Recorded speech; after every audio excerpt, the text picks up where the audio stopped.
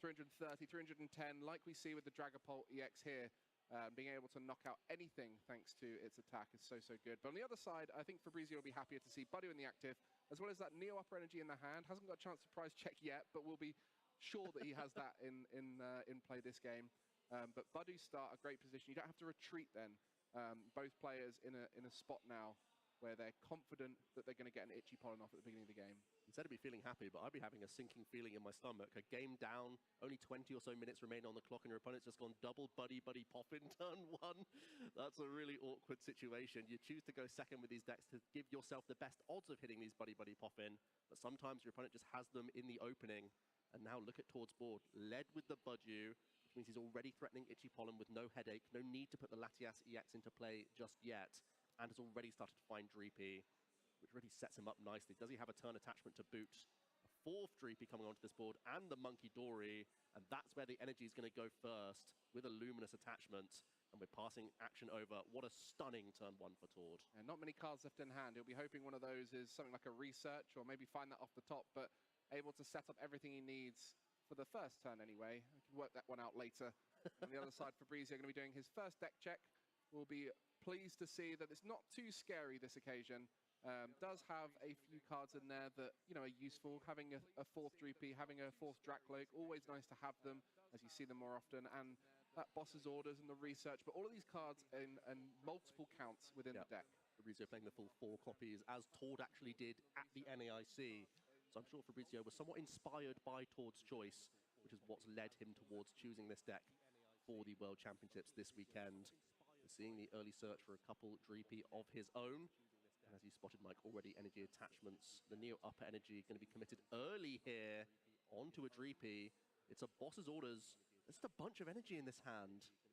Well, we noticed that last game, the first play was Tord bossing up a Dreepy and Itchy Pollen into it. So not only inspired by the deck, but maybe inspired by the option, as the evolution into the Dracloak will allow those draws to come through. And as Monkey Dory boss, not ideal.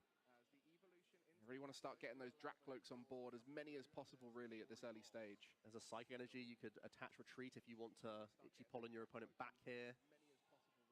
Exactly what we're going to be seeing from Tord.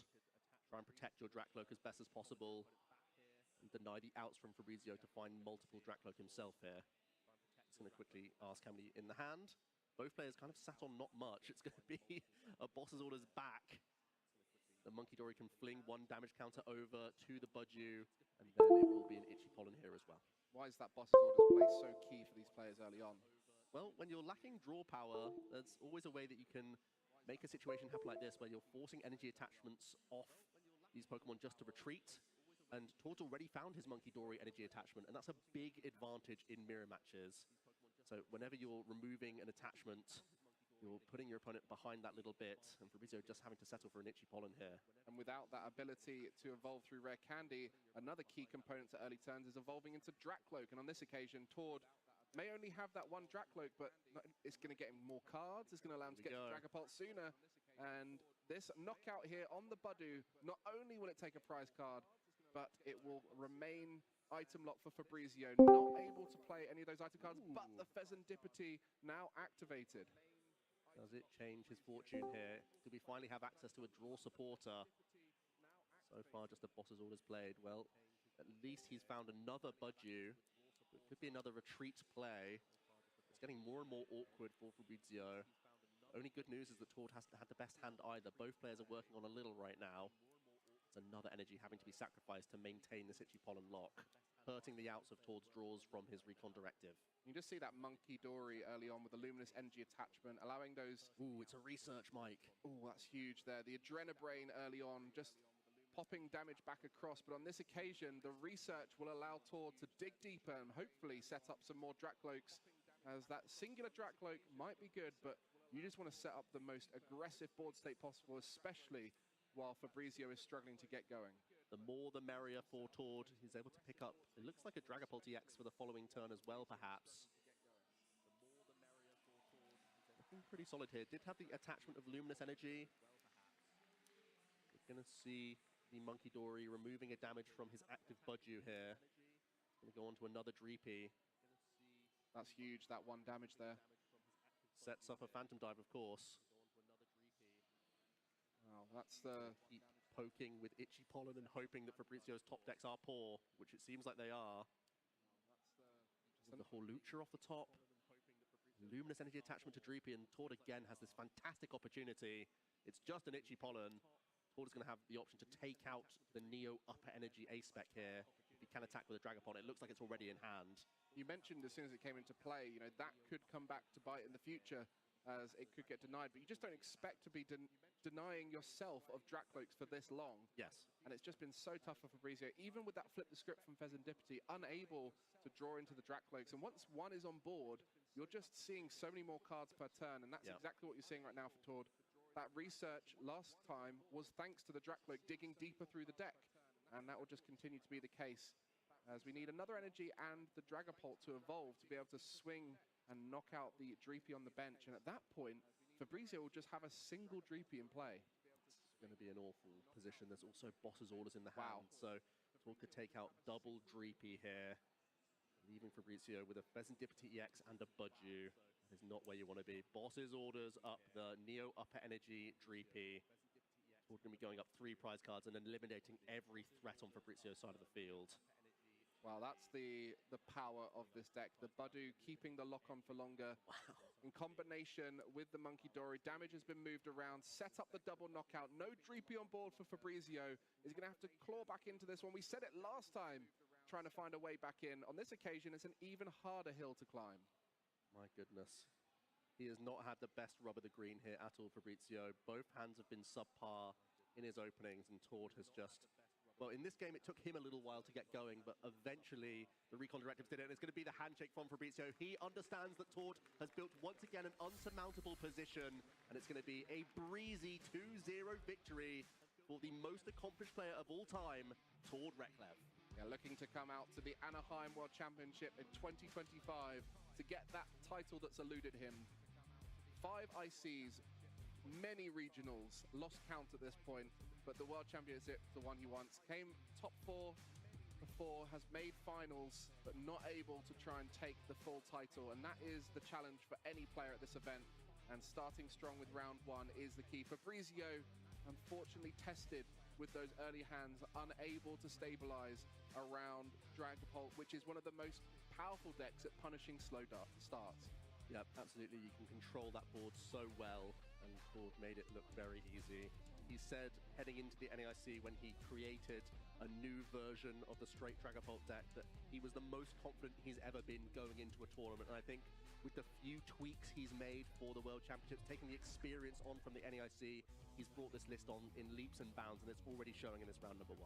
Yeah, the way the board was dismantled, that is the key for Dragapult. Can you just take away everything that they're trying to do? And in game 1, it was very much about those energies, denying the energies coming into play through the intricate early turns and setting up that Latias EX. We see on the bench, didn't move much, but everything else moved thanks to it, as it was allowing energy to stay in play with those free retreats.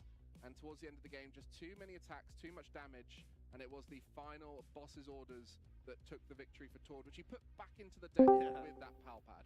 Palpad, a great addition in the list. You've seen him go maximum copies before, but in this case, having the added flexibility, now that he has a few additional one-off supporters in his deck, does seem to make a lot of sense.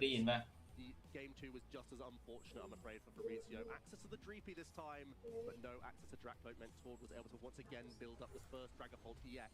Hello, Big พี่ไม่ได้ยินเสียงเองเลยว่ะ Well, when both Dreepies go down, you know it's a rough start, and that's where Fabrizio offered the hand. Understandable, but round 1 is just the first round. We have several more today and more to Hello.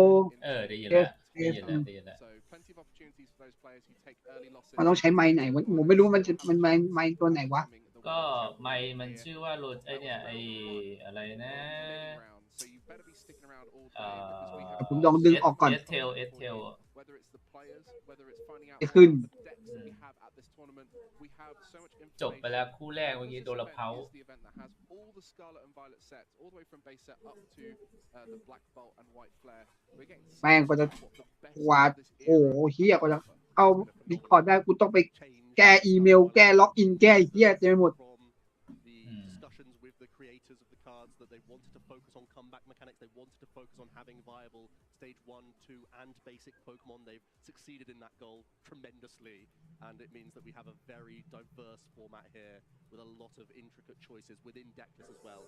We saw Sneak Peeks, the cards that were added to both Tord and Fabrizio's list, weren't necessarily for the mirror match, but they are going to completely adapt how they approach certain matchups throughout the rest of the day as well. So excited to see the likes of the Pseudo Wudo, the likes of Pulse, ซิตติ้งรอบแรกจบไปแล้วสแตนไม่ใช่แรกจบแล้วเดี๋ยวเช็คดู can change the fortunes of a player. ทีมคนไทยก่อนว่าผลงานเป็นไงบ้างมันจะมีตารางคะแนน Toad School has been rocking around on the stage, and I know someone else who is over there, and that's Tord Reklev. Let's find out how he felt round 1 went.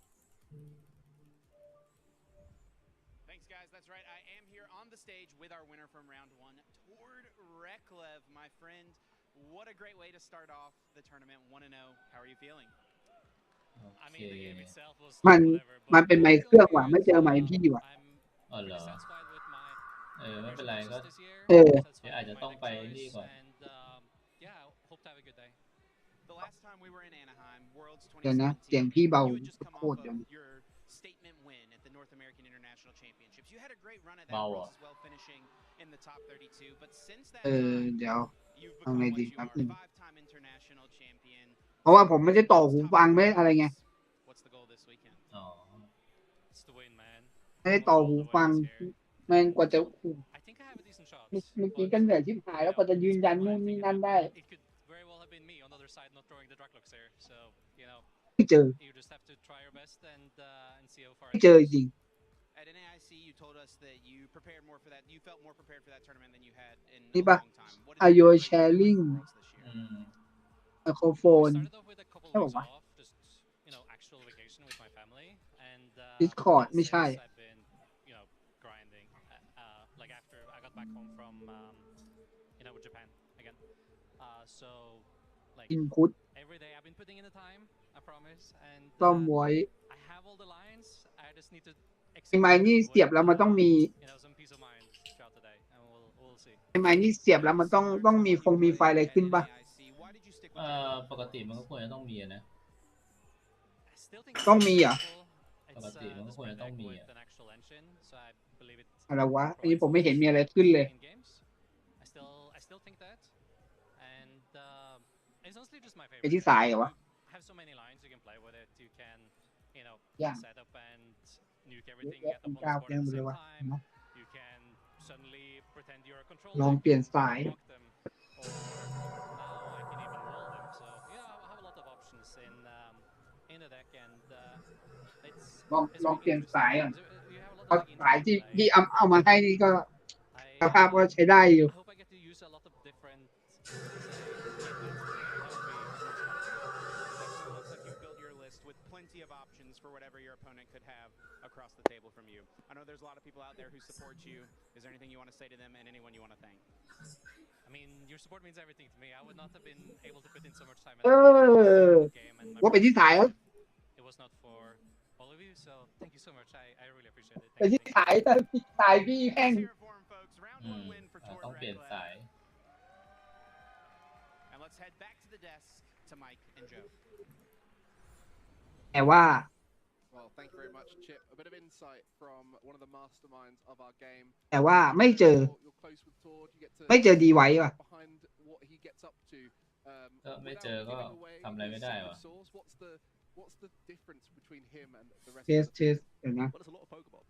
That's really it. He is day and night, every breath, he's thinking Test about one, two. Pokemon. He's Test, playing test. a ton of Pokemon. เทสเทสทดสอบ all เทส sorts of formats. He's been around forever. He's been playing so many years of the game. It gives him this depth of knowledge, this wealth of experience to draw from, of what has made decks powerful over time, and also keeping up with the game so much and just putting so many reps in, knows that picking a deck like this, giving the flexibility of lines, like he said, means that all he has to do is figure out every matchup by trial and error, figure out where your best win percentage comes from, then it's about that execution. He is on the stage every time, completely chilled out. He knows he's been put in basically every situation before, so he knows what the best choice is. I think I the might- match that might make him nervous would be a world champion final, because that's the only thing which is unfamiliar to him, winning it. And I think another important ไปไม่ติด is แต่ไม่เจอ playing ไม่ the same archetype as NAIC. Has been นี่แหละวะ a lot of time. He's played a lot of reps of this deck. For someone like him who is able to ยูส the microphone permission meta, how important is it for him to play a deck? He's ก็allow แล้วนี่หว่า I think it definitely helps. It means he can make decisions.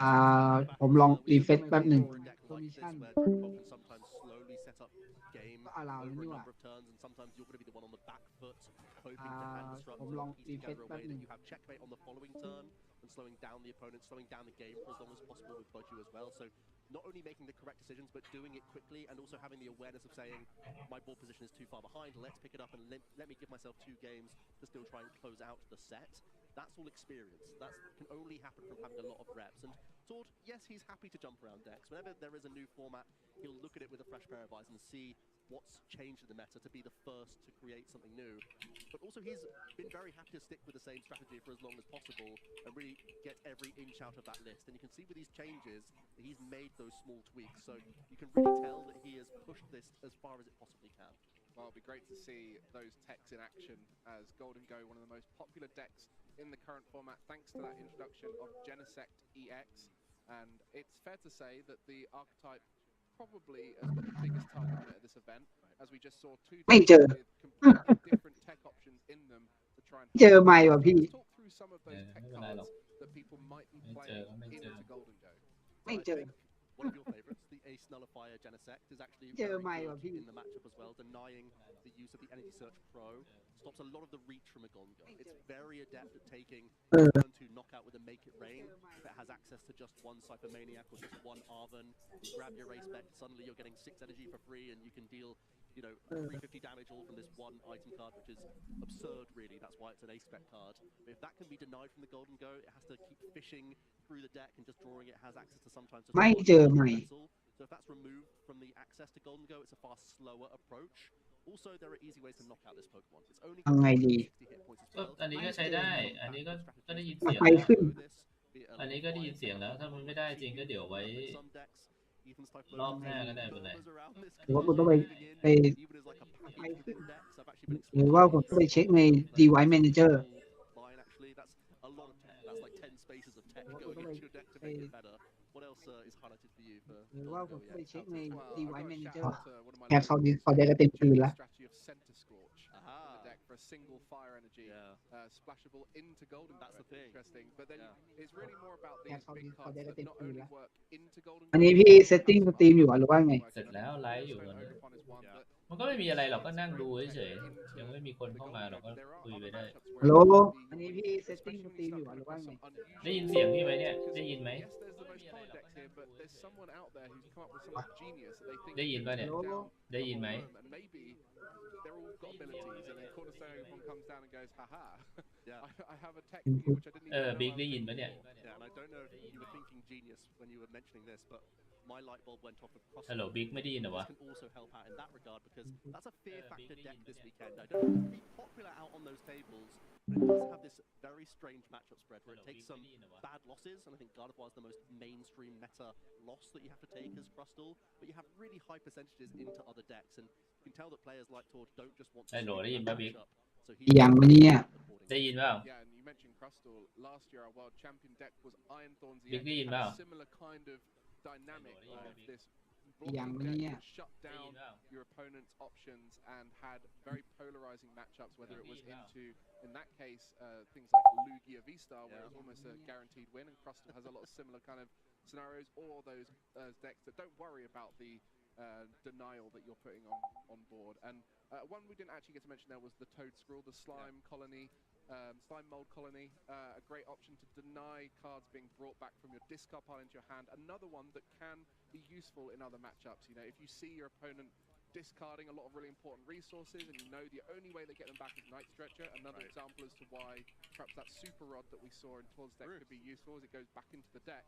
You know, you're denying Night Stretcher, which is one of our most powerful cards in the format right now. Yeah, Big that's Dean, an wow. actual option. Denying Night Stretcher can deny the reach towards getting back evolution pieces or getting back energy attachments, and it just limits the outs of decks, especially when Arven's such a crucial Dean, wow. supporter within these decks. being able to arm them for an item card, the Night Stretcher then becomes a Pokemon or an energy during the game. Shutting that down is always nice, but it's ฮัลโหลบิ๊กได้ยินเสียงพี่ ปิ ป่ะ งเนี่ยอะไรปิงวะ these decks this weekend is บิ๊กได้ probably ยินเสียงพี่ไหมเนี่ย Go matchup. ไม่ได้ยินพี่ไม่ได้ยินเลย ไอ้ยัดเข้อะไรวะ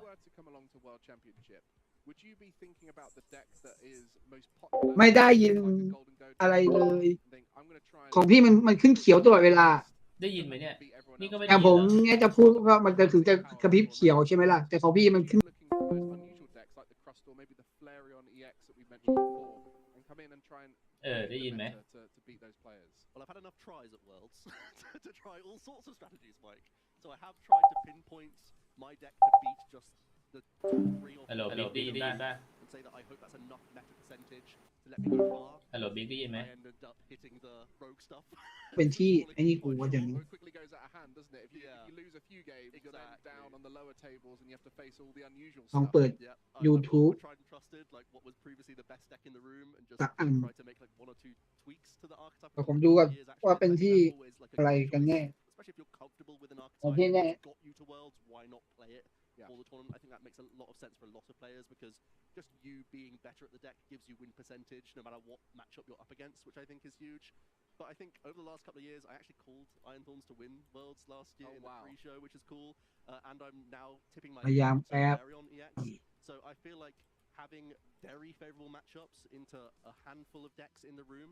is ฮัลโหล really ฮัลโหล vital บิ๊ก because ได้ the ยินไหม players, บิ๊ they ก can still make every game close. That's the thing. When you're up against such talented opponents every single round of the World Championships, I feel like you need your deck to have inherent advantage to be able to beat the other best players in the room. So I kind of like leaning that direction, but that's also because I know that I'm not among the top 100 players in any given room of a tournament, so I need my deck to give me advantage.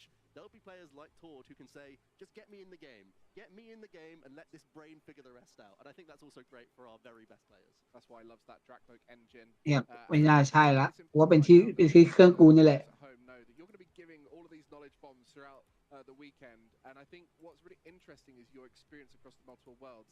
And I really want to find out how you feel the ว่าเป็นที่เครื่องกูนี่แหละ here. You know, we've got 720.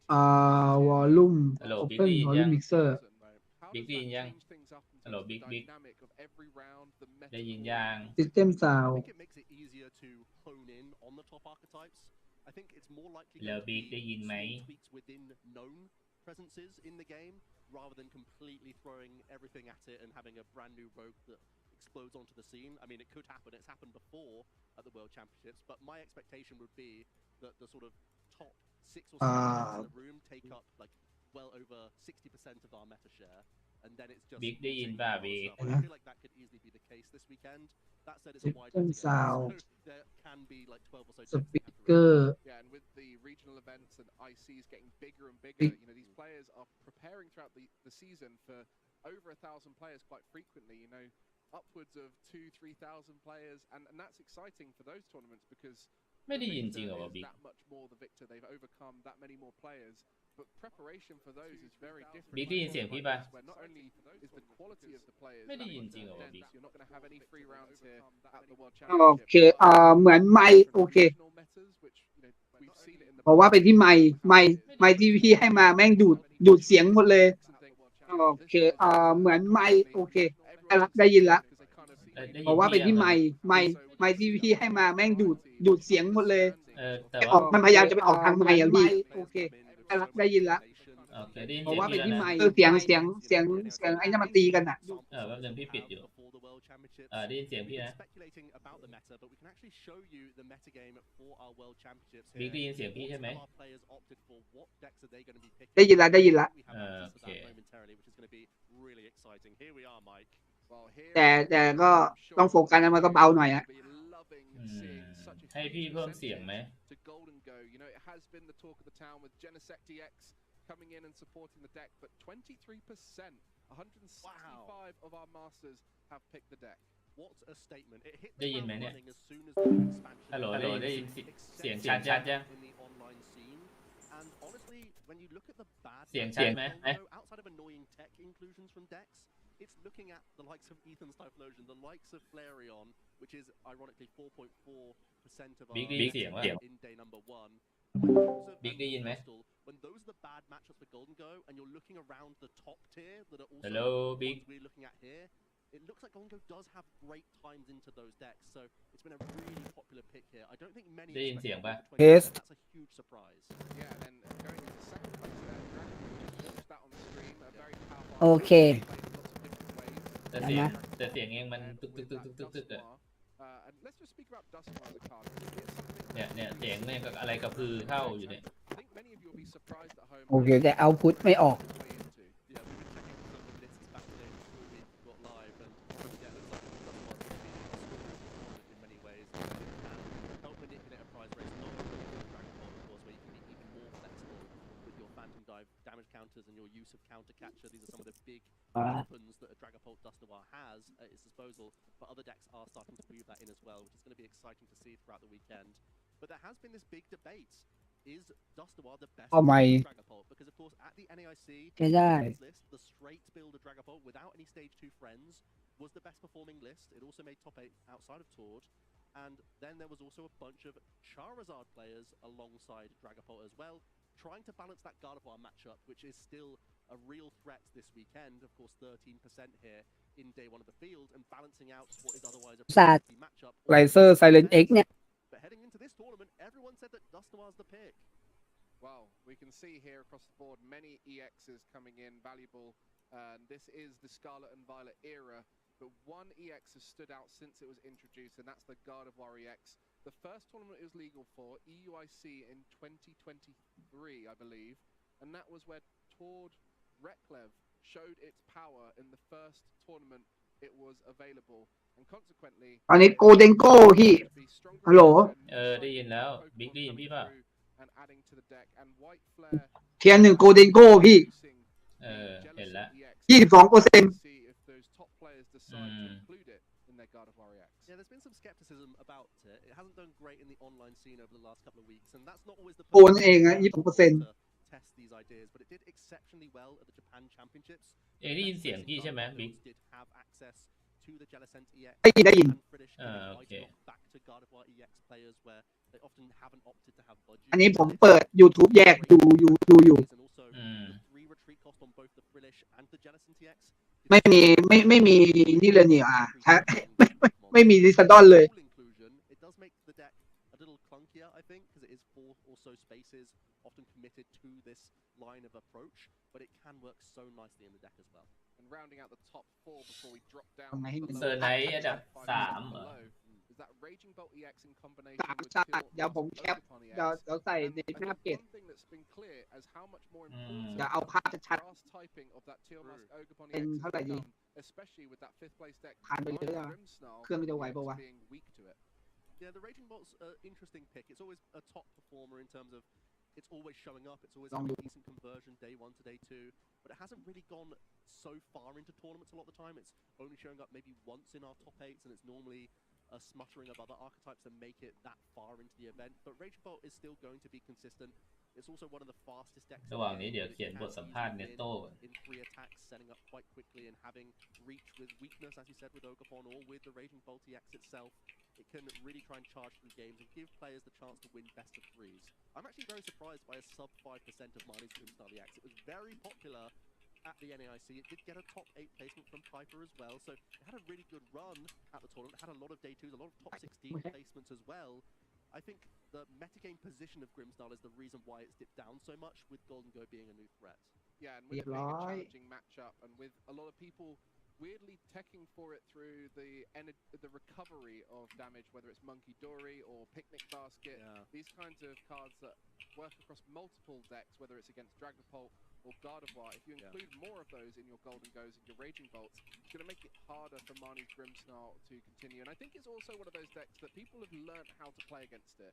And as time has gone on, more and more people are aware of how to beat it, and so consequently it's fallen out of favour with those top players, as they know the quality of opposition here will be able to dismantle. Yeah, it gets caught in a couple of those crossfires. The fact that Picnic Baskets are showing up in Golden Goes, the fact that it can be a tech inclusion to beat a wide spread of these spreading damage matchups, but then also having more one-hit KO in the format with the likes of Golden Go, Raging Bolt being the other one-hit KO option, and then also the fact that Maractus is often a weapon in Grimmsnarl, the fact that that showed up in the straight Dragapult builds meant that by having more Turos within your list, having more regular switching cards meant that even this panic option from Grimstyle is now taken away from it, and that your opponent is typically expecting to play, even things like Iron Leaves EX thrown into some of these deck lists, and that can be a huge spanner for the Grimstyle. That said, I'm still very surprised at how few have actually opted to go for it this weekend. I think it's fair to say the best user of Monkey Dory in the format right now. And in our 6th position there, your caster pick, the Flareon EX, probably the most iconic Terra user of Noctowl currently, but has never really risen to be a top contender in the format. Has always been on the fringe, but something you have to worry about. Yeah, I do really like the choice, and I actually think, surprisingly, other than Raging Bolt, I think it is the best Jewel Seeker deck in the game that we have right now. It is definitely an unorthodox deck in that it plays very few actual draw supporters. You're really reliant on your อะไร use of หมู Noctowl. เป็นชาติแล้ว I think there was a hesitation to play Flareon at the NAIC with the Team Rocket's Watchtower being new on the block and being a threat to the archetype. It can completely shut down your Fan Rotom as well as your Noctowl, and when you're so tethered to that ability, the fact that you can be shut down immediately is risky. But now that we've had the information that Watchtower isn't showing up in our main meta decks and Flareon's not popular enough to tech against, nor is Raging Bolt really, to be honest with you, especially when Raging Bolt has enough draw power outside of that fact that you can still find stadium bounces. There's a clear runway for the Flareon, and I feel like it's 4.4 brave soldiers out there percent are going to be running this deck, hoping to dodge that 13% of Gardevoir. I don't think that's that tough. I like its matchups in other situations here. Yeah, and strong into the Golden Go. But Mr. Bernard, we have seen how the decks are panning out there across the room, but we got to see our round 1 earlier. Tord Reklev coming out on top against Fabrizio. Round 2 will be coming later on. Definitely stick around to catch all the action. We've not just got round 1 and round 2 throughout the day. We've got 8 rounds today, so you'll get plenty of action on stream. And make sure you stick around because you will be able to get access to some drops just by watching along to the stream. Yep, just having it on in the background and just come back as soon as you start hearing the game. We're not going to judge you for it because there is lots of things you can earn on Twitch. This is, of course, where all you have to do is sit back, relax, and enjoy the best players of Pokemon battling it out and trying to make themselves a champion. And look at what's on offer here, Mike. Yeah, I love those accessories. Always nice to be able to put your own little spin on the game. And I think it's also nice because it shows you're there watching along in the World Championship. You can come across ผมต้องดูทางไหนพี่ showing ที่ off ดู their แบบ watching ดู the แบบ World Watch Championship. Party This is เนี่ย the pinnacle of Pokemon TCG, and if you're playing the game, you want to show that you're a part of that community, as well as those amazing artwork rares for the Hydreigon EX line. I do really like that Xylos. I like the way it's very symmetrical. I think this is one of my new favorite concepts in cards, is having very symmetrical cards obviously with the 2 heads, it makes a lot of sense right there. But how epic is that Hydreigon EX artwork? Goodness. I haven't yet found a deck to make this card work, but I really want to because look how terrifying that artwork is. Absolutely phenomenal scenes. And also, if you're just picking up those trainer points or trade credits, that's what's going to help you build any deck that you see out here on the tables. If there's something that's inspired you throughout the weekend, now you can take these credits for yourself, start building your own deck and get involved in TCG. It's a fantastic time to be playing Pokemon. It means after the World Championships, we're starting again with a brand new season. So there is a fantastic opportunity for you to watch the best players in the world, take on some tips from these players, and start playing yourself. Well, we know a lot of you guys like to collect as well, and there is a special illustration rare package now that you can redeem. And look at all of these artworks, some of them very competitive as well. And I think this is a great way to celebrate the World Championship here in Anaheim. That Hilda will be going straight into your Dragon Ball deck. We saw them in both decks in our round 1, so a great little card to include. WCS25 TCGL is the code you need. Redeemable now, picking up your Hilda, your N, getting that Electros line as well. We might even see some electric action. That Dynamotor has been in the format previously in the black and white era, and it's been reimagined again this time around, allowing you to grab energy from your discard pile and attach them. So why not bling out your deck with the best artwork possible? Well, what a treat for you all at home. Not only get to see all the best action, but loads of goodies for you to receive too. And I mean, we're excited to see how the matchups pan out. I think one of the key messages from this last little moment is talking about the meta share, but we haven't spoken about all those decks that aren't in the top 6, and they're the ones that are going to be interesting to see. If someone has managed to solve that unusual archetype that can come to this tournament and take it to the top, it's something that is hard to do, but we saw it last year. A low percentage deck managed to win the whole thing, so it's not impossible for that to happen. Yeah, Crustal's the boogeyman this year. It's the Iron Thorns of last year, I think, for a number of players.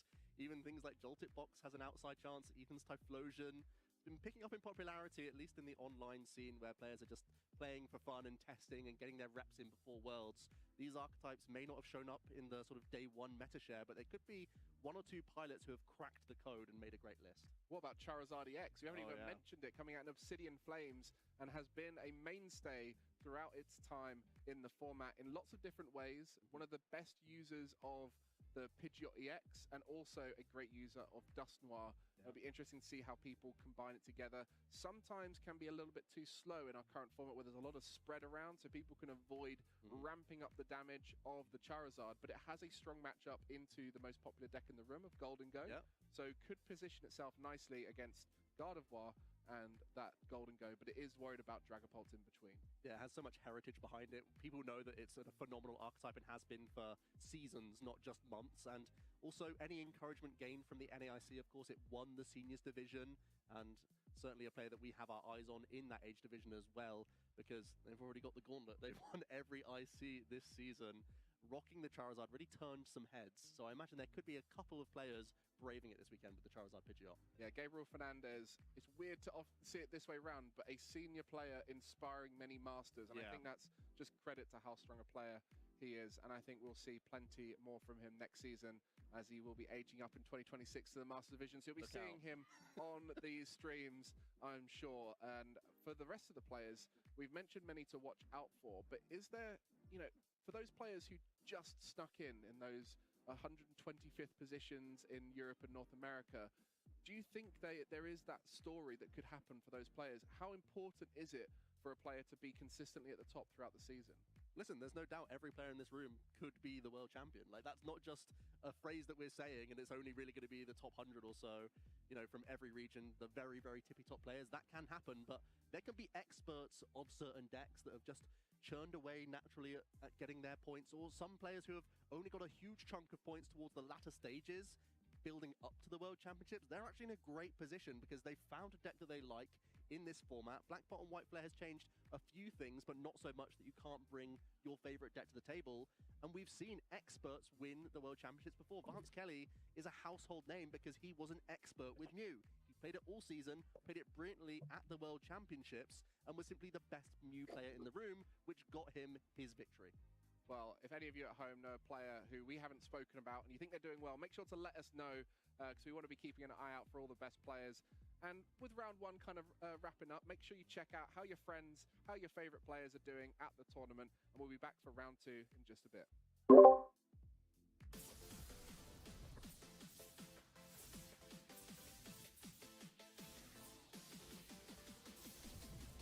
Make sure you catch all the action.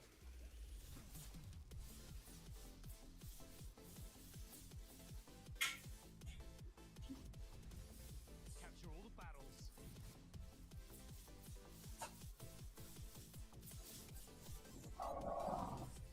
Gear up for glory.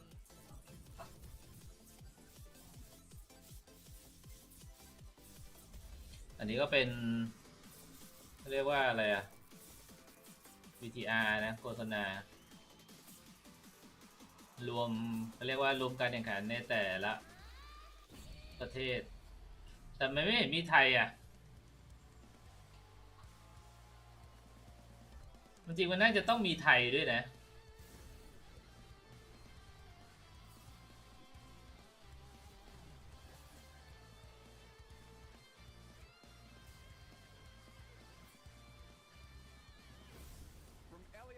To EUIC, NAIC to here, we've traveled the world together. Trainers, fans, and champions in the making. Now it all comes down to this. The stage is set, the battles will be fierce, and the excitement is just beginning.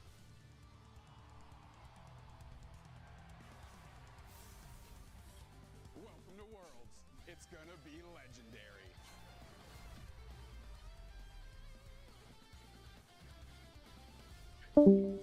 ฮัลโหลบิ๊กได้ยินไหม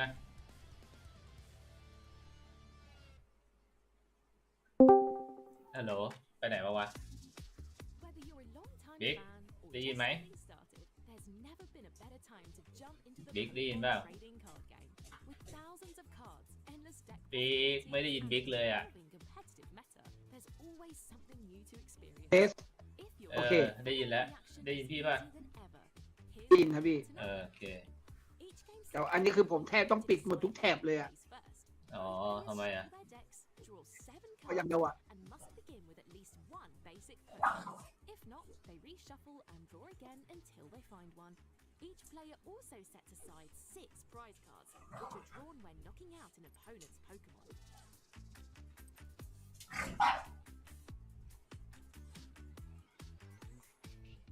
The active spot is where battles happen. A Pokemon stays there until it retreats, gets อันนี้ pushed คือ out, or is คลิป knocked สอนเหรอ Damage is tracked using dice, usually in multiples of คือ cards. เอาการแข่งจริงๆ มาทำเป็นคลิปสอน Conditions such as poisoned, burned, or asleep can be lingering effects แป๊บ that หนึ่ง last นะ longer than a อัน simple นี้คือในไหน YouTube เหรอ ใช่ On the ใช่ bench, Pokemon can't attack. ก็นี่ไงที่ ดูคือต้อ เขา งเปิดก่อนเพราะว่าผ All ม kinds of trainer cards. Items จะเปิดจากไอ้นี่ดูจากผ่านไอ้นี่เวลาดูผ่านในใน Discord เวลาเดี๋ยวพี่แชร์ให้ก็ได้ to every match. เพราะว่า มันต้องปิด Player แท็บ must หมด draw ปิด all แท็บ 6 prize cards, ปิดหมดเลยอะ knocking out opposing Pokemon. อืม That's not the only way to win. เดี๋ยวพี่เปิดไปให้ก็ได้เองจะได้ดู ขนาด ที่ ขนาด Surprises, anything can happen in the Pokemon TCG. ขนาด If you're ขนาดที่ not ขอบ sure, คือแบบ just ยังมี ask กระตุก the กระตุกเลย testers. They'll break it all down.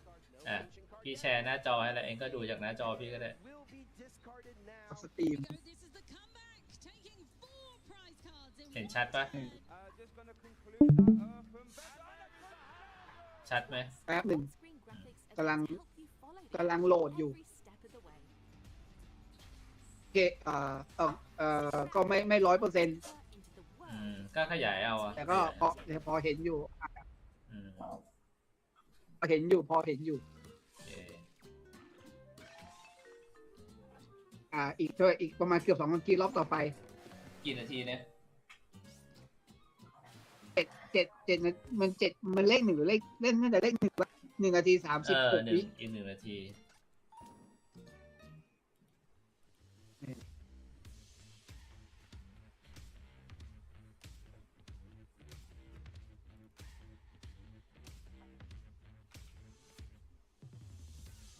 โอ้โห2 โปรฟิน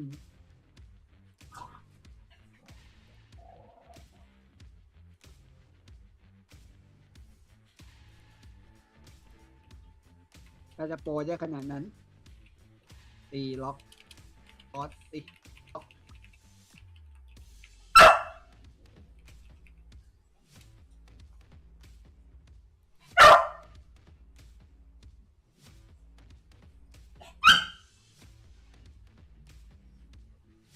อ๋อ ลิงโดนตีน็อก เฮ้ย ไม่เห่าซัมเมอร์ เรามีชยะรัวๆเลยอย่างนี้ อืม ตีล็อก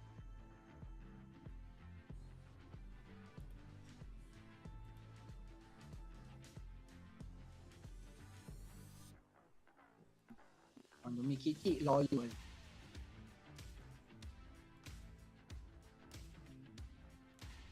เมื่อกี้โดนละเพากับอะไรนะ เขากับเขาเนี่ยแหละ ไม่รู้ว่าใช่อันเดียวกันเปล่า อืม Wow, what a phenomenal ถ้า start ใช่ที่แบบเขาโชว์เมื่อกี้ก็คือ Anaheim we've had. เป็นเขากับเขาเลย An opening ceremony with amazing music. The vibes are great, but ultimately อีกฝั่งหนึ่งคือเล่นโปรฟินมาถึง2 ใบโปรย why we're all here. พื้นฐานเต็มบอร์ด Featuring Dragapult EX. Everyone finding their way to their round 2 seats and will be looking to kick things off and climb the ladder all the way to the top to be the world champion for 2025. My name is Mike and I'm joined by the expert himself, Joe Bernard. I'm going to try and find a compliment every single time because it's great listening to Joe explain everything that's going on. How did you find that first round? well, Torb was pretty dominant. I think he drew a little bit better than his opponent, and it was a mirror match, so he was able to make short work of it. But still impressive stuff there. Had some intricate decisions. ถ้าพูดถึงคอนเนตโตนี่คือคิดว่าเป็นผู้เล่นแบบไหนวะ Trying to squeak out extra percentages every single turn Big. is what's going to make you win over and over again. And we know that that's something that Tord Reklev does very frequently every tournament. And familiarity, it's always Big great to know Day.1 deck inside and out. And what we can tell with อ้าว this tournament is ที many เงี้ย of มึง the ไม่ฟัง players พี่ of the season are picking archetypes that they piloted at many other tournaments. And I think that's going to be clear going into our next game, as God of War users will be very familiar with some of our players playing God of War at this tournament. But of course, it's always interesting with archetypes like God of War, like Dragonfall, is see how those top players adapt, being one step ahead of everyone else. Especially with Black Bolt and White Flare introducing a potential new Stage 1 line into the God of War EX. Again, it's a debate, to be honest with you. It wasn't guaranteed to go into the deck list, but the new Frillish has essentially the same attack as Muju for 1 Psychic Energy, and it also has more hit points and more retreat costs, which sounds like a bad thing, but actually good when it means you can recycle damage with your Psychic Energy attachments with Psychic Embrace on God of War. You retreat out, suddenly you have great damage with Adrenabrain for your Monkey Dory. It means that it's a more annoying Pokemon to knock out, and of course it can evolve into a Jellicent EX. Yeah, our third most popular deck here at the event, going to be looking to adapt and overcome the changed meta thanks to that Genesect EX elevating Golden Go to the top. Another card that we haven't really spoken about much is Air Balloon that is featuring in that top deck, and I'm sure we'll see plenty of it. But for you, when you're looking at these World Championships, you're seeing people play decks they're familiar with. How important is that for them going into these early rounds where they're going to be the most nervous? Yeah, taking away those nerves is obviously a great thing. The better you're going to perform if you are confident and comfortable. And it means that your mental energy isn't so focused on, is this even the right thing that I'm doing right now? Like, no one's going to be out there doing that. I think even if you're picking up a deck, players have had a month since the NAIC over that. So they've had weeks and weeks to really nail down hundreds plus games, I think. You have to expect it with the caliber of competition that we have out there. Everyone's going to put a lot of time in. Maybe there's been some late jump ships or a few changes within decks over the last couple of days based on the metagaming and the discussions among players. But I think the general player in the room is going to be really experienced, because you have to at least back yourself to put yourself in the best position to win every game with your deck. You never want to be head slapping yourself for being like, why did I do that this turn? Or like, especially when we get later on in the day, it's an exhausting run when we're up against so many fantastic players. Like, every single round is a gauntlet for you. You really have to be on your A game, and the best way to do that is by being familiar with your pick. What about familiarity with opponents? Because this is something that, you know, you go to your regionals and you're very familiar with the top players within it, but then suddenly you're going to this international event at the World Championship and you come up against someone you've never seen before. You're not familiar with their deck choices, you're not familiar with the way they play, how they tend to build their decks differently. Does that influence the Big ไปไหนวะ I think it influences the confidence. It also influences lines of play that you can think of, because especially when you're facing a name that you may not know from a different region, you almost expect them to have more wild tech cards within their range of possibility within their deck, just based on we don't know what their metagame is like out there quite as well as you would know your own region. So maybe they have this random tech card that you hope to try and play around, but then push comes to shove and you're so far behind and your back's against the wall that you'll try something, and then you can get caught off guard with a random tech. That's the great thing about having a closed deck list. We don't know what we have to play against. บิ๊กมันเป็นอะไรวะเข้ามือถือจากมือถือตอนนี้ ใช่อันนี้คือใช้ใน iPad แทนเลยครับ คือเป็นน่าจะเป็นที่คอมนะใช่ไหม ใช่คอมมันไม่ไหว มาเน็กลาว ดูในเมสเซจดูใน Messenger ได้ส่งผลล่าสุดของทีมไทยเราไปให้ละ นี่ไปเอาจากไหนมาเนี่ย ไปหาจากไหนมา on จาก Facebook เลยครับ his own concoction of crazy cards, usually not trying to win a traditional prize race. จากเมียเกมเมอร์ อ๋อโอเค Position for your opponent to overcome. Nathan Beck, a very consistent performer at the top level. Seeing Daniel Mag ก็ราวแรกเนี่ยรุ่นมาสเตอร์เนี่ยเบสนายจือชนะหมดเลยนะกาลินก็ชนะมีคนเดียวที่แพ้คือเชนส่วนซีเนียเนี่ยชนะโอ้โหแพ้2คนนะครับก็มีน้องภูมาชนะ แอนดี้ชนะเอ้ยทำไมพี่แอนดี้อยู่ซีเนียร์เหรอ ไม่คนละแอนดี้กัน อ๋อโอเค คนละแอนดี้กัน ก็ชนะทั้งคู่โอเคเอ้ยแพ้ชนะ1แพ้1เพราะว่าน้องภูมิเนี่ยคือแพ้เกมแรกชนะเกม2แล้วแพ้เกม3ส่วนจูเนียร์โทรี่เนี่ยวินนิพนธ์น่ะลอสกับภูมิเนี่ยชนะนะครับจัสติกเนี่ยแพ้โอ้ทำไมจูเนียร์เราไปได้ไปเยอะนะเนี่ยปีนี้ใช่แล้วก็น้องมหาสมุทรนะก็แพ้เกมแรกแล้วชนะ2 เกมใช่แล้วก็น้องฟิวชนะน้องฟิวน้องใครก็เสมอใครเสมอหมดเวลาเสมอเวลา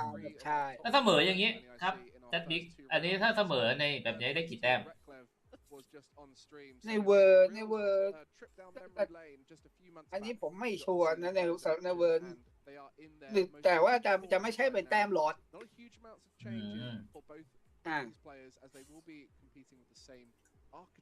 น่าจะได้แค่1 แต้มโอเคน่าจะได้1 แต้มพอๆกันจะชนะ3เสมอ1แพ้ก็ไม่ได้อะไรเงี้ยโอเคขอแชร์นะครับ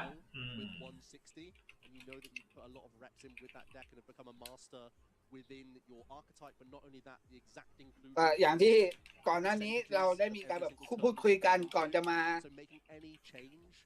วัดปาร์ตี้นะครับก็เด็กไหนเป็นตัวเต็งแล้วผมก็ได้พูดกับแคทเตอร์เวิร์ดไว้ว่าชาร์ปโกแน่ๆ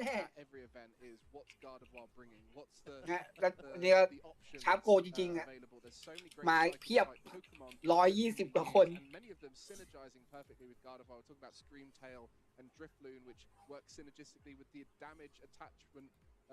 วันนี้จะแข่งทั้งหมด9 เกมโดยประมาณ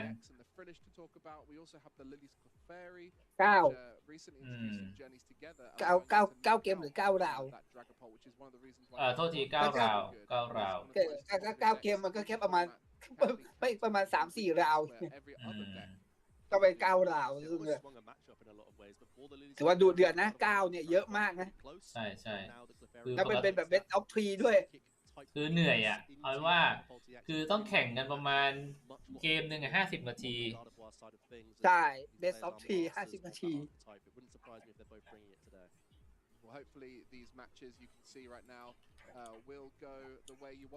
อันนี้เดี๋ยวลองย้ายลองเปิดในคอมใหม่that early victory, a great way to settle the nerves as you go into the World Championship. You're starting on the right foot, but still, all those players who've sustained a lot. ไม่ได้อยากใช้คอมมากกว่ามันจะได้ไอ้นี่ as there is a long day ahead of Swiss rounds, 8 rounds today for these players to compete in. So this early stage is just a quick break ahead for many of these players. Yeah, the World Championships are very reminiscent of the international championship events. อันนี้ได้ยินเสียงผมเนาะได้ยินชัดเลยอีกครับอันนี้รอตัวอันนี้โหลดมาก่อนแอร์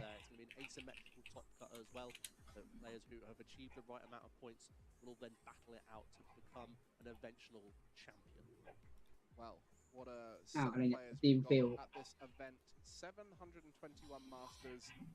นี่ไงเขามีรายชื่อสวิตลาวรอบ2มาให้ดูนะครับยังไม่เห็นนักกีฬาจากไทยนะเมื่อกี้ที่เขาแสดงมาเนี่ย and you're going to see that in every one of our stream games. We try and cherry pick the best players. In this occasion, we are cherry picking the literal North American International. Right, having issue with your stream. Just a few months back, and we'll be getting to see how the run back happens today. But it's only round 2, and many more great matchups. เราชูมาแล้วครับดูดิว่าจะเอาใครมาแข่งเอาคนแข่งเอเชียขึ้นบ้างไหมที่ไม่ใช่ญี่ปุ่นส่วนใหญ่จีนญี่ปุ่นนะส่วนใหญ่นะไม่ค่อยนานๆจะมีเกาหลีสักทีแต่ว่านานนี่มันแชมป์จากบราซิลนี่คนซ้ายมือคนซ้ายมือนี่แชมป์จากบราซิลนะเดี๋ยวนะดูก่อนชื่ออะไรWell, Isaiah Bradner was unfortunately tarnished with the story of being the player who'd never quite won. But he's changed that story now and is becoming known for his incredible deck building. นี่ไง Talk to us why that works so well. อะไรis our Bander แชมป์ อินเตอร์เนชั่นแนลเลยนะคนเนี้ย เสื้อเขียวเนี่ย ใช่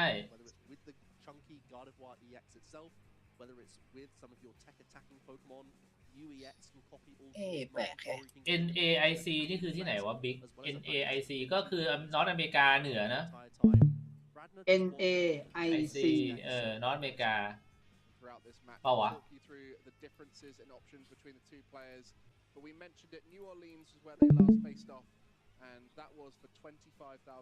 Here, they're just using it as an opportunity to get one step closer to that $50,000 on offer for the champion in Anaheim. Isaiah Bradner. Results around that, and you can see some for Riley in Isaiah Bradner. Isaac Bradner careers in the lower age divisions, and it's helped them get to this position now. ครับเป็นแชมป์ของ NA นะครับ NA ก็คือนอร์ทอเมริกา International Championship เป็นแชมป์เมื่อเดี๋ยวนะปี 2025 นี้นี่เองนะครับเพิ่งเป็นคือคนนี้เนี่ยเป็นแชมป์ตั้งแต่ปี 2022 นะก็คือนอร์ทอเมริกา International Championship แล้วก็อันดับ 2 ในรายการที่ยุโรปอิชาแบรดเนอร์นะครับกับลิลลี่แมคเคย์ส่วนลิลลี่แมคเคย์เนี่ยคนนี้เขาเคยเจอกันมาแล้วนะในนอร์ทอเมริกาเหนือเนี่ย2คนนี้เคยเจอที่กันในนอร์ทอเมริกาเหนือซึ่งเป็นทางฝั่งของอิชาเนี่ยชนะไปนะครับอันนี้ถือว่าเป็นรีแมตช์คู่นี้ถือเป็นรีแมตช์แล้วเป็นเด็กนี่ด้วยนะเหมือนกันเลยเซอร์ไนท์ทั้งคู่อุ้ยอันนี้นี่เขาใช้เดี๋ยวนะทางฝั่งอิชาเนี่ยเขาใช้อีกตัวหนึ่งเนี่ยเป็นตัวที่เพจผมนะจัดบิ๊กเพิ่งจะลงไปเลยนะว่าไอตัวเนี้ยมันจะมีคนเอามาใช้นะครับผมตัวล็อกลูกโป่งใช่ใช่เป็นตัวล็อกไอเทมล็อกไอเทมติดโปเกมอนนะใช่แต่ที่สำคัญคือเป็นการล็อกไอเทมที่มีดาเมจนะมันใช่มันตีประตูที่ตีได้ใช่เพราะตัวนี้ตีได้นะครับมาดูครับเมื่อกี้ก็เป็นมิลเลอร์แมตช์นะคราวนี้ก็เป็นมิลเลอร์แมตช์อีกรอบหนึ่งโอ้โหชาคิดสึติดไพ่แล้วโอ้โหลาวโอ้โหติดไพ่ด้วยโอ้แต่ฝั่งแม็กเคที่เขาพอกันนะลิงติดไพ่2ตัว2ไพ่ใช่มาชิโร่เรียบร้อยมาชิระมาชิระแต่เขาใช้เป็นซีเคร็ตบ็อกเหรอใช่ของฝั่งอิชาคุณแบรดเนอร์คุณแบรดเนอร์ใช้เป็นซีเคร็ตบล็อกเป็นกล่องลับนั่นเองนะโอ้แต่ว่าเอาตรงฝั่งของแม็กเคเนี่ยแลลี่แม็กเคเนี่ยไม่ค่อยหนักเท่าไหร่นะถ้าไม่นับว่าไม่มีมาชิระเนี่ยต้องดูว่าเขาใส่มาชิระในเด็กกี่ใบส่วนใหญ่จะใส่กัน2 ถึง 3 ใบ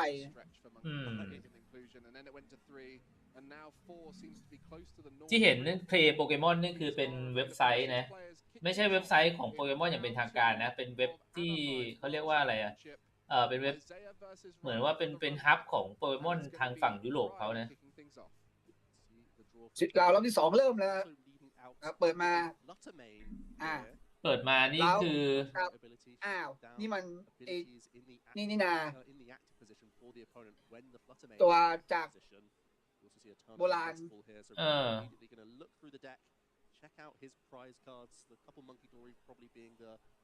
หรือว่าเขาไม่ได้เล่นก็เล่นก็เล่นเซอร์ไนท์นี่นะโอ้แต่ว่าจี้ไปอยู่ข้างล่างกันหมดเลยนะเมื่อกี้อันนี้คือเช็คนะแต่เวลาปกติแล้วเวลาเช็คเขาห้ามสแต็กไม่ใช่เหรอโดยปกติคือจริงๆไม่ควรใช่แต่ทีนี้มันก็มีบางคนก็มองว่าแบบการสแต็กท้ายสุดแล้วก็ต้องสับเด็กอยู่ดีแล้วก็ให้ฝั่งข้างตัดอยู่ดีนะสุดท้ายทำได้ไม่ได้เพราะเคยได้ยินว่าห้ามสแต็กจริงๆแล้วมันไม่ควรจะทำได้เพราะว่ามันเป็นการมีการเปลี่ยนตำแหน่งคาร์ดโดยจงใจนี่ไงตัวนี้ชื่อเรียกฟุตเตอร์ไมล์ถ้าตัวมันอยู่ active จะไม่มี ability ใช่ไหมactive ของข้าจะไม่มี ability นะอะไรพฤกษาเกสรด้วยเกสรกระพือเกษากระพือ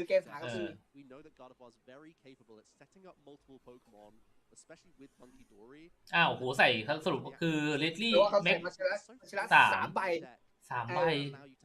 คือแต่อย่างว่านะคือเขาเป็นเด็กที่ใช้เรียกว่าเซอร์ไนท์เนี่ยติดเขาเรียกว่าเอาดาเมจจากการติดมาอยู่แล้วแล้วก็ติดพลังงานให้กับมาชิระก่อนแต่ว่าเกษาก็คืออยู่เจอกับเด็กเซอร์ไนท์ก็ไม่ค่อยมีผลมั้งตอนเนี้ยไม่ค่อยมีผลนะเจลลี่นี่ไงลูกโป่งต้องดูครับว่าใครจะล็อกใครก่อนแต่ว่าเจลลี่เนี่ยเขาใช้2จี้นะในการตี power press เนี่ยBottomane is a way to gain back a turn into those decks which might struggle otherwise. So high-level plays will be opened up to Riley throughout the tournament with that inclusion, but getting that fundamental rolls down on the first turn as well as เกษาก็คือสยายปีก setting up that Monkidori battle that you like to see of as many Dark Engines as possible. And it's thanks to that Artisan, which unfortunately has been provided to Isaiah in return. Yeah, that's actually a big deal for Isaiah because it may instruct his use of supporter. If he had access to the likes of Arvin and a different supporter, now he can. คือโปเกมอนเนี่ยเป็นการ์ดเกมที่เสิร์ชค่อนข้างที่จะโหดนิดนึงใช่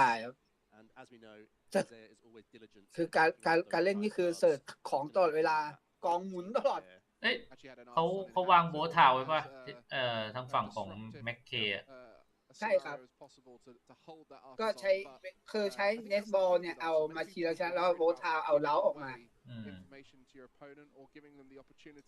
มันเคนจดเลยครับรู้ละเพราะว่าใช้เนสบอลเสิร์ฟเด็กแล้วก็รู้แล้วนะตอนแรกเมื่อกี้นะใช้โบทาวเนี่ยเสิร์ฟมาชีละออกมาแล้วก็รู้แล้วว่าสเปคตัวเองเนี่ยหายอยู่ติดอยู่ในรางวัลนะใช่ปกติก็จะรู้อยู่แล้วแหละเพราะสเปซมันใช้แค่ใบเดียวถ้าเปิดมาไม่เจอก็ไม่ต้องสืบว่าอยู่ไหนแล้วก็ที่สื่อหายเหมือนกันนะ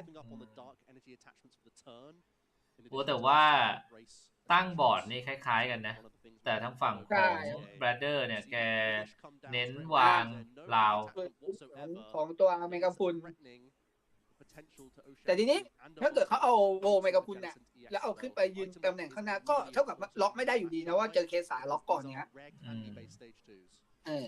สรุปคือใครอยู่ในสนามก่อนคนนั้นส่งผลก่อนเหรอไม่ใช่ถูกต้องดูถ้าเกิดเป็นถ้าเกิดอยู่บนตำแหน่งต่อสู้เปิดหน้าพร้อมกันฝ่ายคู่เริ่มก่อนเอฟเฟกต์จะทำงานก่อนแต่ทีนี้แต่ทีนี้ด้วยความที่ตัวเอฟเฟกต์2อย่างเนี่ยมันไม่ได้แบบว่าเกี่ยวข้องกันก็คือตัวเกสาเนี่ยไปล็อกตัวหน้าเขาแต่ไอตัวไมค์กับคุณเนี่ยไปล็อกที่เพลเยอร์แต่ซึ่งมันไม่ได้เกี่ยวข้องกันแบบว่าโดยตรงแต่ว่าเขาก็เอาไมค์กับคุณขึ้นมายืนเพื่อจะล็อกไม่ได้ล็อกไม่อยู่เพราะเกสามันคือจะล็อกตัวหน้าแต่ว่าตอนนี้ชุดของต่างประเทศกับเราตอนนี้มันทันกันใช่ไหมเท่ากันครับก็คืออยู่ในชุดแบ็คไวท์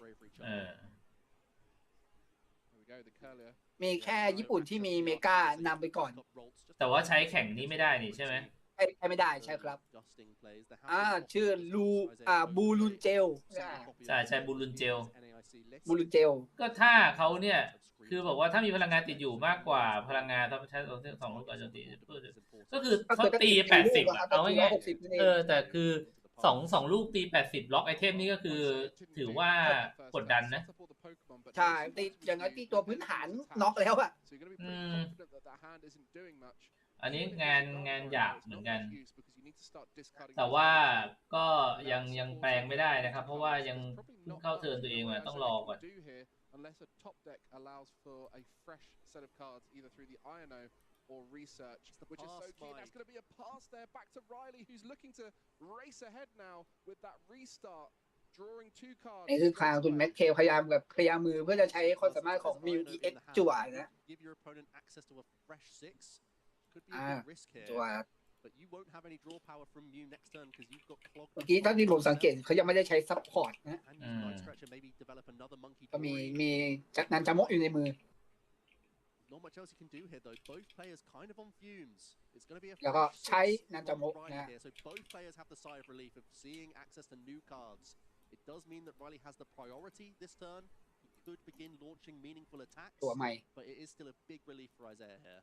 Yeah, with that Night Stretcher being such a powerful resource in the deck, only 2 copies in Riley's deck, and with 4 Research, which is going to be your frequent way to dig through the deck, you're often going to be discarding vital resources as you go, and if a knockout happens on an important attacker, you want to be able to return that back into your hand. So Riley opting to keep that rather than utilize it on this occasion for the Dark Energy.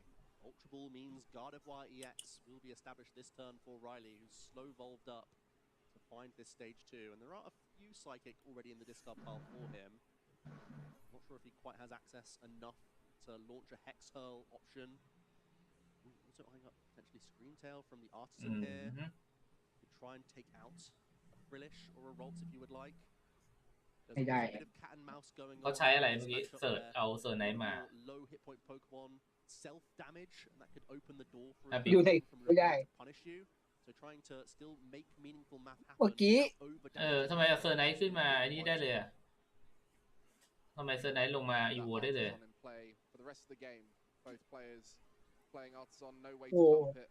It will สัก just ครู่ be accessible to be able to put any of your non-rule box Pokemon ต้องย้อน into ต้องย้อน play ดู at any given moment. So something like a Screamtail, you don't ลูกอม need เหรอ to worry about getting it down early. You just get it down when you ไม่ need it. น่าจะ It's a ลูก very เหมือน powerful ปิ๊ปปี้ position บาง to be in. ใช้ลูกอม I'm นะ just looking to set up that Monkey เดี๋ยวผม Dory, and we'll be able to move the damage โอ้ reduction, เอา take the knockout on the Ralts. มาชิโร่มาน็อก It's a เอาท์ great เลย position to be in. ขอก่อนหนึ่งไทย ทำก่อนตีหยอดแล้วตี ก็80เมื่อกี้ก็น็อกพอดีเพราะเลือดของลาวมี70มั้ง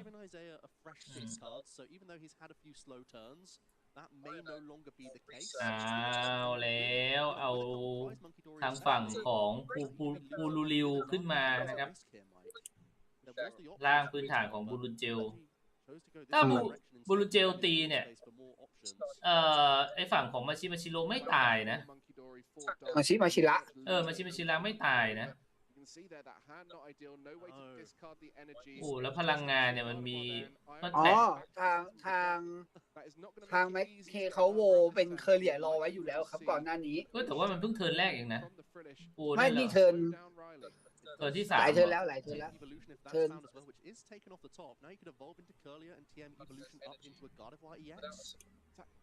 Yeah, that's going to be an option. ตอนนี้เล่น You're giving Riley so much time, and is it more important to just get the Gardevoir going? This is a really tough position Isaiah's found himself in. แต่ที่แน่ไม่ได้โวด้วยลูกอมนะโวผ่าน โวปกติโวสดเลยอะ ใช่โวทางธรรมชาติเลยอย่างนี้เกมแรกเนี่ยอาจจะโอ้โหแม็กเคเนี่ยเขาน่าจะคุมบอร์ดแล้วตอนนี้ The game plan is quite different for a build with British and Jellicent TX because you're still trying to work จังหวะใช้ นี้ใช้มิว lots of items during the game. จั่ว being a vital one, Rare Candy being a vital one, meaning that if you take out one Gardevoir, one Ralts on the bench isn't sufficient. It has to be a Curlier. โอ้จังหวะใช้รีมือเมื่อกี้นี้ไม่ค่อยดีอ่ะเพราะว่าไม่มีอะไรขึ้นไม่มีเขาเรียกว่าไม่มีอะไรพลิกเกมเลยอ่ะ อ๋อโอเคเขาโวเคอร์เรียตอนเทิร์นที่เพิ่งลงมิว2 เทิร์นแล้วเทิร์น2ใช่ไหมครับผมใช่ตอนนี้บอร์ดตาม แบรนเนอร์นี่คือบอกเลยว่าต้องลงต้องยอมเสียอีก1ไพแล้วก็ใช้ดิสอีโวนะเลือก2ตัวมีวิธีหนึ่งดูละใช้วิธีนี้น่าจะได้อยู่ก็คือแค่จอยไว้แล้วดูแย่ happen all in the turn with Gardevoir, but Isaiah has really lacked any คือตอนเนี้ยถ้าพูดกันจริงๆเนี่ยระหว่างบอร์ดของแมคเคกับของแบรนเนอร์เนี่ยคือแบรนเนอร์ตอนเนี้ยอาจจะได้เปรียบในเรื่องของเขาเรียกว่าบอดี้ที่ใหญ่กว่านะแมคเคสิได้เปรียบกว่าแต่อันนี้เขาใช้ดิสอีโวลูชันนะโอละโอเคไม่แต่ว่าแมคเคอ่ะคือบอร์ดตอนเนี้ยคือเขาไม่มีบอดี้แข็งๆไงมาชนไงบอดี้เขายังไม่เอาตัวตีจริงๆออกมาใช่แต่ถ้าเกิดเป็นอย่างนั้นเนี่ยไอเบลเขาคือมันเขาต้องรอให้ฝั่งนู้นเขามีตัวใหญ่ลงมาก่อนเพื่อทางแมคเคจะดรอปตัวตีออกมาแต่เขาจะโดนบูรุนเจลดิบูรุนเจลตีล็อกไอเทมมาดิตีล็อกผลจริงๆคือจะล็อกไอเทมติดโปเกมอนไม่ค่อยมีผลกับล็อกไอเทมธรรมดาเท่าไหร่มีผลแค่ล็อกไอเทมติดเฉยๆจะทำให้ติดเครื่องรางไม่ได้แล้วก็ดาเมจก็จะขาดthe stabilizers and getting more psychic energy discarded as well as that artisan that you can just get มันไม่ใช่แค่ไอเทมติดโปเกมอนบิ๊กไอเทมทั้งหมดเลยบิ๊กที่ใช้ไม่ได้ใช่แต่ล็อกไอเทมเฉยๆมันไม่ได้มีผลอะไรขนาดนั้นเพราะว่าตอนนี้บอร์ดตั้งได้แล้วจริงเหรอมันไม่มีผลจริงไอเทมคือใช้ไอเทมไม่ได้นี่คือหนักเหมือนกันนะคือไอเทมอ่ะจริงเดี๋ยวโปเกมอนคือถ้าเกิดเรามันสำคัญมากสำหรับตอนที่เรายังตั้งบอร์ดไม่ได้แต่ตอนนี้คือบอร์ดมันตั้งได้ประมาณหนึ่งแล้วไอเทมจริงๆแต่พวกโอเคถ้าเกิดไม่มีโบทาวอาจจะยังจำเป็นอยู่แต่ด้วยความที่ตอนนี้มีโบทาวแล้วเขาสามารถเอาตัวพื้นฐานตัวเล็กที่ไว้สำหรับตีเกตมันดึงออกมาได้เลย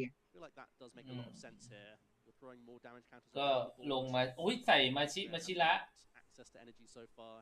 3 ใบแล้วก็ติดจี้อาจจะเมื่อกี้ที่เทคไปอาจจะเทคมาชิระได้ไปเหมือนจะถอยแล้วนะเอาทางฝั่งของเซอร์ไนท์ไปแล้วก็จะใช้ดิสอีโวเซอร์ไนท์มีดิสอีโวเขาจะอีโวจะอีโวเป็นเซอร์ไนท์ออกมาอันนี้ย้ายก่อนแล้วก็ใช้อีโวเป็นเซอร์ไนท์เป็นเคเลียหรือเซอร์ไนท์เคเลียครับมันโบขั้นเดียวก็ล้าวก็เป็นเคเลียโบแค่ขั้นเดียวแต่ก็แปลกทำไมถึงเอาเซอร์ไนท์ขึ้นมากะสวนเหรอคือเซอร์ไนท์มันแทงดาเมจได้เพราะยังไงรู้ว่าบูรุนเจลเนี่ยไม่น็อกอยู่แล้วใช่แล้วอย่างถ้าเกิดไปทำเซอร์ไนท์เจ็บเขาก็เตรียมเอามาทีละย้ายคืนโอเคอันนี้เข้าใจได้ก็คือเดี๋ยวต้องยังไงก็ต้องแปะพลังจิตให้กับมาชิระแน่นอนแต่ว่าอย่างนั้นเนี่ยบูรุนเจลจะตีไม่ได้ตีไม่ออกติดพลังงานพืชไม่เขามีเซอร์ไนท์ยัดให้อยู่แล้วนี่เพื่อมาชนะเนี่ยมันติดจับมือด้วยพลังติดพลังงานมืดจับมือเข้าใจแล้วก็คือแต่ว่าเซอร์ไนท์ติดให้ตัวหน้าให้บูรุเจลตีแต่ว่าจะโดน40นะก็โดน40ถ้ามีมาชนะถ้ามาชนะใช้ออโตมาได้ก็ลดดาเมจตัวนี้ออกได้ก่อนโยน30ก็จะเหลือ10การ์ดเกมคือโปเกมอนเนี่ยเป็นการ์ดเกมที่วางไว้เผื่อเทิร์นฝั่งตรงข้ามให้ฝั่งข้ามเล่นยากที่สุดแต่เขาไม่ขึ้นเขาวางก่อนแล้วก็จะหนีไหมไม่หนีแล้วผ่านเลยเอาคือก็กะว่าเจอเลือด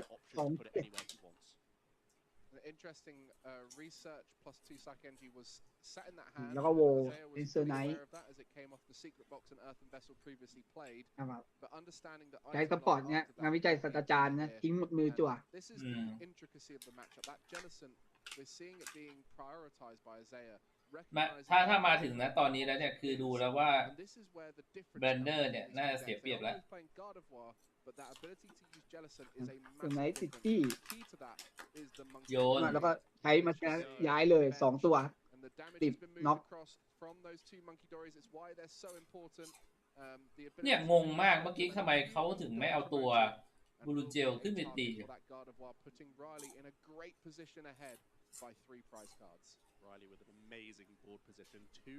แล้วเนี่ยโดนเสีย2 ไพ่อย่างเงี้ยมันจะไม่ทันเอานะ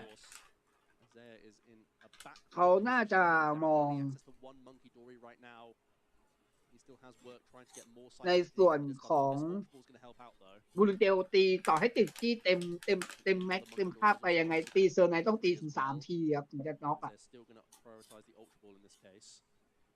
ตี2 ทีมันไม่น็อกไงเพราะว่าตี2 ทีเพราะว่าตอนนี้เขาตั้งมาชิระได้2 ตัวหมายว่าดาเมจมันจะขาด60ทุก1 คิดถ้าเกิดเขาใช้บูรูเจลนะติดที่เต็ม160แล้วก็เหมือนตีเซอร์ไนเข้าแค่100 เดียวตี3 ทีเป็น300ก็เซอร์ไนยังรอดอยู่เลยเนี่ยถึงได้บอกว่าแม็กเคนอันนี้บอร์ดได้เปรียบงานวิจัยทิ้งโจทย์7คือแบนเนอร์แล้วแม็กเคนบอร์ดมันตั้งได้แล้วอ่ะคือแบนเนอร์บูรูเจลมันพี่บอกว่าแบนเนอร์เนี่ยเขาพลาดตรงที่ไม่เอาบูรูเจลขึ้นไปตีเมื่อกี้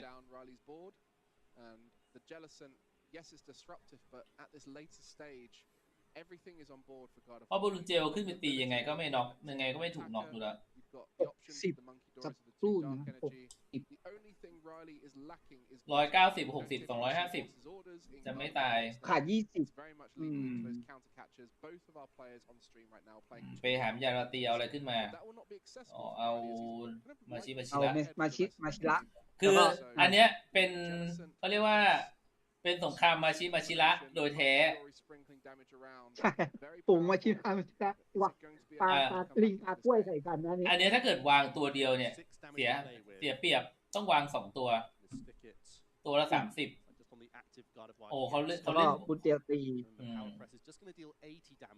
อันนี้จะยังแค่80นะใช่เพราะว่าติดแค่3 จี้เขาไม่อยากติด4เพราะว่า1คือถ้าติด4เนี่ยเขาจะถอดออกไม่หมดมันจะเหลืออยู่คืออันนี้เขาติดเผื่อสำหรับไว้ถอนหนี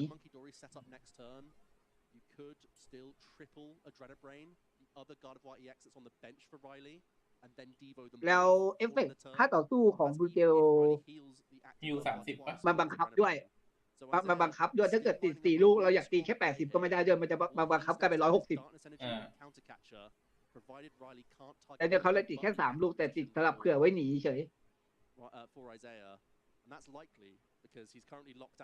แต่ว่าความเสียเปรียบคือบูรูเจลเทิร์นหน้าไม่ว่ายังไงก็โดนน็อกเลยอ่ะโดนโยนก็น็อกได้อ่ะเอาง่ายๆบูรูเจลน็อกไหมน็อกแหละน็อกไม่น็อกเกมนี้เทิร์นนี้ไม่น็อกแต่ว่าเทิร์นหน้าเทิร์นนี้ยังไม่น็อกแต่เทิร์นหน้าใช่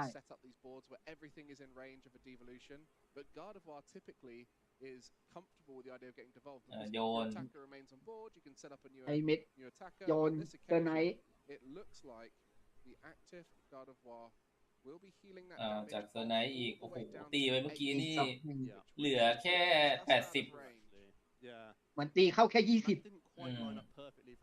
แล้วก็หวดเนี่ยจะหวดคืน190นะเรียบร้อย190ยังไงก็ไม่รอด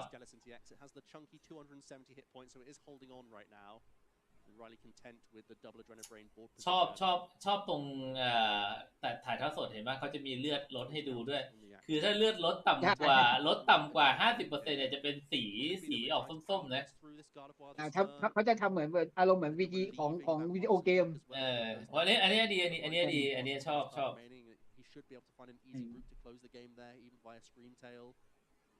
ไฮเปอร์บอลเอาอะไรอะไฮเปอร์บอลจังหวะนี้เอาอะไรถึงจะรอด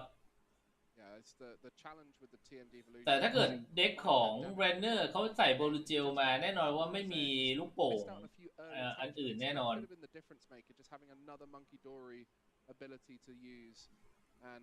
ใช้งานตะมกรีมือก่อนก็จะทางฝั่งของแบรนเนอร์จะเหลือ6นะจะโจ6แต่ว่ามิกกี้แม็กเคจะโจ3 could have been the difference maker. So some great high-level plays, but also recognition to Isaiah to มี spotting โบ out ว์ทาวด้วย these unusual lines. แต่ไม่ได้ใช้แล้วโบว์ทาวตอนนี้ I think we can now look back at that. จริงๆตอนนี้ฝั่งแม็กเคเนี่ยไอเคสากระพือเนี่ยติดไทย แต่ก็ไม่ได้ใช้อยู่แล้วว่าตอนนี้เพราะว่ามันเลทเกมแล้ววะตอนนี้ที่เห็นเอาพลังจิตเอาความมืดมาเนี่ยยังไงก็ต้องแปะให้กับมาชิระเพื่อโยน90ดาเมจกลับไปก่อน counter catcher here. I still feel like targeting Monkey Dories is okay for a turn. อันนี้ตัวหน้าเพจที่ได้แชร์สตรีมออนไว้ป่ะแชร์ไว้ละจะย้ายไปแชร์เพิ่มนะใครหยิบมาชิโนชาออกไปแล้วด้วยไม่ได้ต้องย้ายโปรไฟล์ก่อน 3 prize cards remaining, but a Jellicent EX or a God of War knockout would be a great position. There is even that TM devolution for Riley to think about to remove the God of War EX from play, and that would make it really hard for the Monkey Dories on Isaiah's side. อันนี้คือพี่สตรีมใน YouTube เหรอใช่ The complexity of this matchup now with the Jellicent EX changes มี the way ก๊อปลิงก์ยังไงวะ you navigate the board. You have a lot ลิงก์ more ดิ of ตอ a รี่ slow แช attack ร์ where you're focusing on spreading damage while slowing down the opponent. Clear that the devolution is still in Isaiah's mind. ผิดไหม Targeting all 9 damage counters onto this God of War EX via the Monkey Dory. เรียบร้อย But does this active Jellicent just have to punch into God of War here? You can see a 4th energy commitment. That does open up Power Press to deal 160 damage. Still great setup here. สแปมจี้แล้วก็เอามาชิย้ายได้90แล้วเมจสูงสุดก็160บวก90 250ขาด20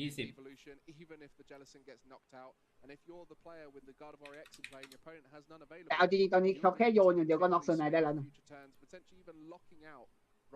เพราะเซอร์ไนเหลือ70very much playing from behind.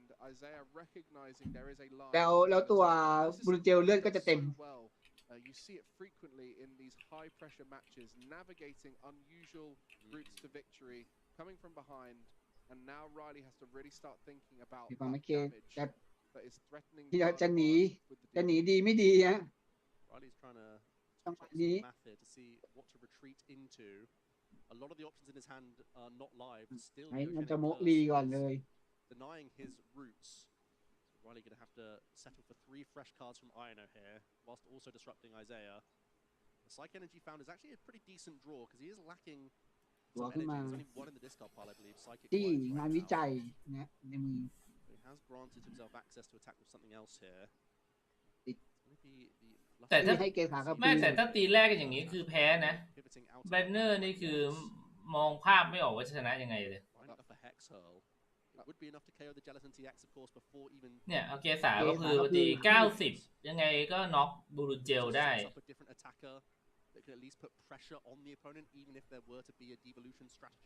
แล้วดูดิเม็ดต้องเอาเม็ดไว้ให้บูรุเจลอย่างเดียวไม่งั้นตัวเองจะโดนสวนis still creeping you closer towards winning the game. Of course, Riley only requires 1 prize card to close out the game. Knock out ครับ Jellicent this turn. วางก่อนต้องไม่วางให้ตัวอื่นนะต้องวางโอ้ถ้าเกิดวางให้ตัวอื่นก็จะโดนถอยกลับมาหาตัวเองนะ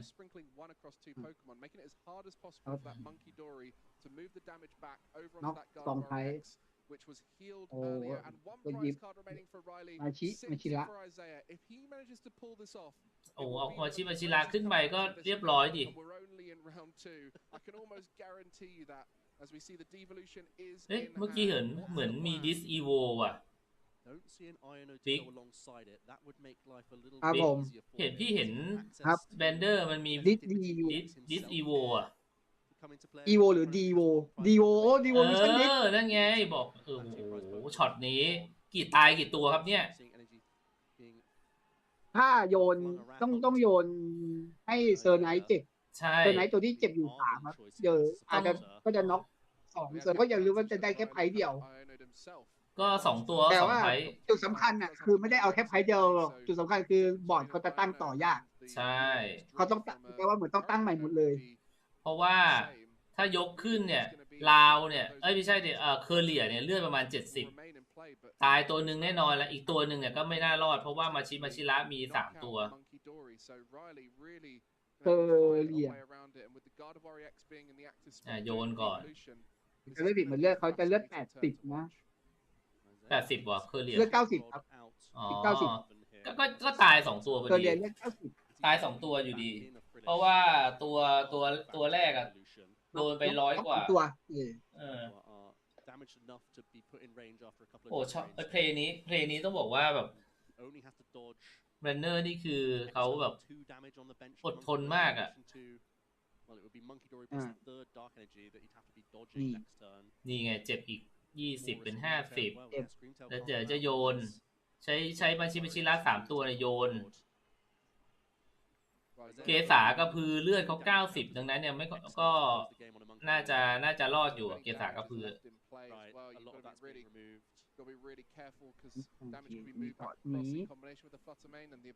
เพราะว่าเกษากระพืออยู่ข้างหน้ามาชิระนี่ใช้งานไม่ได้นะครับความสามารถนะครับโยนก่อน60โยน90แล้วก็อีกตัวหนึ่งอีก20โยนใส่ไม่ให้เธอหน้าไม่ให้โยนคืนแล้วก็ใช้เลย โอ้โหเคอร์เลียน็อก2ตัวเลยครับช็อตนี้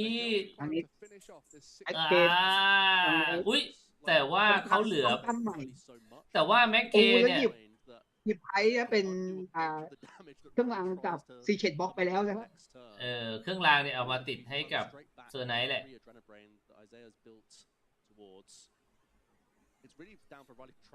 เปเปอร์หาอะไรอ่ะคิดว่าจะหาอะไรเปก็คันเบ็ดต้องเปแหละต้องเซตนี่ใหม่แล้วใหม่แต่ทีนี้ต้องเซตแบบก็ยากอยู่ดีเพราะว่ามันไม่ทันคือเซตตัวเดียวอ่ะโดนกระตุกขึ้นไปตีแน่นอนไม่ต้องกระตุกก็เอาเซอร์ไนท์เนี่ยแหละสแปมที่เจ็บแล้วก็มาเจอโยนก็น็อกแล้วอ๋อเพื่อนเลือดเขา60เองใช่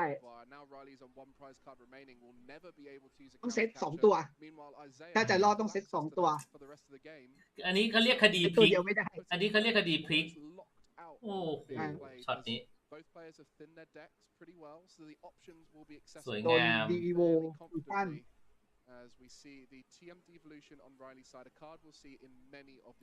จะบอกนะว่า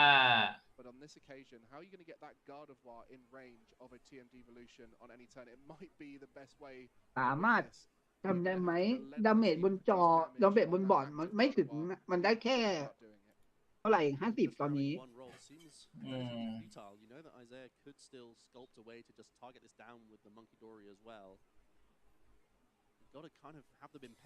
คือแบรนเดอร์ก็ไม่ต้องติดให้ใครเราก็ติดให้เซอร์ไนท์นี่แหละ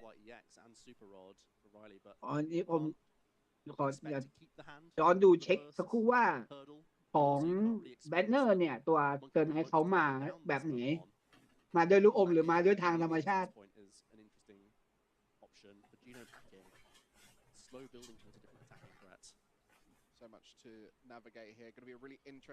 มาด้วยทางธรรมชาติเลยฉะนั้นก็จะเป็นเรื่อง90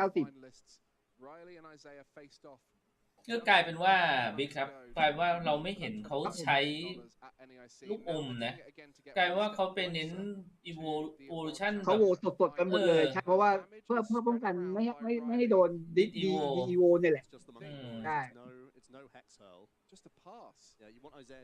แต่ตอนนี้เกษาก็คืออยู่ข้างหน้าเนี่ยทำให้เซอร์ไนท์เนี่ยไม่สามารถใช้ความสามารถได้นะใช่ครับถูกต้องแต่เขามีนี่ครับสิ่งที่เรียกว่าแคชเชอร์เคาน์เตอร์แคชเชอร์จะเอาตัวไหนก่อนก็ต้องเอาลาวก่อนเอา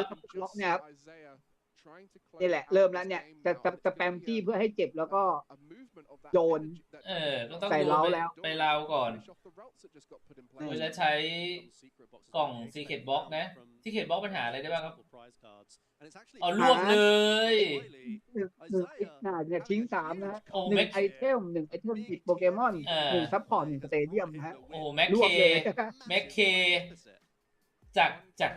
จากที่มามันทำอยู่นะ จากที่ได้มา4ไพ่นี่คือโอ้โหโดนสวนรวดเดียวรอบเดียวนี่คือถึงก็ยอมเลยครับเพราะว่ามันเล่นต่อไม่ได้จริงนะจังหวะเมื่อสักครู่ เพราะว่ามันต้องเซตเตอร์ไนท์ใหม่ต้องเซตเล้าใหม่เนี่ยซึ่งในกรณีที่เขามีมาชิระครบแล้วเนี่ยคือเซตยากแล้วจริงๆไม่จริงๆแล้วพวกเด็กที่ต้องวิวัฒนาการ3 ขั้นเนี่ยตัวพื้นฐานเนี่ยถ้ามาตั้งเซตใหม่ตั้งแต่แรกเนี่ยบอกเลยว่าเสร็จแน่นอนมันไม่ค่อยมันไม่ทันอ่ะเอาง่ายๆมันไม่น่าทันเพราะว่ามันไม่สามารถโหวตทันทีทันใดได้พื้นฐานที่เพิ่งลงมาแต่ทีนี้ก็ใครที่ติดตามข่าวก็รู้อยู่ว่าเดี๋ยวก็ชุดหน้าเนาะเมกาอีโวลูชันเรามาเนี่ยเด็กพืชเนี่ยจะทรงพลังกว่าเดิมเพราะเขามีต้นไม้อันใหม่ทำให้โวได้เลยแล้วเกม2นะครับอิชาแบรดเดอร์กับไลลี่แมคเคย์ใครจะเป็นแม็กเคจะได้เริ่มเล่นก่อนอีกครั้งหนึ่งนะอ้าวเขาให้แบรนเนอร์เริ่มเล่นก่อนอ๋อแม็กเคแกเลือกเล่นหลังแกอยากจะใช้ซัพพอร์ตอยากใช้ซัพพอร์ตแล้วก็เผื่อจะใช้ดิจิโบโอ้โหแล้วก็เนี่ยคิดคือติดไออีกแล้วนะครับทางแบทเนอร์นะจะผ่านน่าจะโดนรีมือแหละจังหวะนี้ไม่น่าจะรอดอ๋อเปเปอร์มาแล้วเขาเทิร์นแม็กเคนะไอเปเปอร์ซึ่งแน่นอนก็โอฟินดิสอีโวลูชัน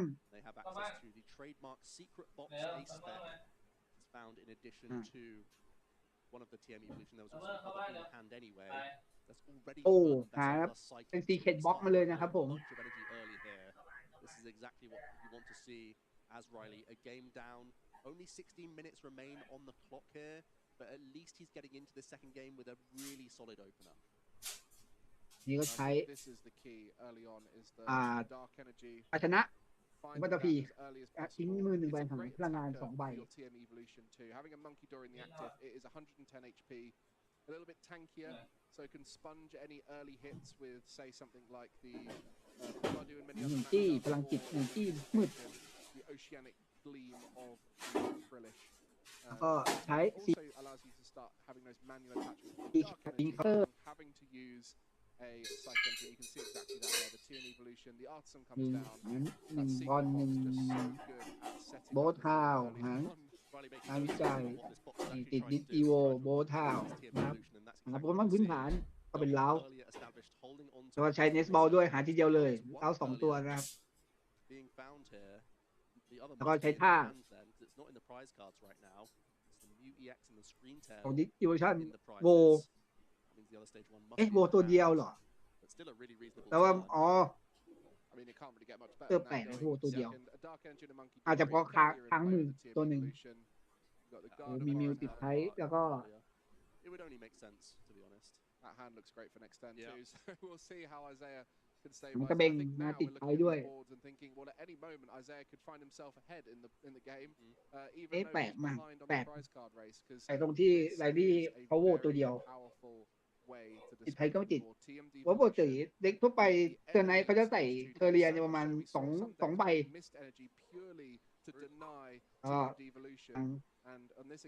แพทเนอร์นะครับก็ใช้อาจจะเหมาะเลยรีมือโอ้ไดอีโวลูชันขาดไปละโอ้มีภาชนะโอ้ครบเลยนี่ครับลง after the INO โบยครับพื้นฐานนะ is able to quickly artisan แล้วโว as well, so can get an additional เป็น basic เคอ down. เรียทีนี้ก็จะ The monkey ใช้ dory ดิจิโว slide, วิวัฒนาการเป็น has เซอ to ร์ be ไนท์ได้ now เลย evolving up into a God of White EX in เรา addition ใช้ to โบ๊ททาวน์ the นะ Jellicent EX. หาพื้นฐาน Faster fashion than he did in that first game. I think we saw the TM ใน evolution สเต that เดียม Jellicent เกิด played มาชิ last game. มาชิ It's ระ something นะครับ that many of us forget about the Jellicent build is you have that extra TM evolution. Typically, you only need to evolve one routes up. Sometimes you'll get two if you've got the access to both the Curlier. But having that kind of extra evolution available to you, it really allows that Jellicent to get into play consistently. เราใช้ evolution ดิโวเลยเป็นทั้งเซอร์ไนท์เป็นทั้งบูรุนเจลนะครับ โทษทีไปเอาน้ำ throw มา away a ton of energy and Oh. exactly what you want to see.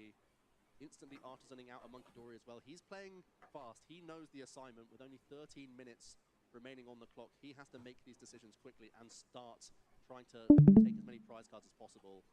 He doesn't have the luxury to think too much about these decisions. He just has to make any decision quickly here, as he has to start churning through prizes if he wants to get anything done and recover a tie here. คืออันนี้เพิ่งจะเกม2นะคือเขาถ่ายกันมาตั้งแต่5 ทุ่มเลยนี่จะตี 2แล้วครับเพิ่งจะได้เป็นราวที่ 2 เกม 2 ราว 2 นะ เอามาอีกแล้ว เกษากระพือ And that's part of the mental fortitude of players like this who have got to the World Championships. Riley getting วิวัฒนาการ finals เป็น of เคอเรีย nationals means you have to have incredible mental fortitude to overcome bad fortune at different times. เนี่ยพอเห็นเขาเล่นเมื่อกี้เลยรู้เลยว่าทำไมถึงเขาต้องรีบโวมาชิโร่กัน Hexer likely just going to be we're tanking down the benched Monkey Dory with one of our Adrenaline Brain. We're going to be taking out the active as well. เอาเกษากระพือขึ้นไปตีมาชิระ ก็จะน็อกพอดีนะ เหมือนคุณแบนเนอร์ลืมทิ้งดิสอีโวนะฮะ ใช่ We're seeing just how much damage we removed. ไม่เป็นไรนะ น็อก ตีน็อกอยู่แล้ว เพราะว่าเกษากระพือเนี่ยเขาตี 90 ครับ Yeah, they're just making sure. Yeah, just confirming how much they were healing. So we were เอาอะไรขึ้นไปบูรุนเจล the active Monkey Dory, putting it down to the 90 for a hex. อันนี้คือน่าจะเมื่อกี้น่าจะเท้าลืมทิ้งดิสอีโวลูชั่นด้วย When you start trying to play faster to get those games in, แล้วก็ตี making sure you น็อก do things properly and don't บูรุนเจลขึ้นไปก็โดนล็อกความสามารถอยู่ดีนะจังหวะนี้ the energy attachments and all these แต่เขาตีได้ไงตีเกษากระพือตายไงเพราะว่าตีเกษากระพือ 80 We saw it last game. It can really 80 slow down, especially บวก 10 เพราะตอนนี้ขาเจ็บอยู่แล้วใช่ และถ้าจะให้ดีคือต้องเอามาชิโร่โยนให้เกษากระพือให้หมดเลย เพราะว่าเทิร์นหน้าทางฝั่งแม็กเคเนี่ยมาชิระ เขาจะได้เอามาชิระโยนมาให้ทางนี้ได้ อันนี้ใช้ Can get a darkness energy attached to it. Your board is only ภาชนะคือเราจะทิ้งโบทาว 5 damage counters onto this Monkey Dory. It forces you แล้วจะลงอะไรลงลาวอ่ะ any of your other psychic Pokemon.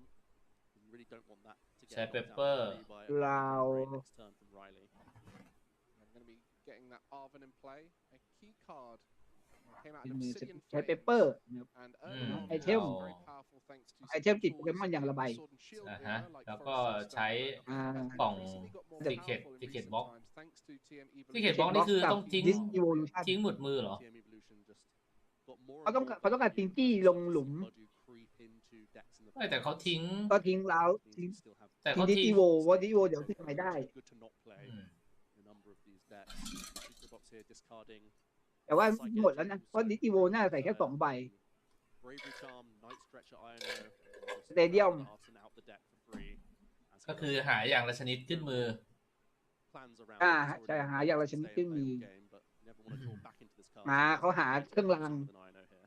เครื่องรางก็น่าจะใส่ให้โบรูเจลเลย A spec that was underrated at first and has only ส่วนใหญ่ become เขาจะใส่ให้วาไอตัวนี้กันนะ especially in วา these โปลูน evolving decks, as it allows you to get those stadiums, like แต่วาโปลุนเขาไม่ได้เล่นไง more basics out, but it also วาโปลูนมัน allows ชื่อ you ใช่ไหม to ชื่อ discard and วาโป so ลูน key in this deck to discard those psychic energies. And with ลู a ก bit โป่ง of อะนะ contingency with things like 2 TM ใช่ evolutions, you often don't feel too bad taking ฟูอะไร the วะ secret box ฟูอะไร evolution with the Arven, as แต่ว่า it's มันร่างก่อนฟูอะไรถูกแล้ว turn น่าจะวาโปลูน sets you up for a board state of confidence going into the next. And that is exactly what's happened here. Thins out some bad cards, thins out some good cards, and gives you the ultimate turn going forward. Bravery Charm onto Monkey Dory means that you can actually fling more damage off this board. It means that the power press is already knocking out the Flutter Mane, but essentially ก็ต้องเอาเกียร์สามกับพือก่อนนะเพราะว่าไม่งั้นโดนล็อก allow it to stick on this board. There's a little bit more ใช่ reliably here. ต้องแก้เกมสามก็คือ level up the prize race here in this game number 2. แล้วก็หยิบไพ่ Whittling down as well. It's หนึ่งใบหยิบ very เป็น promising for Isaiah here. โอ้ Right, ชนะ does คือ have วัต access พี to แล้ว another Dark Energy Monkey Dory. That's immediately slammed into play. Also gonna have a quick scout. อันนี้คุณแม็กเคโดนล็อก his own discard pile ไอ here, เทมและไอเทมติดโปเกมอนเรียบร้อยแล้วจังหวะนี้ แต่ว่าก็จะเสียมาชิโร่นะอย่างนี้ to play with. Gets his God of War EX in the mix, just like that game number 1. ถอยติดจี้ด้วย ability สไนท์ถอยเหมือนเดิมโวสไนท์ข้างหลัง แล้วก็ใช้ความสามารถแตะจี้3 ลูกติดเจ็บ 60 อ๋อไม่ตายมาชิโร่ไม่ตายเขาใส่เครื่องรางไว้บวก50กับ160 recognizing that and using it to his advantage on this occasion, pushing the Jellicent EX into knockout range with the Miracle Force whilst also healing up. ใช้2 ตัว น็อกเอาท์เลย 3 ตัวโยนแล้วก็ตีน็อกได้เลย ใช่เพราะว่ามัน90บวก190มัน280 Riley is creeping closer to getting into a safe range of prizes as we get into the turns of time as well here. and you can see Riley really trying to force the จริงแล้วทางแมคเคทตอนนี้ยังมีแค่มาชิระตัวเดียวที่เจ็บอยู่นะ แล้วก็เมื่อกี้เห็นในมือมีเปหามยำราตรีก็น่าจะเอามาชิระขึ้นมือนะ That's no doubt one factor, but also keeping the board space open is also just another huge crucial element here. น่าจะเป็นต้องเซตเพราะเป็นการแข่ง แข่งกันโยนเนี่ยตอน ไง นี้ มีเริ่มแบบที่ลิงแข่งกับปลากล้วยอ่ะ Feels like it could be really valuable, but always keeping that bench spot open. He wants to get screen อ๋อเอาโบลูเจลมา here using Night Stretcher to re-establish a Jellicent EX. ไม่เอามาชิระเนี่ยตอนเราใช้เปหามเก็บเอาบุญเจลมาล็อกต่อเหรอ ใช่คิดว่าน่าจะต้องตีล็อกต่อแหละ ตีมันจะ80 One interesting scenario here is with those 3 Monkey Dory, Gardevoir is able to knock out the Jellicent. 9 damage that can be moved across with the Monkey Dory and the 190 on the Gardevoir. You've actually got 10 spare damage in there to be able to knock out a Jellicent, where typically 270 HP without those Monkey Dories would be tanky enough to survive a few hits. So it's really now asking a lot of questions of Isaiah, maybe having to use ต้องปากกล้วยให้ตายสักตัวหนึ่งแต่ว่ามันไม่มีทางอ่ะ getting down to 1 โดนกล้วยแล้วก็ตีแล้วก็โดนน็อกอยู่ดีนะ disruption, which is going to be a key part of Isaiah's strategy here. And if he's still thinking about devolution, เพราะ3 ตัวมัน 90 key to victory, he still doesn't have to fear the screen tail closing the game either. 90 มัน28เลยนะ It doesn't matter that much. The only thing is with triple Monkey Dory, แล้วก็บุญเจลก็โดนน็อกอยู่ดี sculpt the devolution play. We saw it took him a few turns to make it come together Hyperball in the game number 1. EX being searched for multiple hits. น่าจะ Pitching yet another psychic energy in addition ถามมาชิระก็เซตตัวที่3มาเซต It's the Lily's Clefairy in the end. I don't think he wants to play it, just wants to get it out the hand, might even Ultra Ball again in the future, but that energy, this is one of the huge advantages of Jellicent, being able to attach more energy and retreat it off. You mentioned it earlier on. Adding damage to your Pokemon is part of your game plan as Gardevoir, and on this occasion the Monkey Dory will be looking to move damage across. Where's it coming from? Where's it going? So many options that Isaiah has to consider. อันเนี้ยทางคุณแบทเนอร์น่าจะทางเริ่มคำนวณแล้วเริ่มแผนเดิมแล้วคือฝากดาเมจวางเผื่อเขาโยนกลับด้วย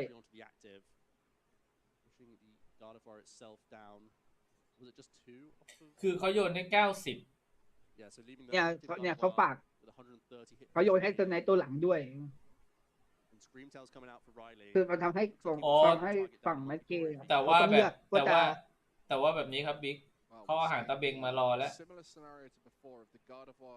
หางตะเบงยังไงเนี่ยเทิร์นเนี้ยเก็บได้2ไพ่แน่ๆแล้วก็ค่อยเอาตัวขึ้นไปปิดแน่นอนครับนั่นแหละจะมีตัวหนึ่งตายแน่นอนข้างหน้า leave you with 2 prize cards remaining. So โยนแล้วก็ตี can be the target of your final knockout. So the screen tail นี่ไงน็อกเอาท์1 ตัว maneuver will be ใช้หางตะเบงน็อกเอาท์แล้วก็จะเหลือ2ไพ่แล้วก็จะเอาเซอร์ไนท์ตีตายพอดีเกมนี้แบรนเนอร์นี่ไม่น่าจะรอดนะไม่ว่ามองยังไงก็รอดยาก ขอดูตำแหน่งทิ้งการ์ดนะ เพราะว่าทางแบรนเนอร์ทางแม็กเคเนี่ยเขาก็เรียกว่าตัวสะอาดอ่ะอีกเซอร์ไนท์อีกตัวสะอาดมากมันไม่น่าจะโดนท่าเดิมได้อะ มันจะ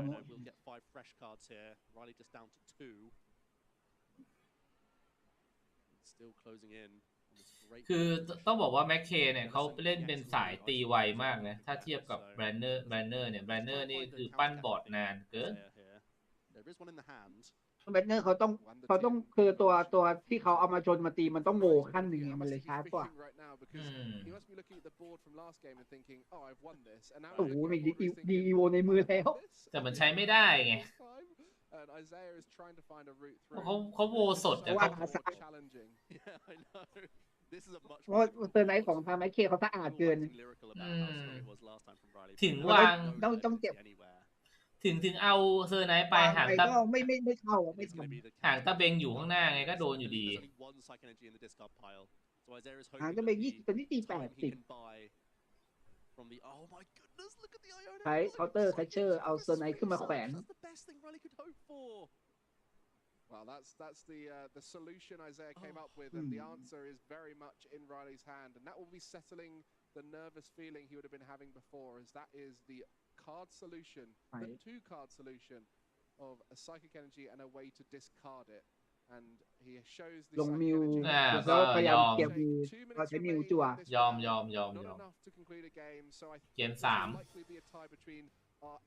เกม 3ตัวมาแล้วไม่ได้คำตอบเนี่ยดูดิแข่งกันอย่างเงี้ย9 ชั่วโมงไม่ใช่9 ชั่วโมง9 รอบ9 รอบมันเกิน9 ชั่วโมงอยู่แล้ว9 ชั่วโมงนะเพราะว่ามันรอบละ50 นาทีนะแต่ว่ามันเกินอยู่แล้วไงเพราะว่ากว่าจะเซตอัพกว่าจะนู่นนี่นั่นนี่ระหว่างเป็นช่วงแต่ละเราใช่ครับแต่มาสเตอร์ไทม์เมอร์ก็ประมาณ10 ชั่วโมง11 ชั่วโมงอ่ะ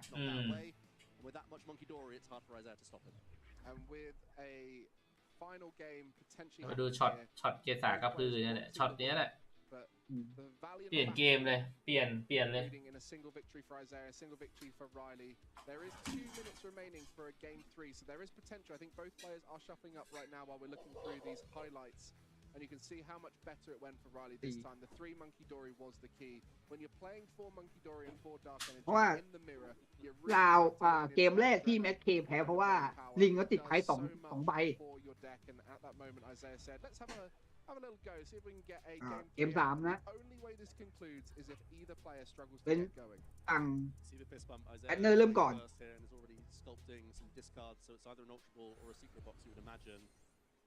เปิดมาเปิดบอลโอ้แล้วโดนเปิดด้วยเกม 3 ก็คืออีกแล้วครับ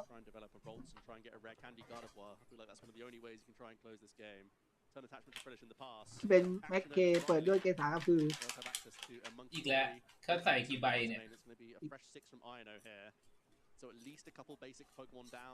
ผมไม่โอ้ตีมือตีไพ่2 ใบก็แม็กเคอันนี้เขาได้ใส่พอดีว่า4 ใบไม่น่าถึงน่าจะแค่2 ใบ2ไม่ได้เลยเมื่อกี้เขาอันนี้แล้วแต่บางคนเขาก็ใส่2ไม่ได้เลยครับบิ๊กเพราะว่าเกมที่ผ่านมาเขาติดให้ลิง3 ตัวไม่มาถึงจี้ใช่ไหมใช่จี้เขาใส่น่าจะมา3 ใบ 3-4 ใบแต่จริงก็ใส่เยอะกว่านั้นก็ไม่ได้เพราะว่าต้องเกิดจี้ให้ครับเล่นเซอร์ไนท์ที่ว่าจะใส่สัก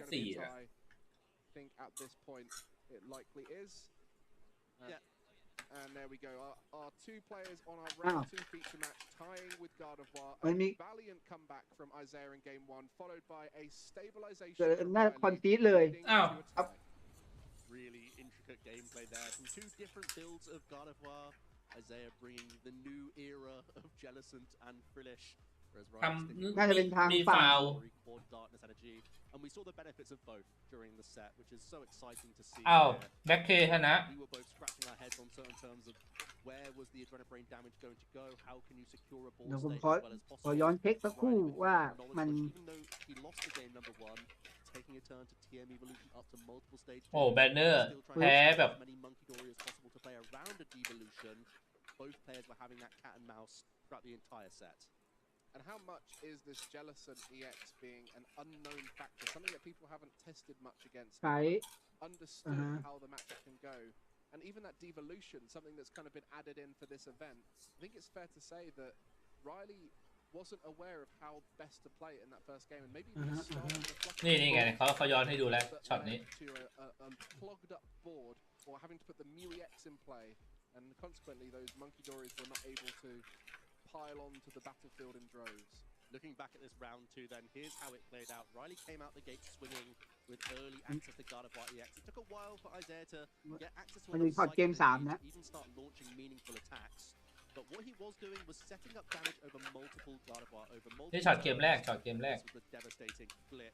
อันนี้ผมกำลังดูช็อตเกม 3 อยู่ว่าเกิดอะไร อ๋อว่าเขาทำผิดกฎตรงไหนใช่ไหม Any damage that Riley put on the board at that point. And you're not mistaken, Riley had 1 prize card left, Isaiah had 4, and Riley chose to concede. ขึ้น And that's just thanks to Isaiah dismantling the board, ใช่ครับ taking those God of War out, and เหมือน Riley ผมจะเจอ there's no route to victory. เจอละ And in game 2, Riley didn't have to put the Mew X in play. The Flutter main was and so 2 God of War and 3 Monkey Dory were able to continually attack and take Riley to the ไฮเปอร์บ victory. อล As Isaiah used the Jellison multiple times, but unable to close out the victory with a devolution play. ไฮเปอร์บอล Very well played. And game ได้ให้บอล well, do we call it a game?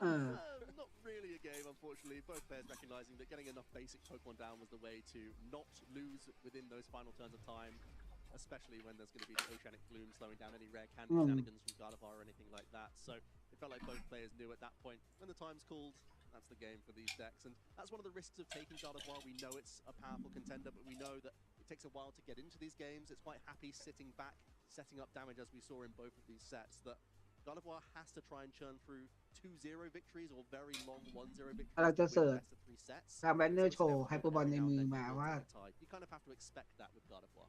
Yeah, I think we can safely say it's the most powerful deck in the format when it's set up. And I think when we saw it in those games, you could see the power of it, the ability to come back, the devolution now as an option available, and in the case of Isaiah, the Jellison EX, a very powerful denier of items and tools, whilst also spreading อันนี้ผมกำลังวิเคราะห์อยู่ว่ายังไงกันแน่ แต่น่าจะเป็นทางคุณ wanted to get that victory because a win here is so important. Yeah, that's what it's all about. Accumulating คุณ those อิชา wins is vital. แบนเนอร์ขอคอนฟีดเองนะ น่าจะตั้งบอร์ดไม่นานน่าจะตั้งบอร์ดไม่ทัน As your day goes on, you're going to face another phenomenal competitor. I mean, hitting off a NIC finals in round 2 is absurd. That's pushing it a little bit, but every opponent you face is going to be very skilled with their deck and come with some tricks. ก็คือบอร์ดตั้งไม่ทันก็เลยยอม Twist that's been picked up on more and more, not just only for the Jellison EX builds, but that's been taken on from a number of players, even in straight builds of Gardevoir. Just an acceptance that there is going to be mirror เพราะว่าฝั่งนู้นเขา It's going to be Grimmsnarl as well, which is going to be a really tricky matchup without the devolution. เขาเซตเราได้ก่อนนึง There's นะ been a ท่าน strange cycle of Gardevoir where we've gone firstly just 1 Monkey Dory, then up to 2 or 3, then to 4 at times, even with ต้องมองว่า In what เพราะอะไร quite a slow this time, we thought the same thing. And with an Isaiah is trying to maneuver, will be biting game 1. ยังวิเคราะห์อยู่เขาก็ใช้ไฮเปอร์บอล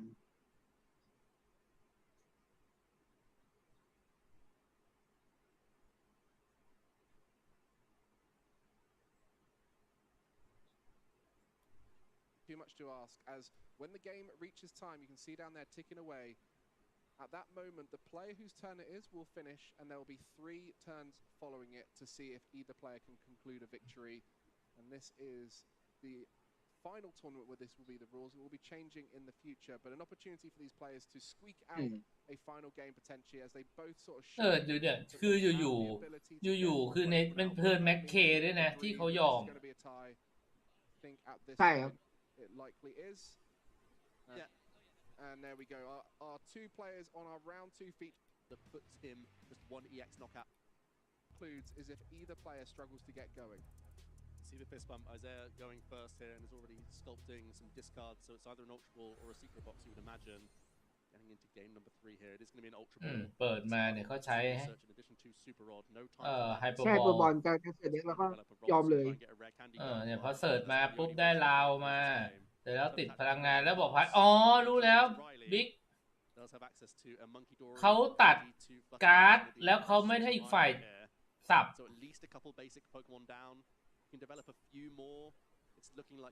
แล้วเขาบอกผ่านไปก่อนก็ไม่ใช่อยู่ดีอ่ะ Would just be too much to ask, as when the game reaches time, you can see down there ticking away. At that moment, the player whose turn it is will finish, and there will be 3 turns following it to see if either player can conclude a victory. ก็ตัดปกตินะ น่าจะโมเสร็จปุ๊บก็ ไม่มีอะไรนะ เทิ ก็ ร์นแล้ว ไฮเปอร์บอล ไฮเปอร์บอล เนี่ยอีกฝั่งหนึ่งก็โชว์ไฮเปอร์บอล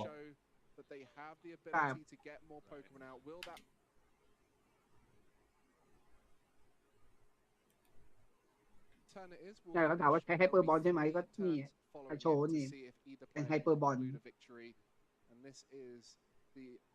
Final tournament where this will be the rules and will be changing in the future, but an opportunity for these players to squeak. ก็ยังงงอยู่เพราะยังไงเกษาก็พือตีไม่ตายอยู่แล้วไง Potentially, as they both sort of show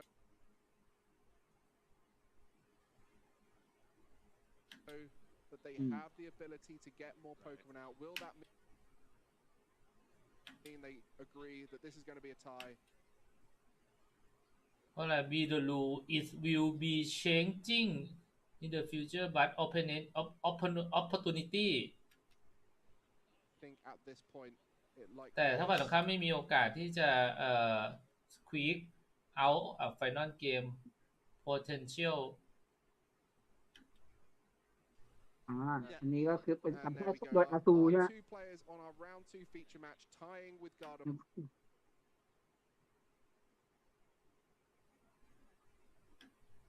A valiant comeback from Isaiah in game 1, followed by a stabilization from Riley, leading to a tie. ผลสัมภาษณ์โปรเพลเยอร์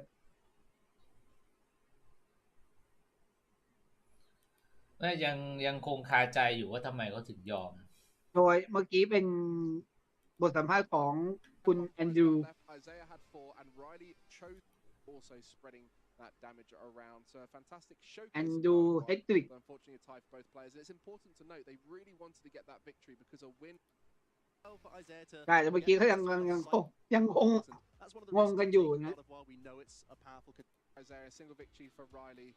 Riley just and Isaiah's going to level up the prize race here in this in those saw the team evolution trying to do. It's trying to accomplish evolution on the Guard of War. Set it up. I'm building towards a different attacking threat. ก็โฆษณาแล้วตอนนี้ เพราะว่าถ้าอันนี้ผมมองอีกมุมหนึ่งนะที่หนึ่งถ้าเกิดเขาเสิร์ชเป็นตัวนั้นมาก็ไม่แน่ไม่รู้แต่ไม่รู้ว่าในเด็กลิสต์เขาใส่มาหรือเปล่าไงเม็ดแตกตัวไหนวะตัวตีล็อกไอเทมอ่ะถ้าเป็นฝั่งคุณถ้าเมื่อกี้จะเป็นในอีกฝั่งนั้นมาเขาถอยเกสาบือแล้วก็เอาเม็ดแตกตีล็อกไอเทมเลยไง There is 2 minutes remaining for a game 3, so there is potential. I think both players are shuffling up right now. เพราะเราบนมือของแบนเดอร์เขามีแต่ไอเทมทั้งมือเลยเท่าที่ผมสังเกตเมื่อกี้นะแต่ว่าไม่ของแม็กเคไม่มีอะไรที่ล็อกไอเทมไม่รู้ว่าแม็กเคเขาใส่นี่มาป่ะไงตัวโปเกมอนขึ้นตีล็อกไอเทมอ๋อยังไม่ทันจะเสิร์ชเลยไม่รู้ว่าเกิดอะไร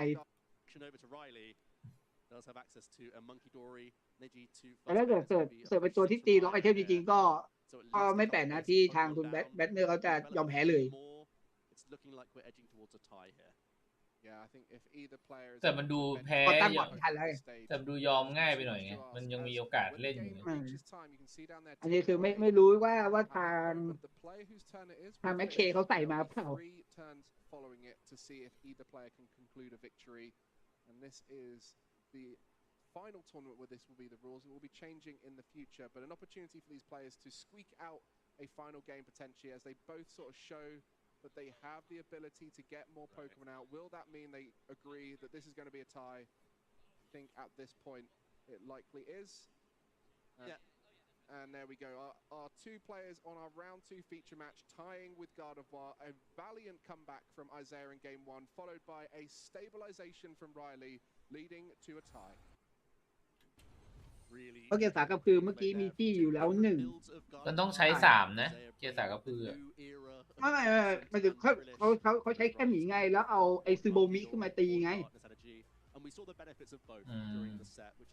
ถ้าเกิดไม่เทใส่ซูโบมิมาเมื่อกี้ก็คือให้บอลเสิร์ฟซูโบมิมาตีล็อกเลยก็คือจบเลย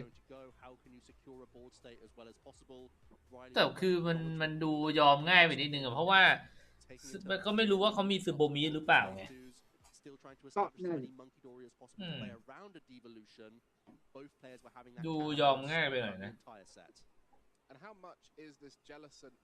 นี่ครับที่ผมวิเคราะห์นะว่าน่าจะเป็นประมาณนี้ที่ว่าทำไมแม็กทางอิชาแบทเนอร์ที่คอนซีดเมื่อกี้wasn't aware of how best to play it in that first game, and maybe even just starting the Flutter Mane was the factor that led to a clogged up. เพราะว่าเด็กส่วนใหญ่โดยส่วนใหญ่เขาจะใส่ซูโบมิกันเขาจะใส่อยู่ไม่ซูโบมิก็ใส่ปีมีอยู่2อย่างไอ้พวกตัวเลือด30ตีฟรีหนีฟรี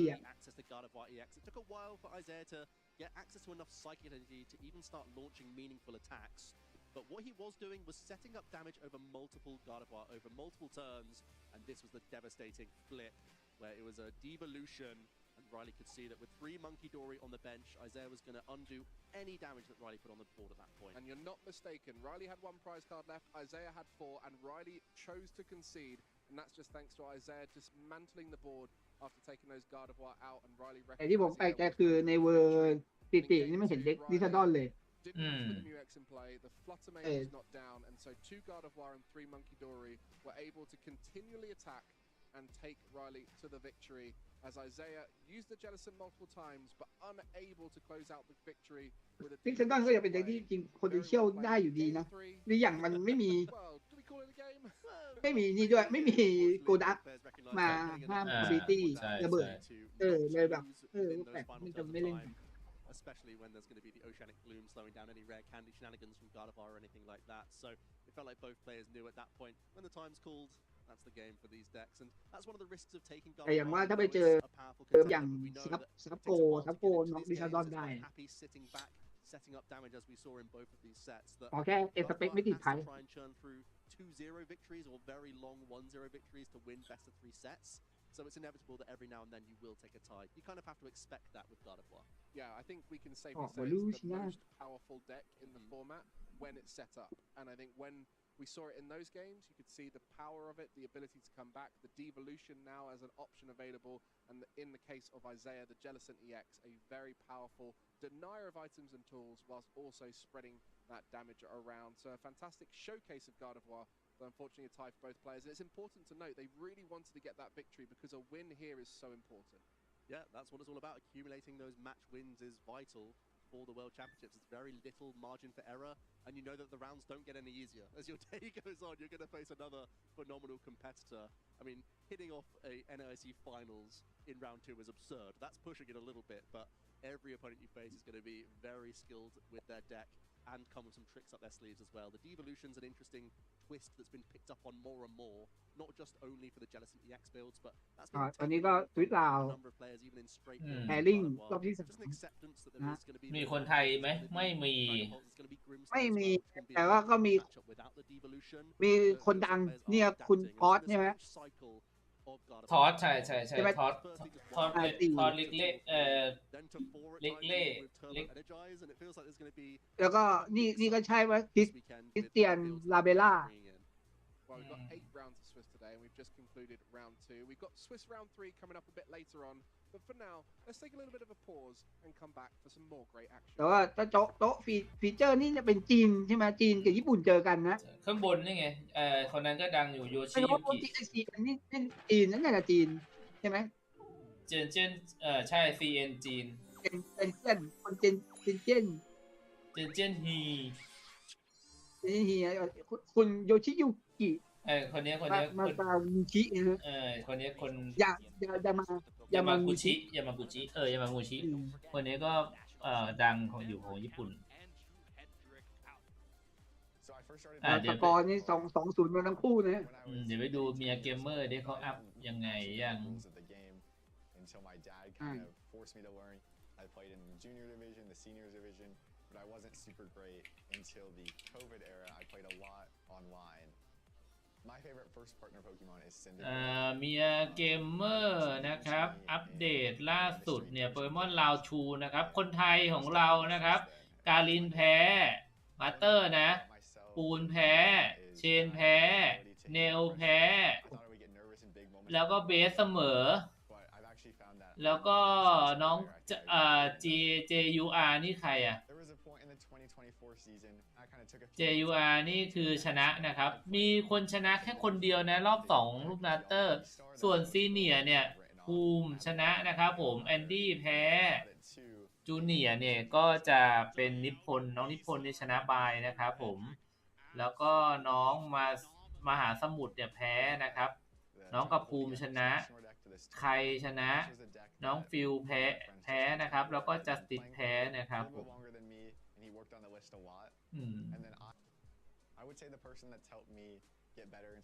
แล้วก็พี่แอนดี้ของเราเจแอนของเรานะเจแอนของเรานี่น่าจะได้บายนะครับ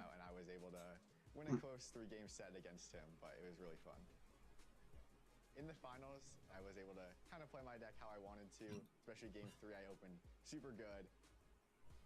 Felt a little bit lucky for that. Right before the last turn, when he only had 2 Goldango EXs on his board and I was able to set up damage on both of them, I knew that he was going to be in a really tough spot to win the game. Just like that, Andrew Hedrick makes the comeback and is now a 4-time regional champion. Winning this tournament helped me qualify for Worlds. I don't just go to tournaments to try to qualify for Worlds. I go to each one with the goal of winning. The player I would like to face most at the World Championships would be Azul. We have played each other 2 times, and we both won one of the matches, so getting a 3rd match. แล้วก็รอก่อนจะมีเริ่มแมตช์อีกหรือเปล่า ใช่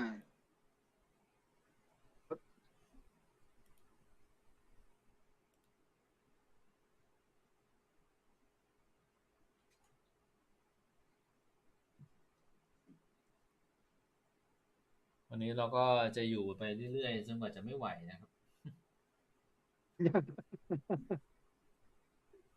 จริงๆอยากจะถ่ายทอดสดทั้ง2ช่องเลยนะแต่ว่าเนื่องจากว่าโปรแกรมที่เรามีเป็นโปรแกรมฟรีนะครับมันเลยได้แค่ช่องเดียว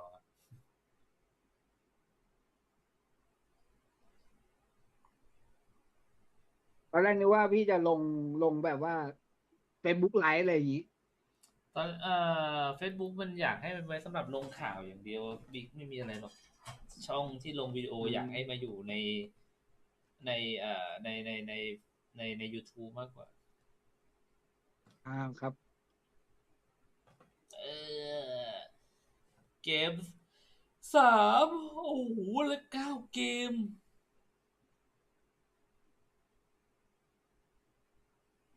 คิดไม่ออกเลยว่าเราจะอยู่วันถึงเช้ายังไง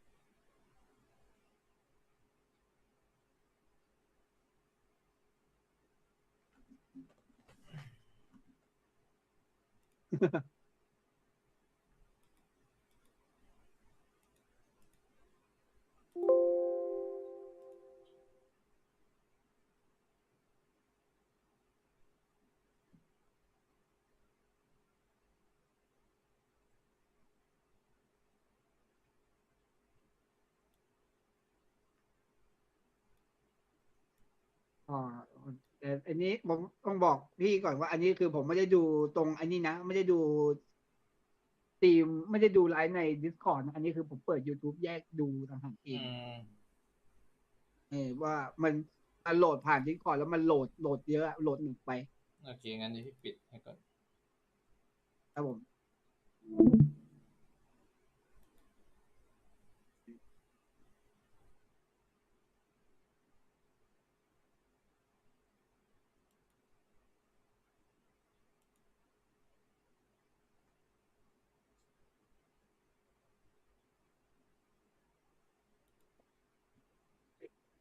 You can watch and earn things here from one of the breakout games, an incredible app that I definitely think you should get if you haven't already. TCG Pocket. Kyle, are you ถามว่า still เยอะไหม opening ไม่เยอะ digital แต่ packs ว่า now? ในเวอร์ดันมีเข้ามาในเวอร์ก็คือเด็ก my อีวี daughters have loved doing daily. มีด้วยเหรอ Take all เป็นเด็ก of my packs มี that I อี get วี to เทเล open. สตันบ็อกนะครับ I อยู่ don't blame them. ก็ในอันอริสิตมันอยู่อันสุดท้าย Gotta เลย go for it, yes. As you can see, you can earn these Twitch drops just by watching ที่เป็น alongside with เป็น us รูป and ที่ get ที่ them อันอ for ริ your สิตเป็น TCG บูสเตอ Pocket ร์ accounts. So you can open some more packs, you know, บูสเตอร์นกฮูกอ่ะ flip some more cards, see what you get, test your luck there in 4.4% TCG Pocket, and build your มันเป็นเด็ก collections สามารถ digitally, which is เคา so น์เตอร์เคาน์เตอร์ cool. พลิ So ก much beautiful art in TCG Pocket that you ได้ can ได้ collect อยู่ and bring up at any time you เพราะว่า want. เด็กนั้นก็จะใช้บูสเตอร์ ใช้ลีเฟีย ใช้ And it's gotten ลิม so เฟี many ย people into the TCG as Yep. well. You know, they ซึ่ง start จริงๆอ่ะ playing คุ in ณสามารถ Pocket เคาน์เตอ because ร์ there is, ได้หลาย you เด็ know, ก a นะเพราะ battle ว่า mode บูส in เตอร์เอาไว้ TCG ตี Pocket that is ชาร์ different โป from the trading card game. นะ But ลิม it เฟีย has ถ้าเกิดมี converted ปิ๊ป so ปี้ many เขา players เพิ่งใส่อยู่ over แล้ว to ปิ๊ป the ปี้ trading ลิ card เลียน game เนี่ as ย well. เอามา So ตี it's just great all โด around. ลพาว Yeah, แล้วก็ it's a lot of fun. It's Lifia quick and easy ก็ games, ตี but it คอยาว doesn't ก็ mean ได้ that you don't have that opportunity to show off ตัว what you're ลิเฟีย capable นี่ of, ไว้ตี maybe outsmart your opponent in a few instances. โอลอง It's โอลองเกะ a lot of fun, กับ and ดิ you ซาดอน gotta ได้ avoid some of those coin flips, Celebi, all those เป็นเด็ก things. ที่แบบ There's some กึ่ง trickiness เคาน์เตอ there. ร์เคาน์เตอร์บ็อก It's definitely แต่ got ว่า me engaged a few แต่ว่า times, ความ but ยากคือมันใช้ it's also a 3G lot of fun when it works your way. Yeah, And that's we've very true. we've ความ seen ยากใช้ players 3G เขา they've ใช้ started to build on ทำ that. We've seen a lot of content coming from this, and it's even led to the World Uzbekistan Championships here too, where we have side events where players are ซึ่ง competing จ in ริงๆแล้ว ต้ great นเกมอ่ะ numbers ยังไงก็ to ไม่พ้น see ใช้ who บู is สเตอ the ร์เอา best บูสเตอร์ over ตี at แรมเอา Pocket บูสเตอร์ Lane. เป็นตัวแรม Yeah, you'd แรม love จี้ to see it. I mean, just broadening the horizons of this game is always a positive. คือ I ยังไง think ก็ so. คือเปิดด้วยบูส But เตอร์ that's ก่อนแน่น great อน to แล้ว see. ก็ Of course, we're แล้ว not ค่อย just the เอา only ไปแรม stream ที่ here. ตัว We're เคาน์ talking เตอร์ about Pocket. We're talking about TCG. We have other games going on here in Anaheim. Let's check out VG, Kyle. What's going over there with VG? They have some awesome things happening on their stream as well, which we're really excited to get into. They've got some of their own drops for you. Okay, yeah. Look at this. You can find Lucas Sarabelli's World Champion winning ซึ่งอันนั้น photograph ตอนนี้6 there เด็กก็มี to ซาฟโก help out your team and โดลพาว take เซอร์ down ไน some ท์ people in the video game. It's always great to get some free Pokemon, especially some that are World Champion caliber. Sign me up.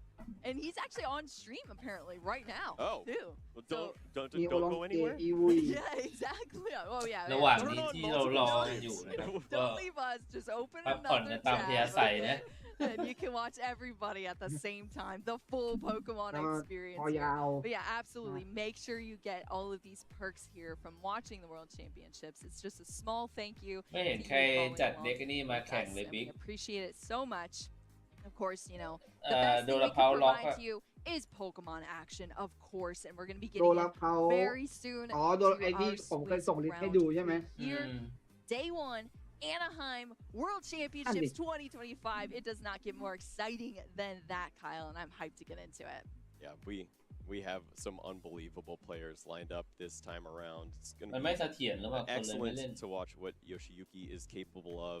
Playing a deck that อาจ really จะ does ใช่ demand so much ด้วย from you with the timing and setup and finding those windows to take advantage of an opponent that is แต่ working ว่า on their own มันบีบ setup ยาก over อยู่ there. นะ It's not a very linear approach. You have to make a lot of different decisions แต่ยังว่า for both เด็ก of นั้น these มัน decks. I know. โดน Yeah, โปร I แกรม mean, ลีกทีก็ honestly, เหนื่อยนะ you know, we work as a team, Kyle, of เพราะมัน course. จะว่า And มันจะ we're ตีไม่ always ได้ chatting with each other ตีไม่พอ behind the แน่ scenes and then on the desk. But I really, truly do not envy your position sometimes with having to analyze some of these plays and map out the map. I mean, you do it so well, Kyle. So I appreciate being your partner here on the stream. It's so exciting. It's gonna be a blast. This is what we live for. It's such an exciting time here to see such great competition and to get into their heads even just a little bit. It's really fun for me to relive some of the moments of playing on this stage, as I've done for 20 years now. But it's been great to join the desk and continue to share that along over on this side. Were you in any stream matches? They didn't really do the stream when I was doing well. You're aging yourself, Kyle. Yeah. 05 through 08 were really strong. No grassroots? And I mean, we had them, but you had to get a little further than I did if you wanted to be on the stream. I got you there. Well, still, I mean, even just remembering back to those times, simpler times in the TCG. I mean, think about these events even just a few years ago. They have doubled, tripled in size now, and it is incredible to see. You know, the only way I could think about this is that the love, the enjoyment of Pokemon is just spreading, and that is always welcomed here. So we're excited to be able to take you just a small smidgen of that in the trading card game. Of course, our competitive players, and you know, they truly are the stars here of the show. Yeah, that is synonymous around the world. We've seen every region, so many of these different stars. We've already featured a few of them here on this stage. We had Isaiah Bradner, the North American International Champion, Tord Reklev with his 5 international wins, trying to move forward and finally claim that Worlds one. That has just been so close. A top 4, a finalist. He was maybe a turn away, a card away. If the boss's orders isn't waiting in hand 2 years ago from Vance Kelly, maybe it's a different story. There's so many things to follow here, and then sure enough, one of the best players in Japan right now on stream, ready to see what he's capable of too. It's such a blast. I love Yoshi so much. I've gotten to talk with him in person before, and he's just the nicest person ever.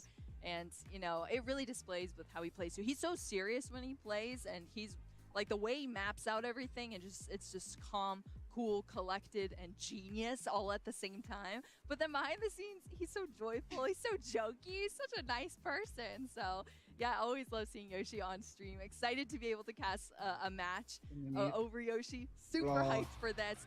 Let's get down to our table because our players are set. They're getting ready here to bring us into this match. Swiss round 3. I'm so excited. Of course, we did kind of mention the decks here before.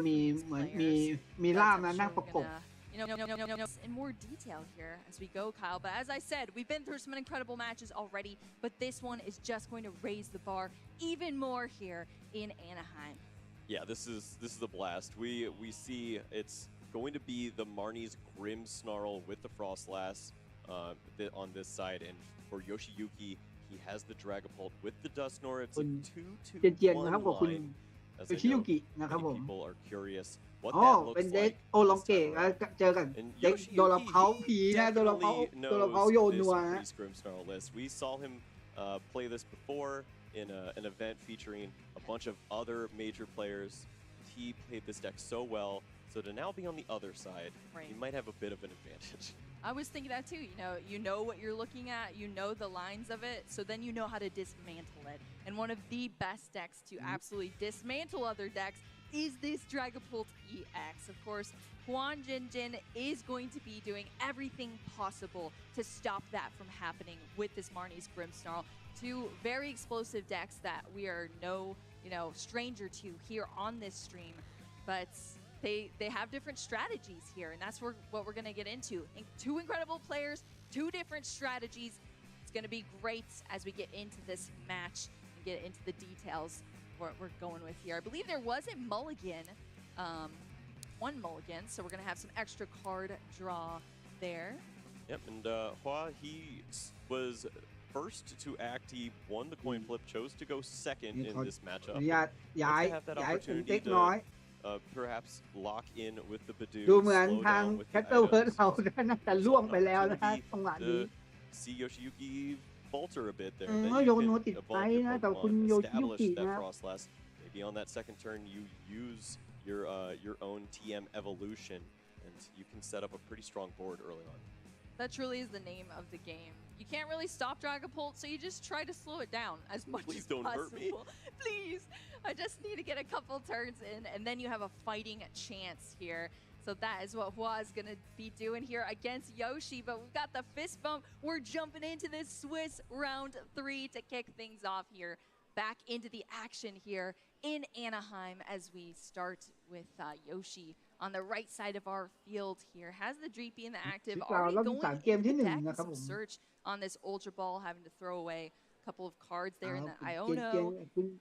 But we're already in the deck here, and that's what you want to see. You know, there's times where we unfortunately see our players not able to make many moves, but this is already great. Having one of these evolution out as we see the Dracloak is being chosen from Yoshi as we get to establish these turns.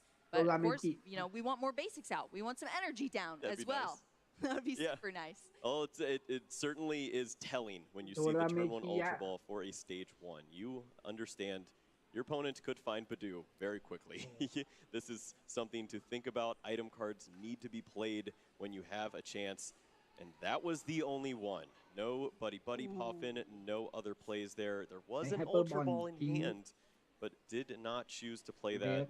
That's a nod to probably having a decent supporter in hand to move forward after this. Played on turn 2. Yeah, that will help us out a little bit there with recon directives, but Yoshi starting out not as strong as we wanted, but we'll see where this goes because Dragapult is never being count out here.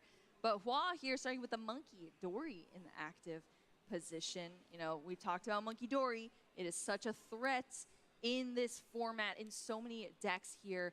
What is the benefit here for this Marnie's Grimmsnarl especially, Kyle? What are we going to see with the highlights of this Monkey Dory, how the Grimmsnarl comes out, and how quickly Juan is going to be able to start attacking here?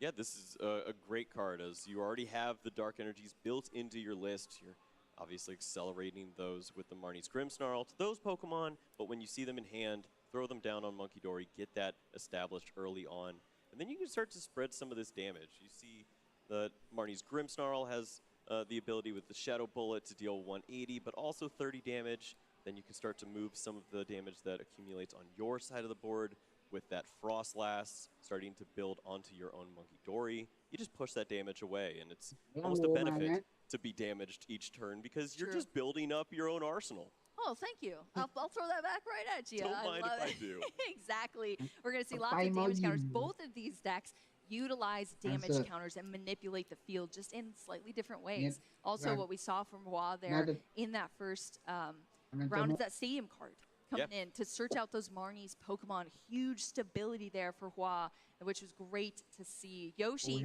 kicking off this turn here. Wow, we're seeing cards fly right now. The Buddy Poffin is out here. Not limited on the items, so I mean, must have been. Is that off an Iono or was that the top deck there? That was the Iono. Okay. And it worked out very well. Very nice. Dory was played down. See the Buddy really starting to work its magic.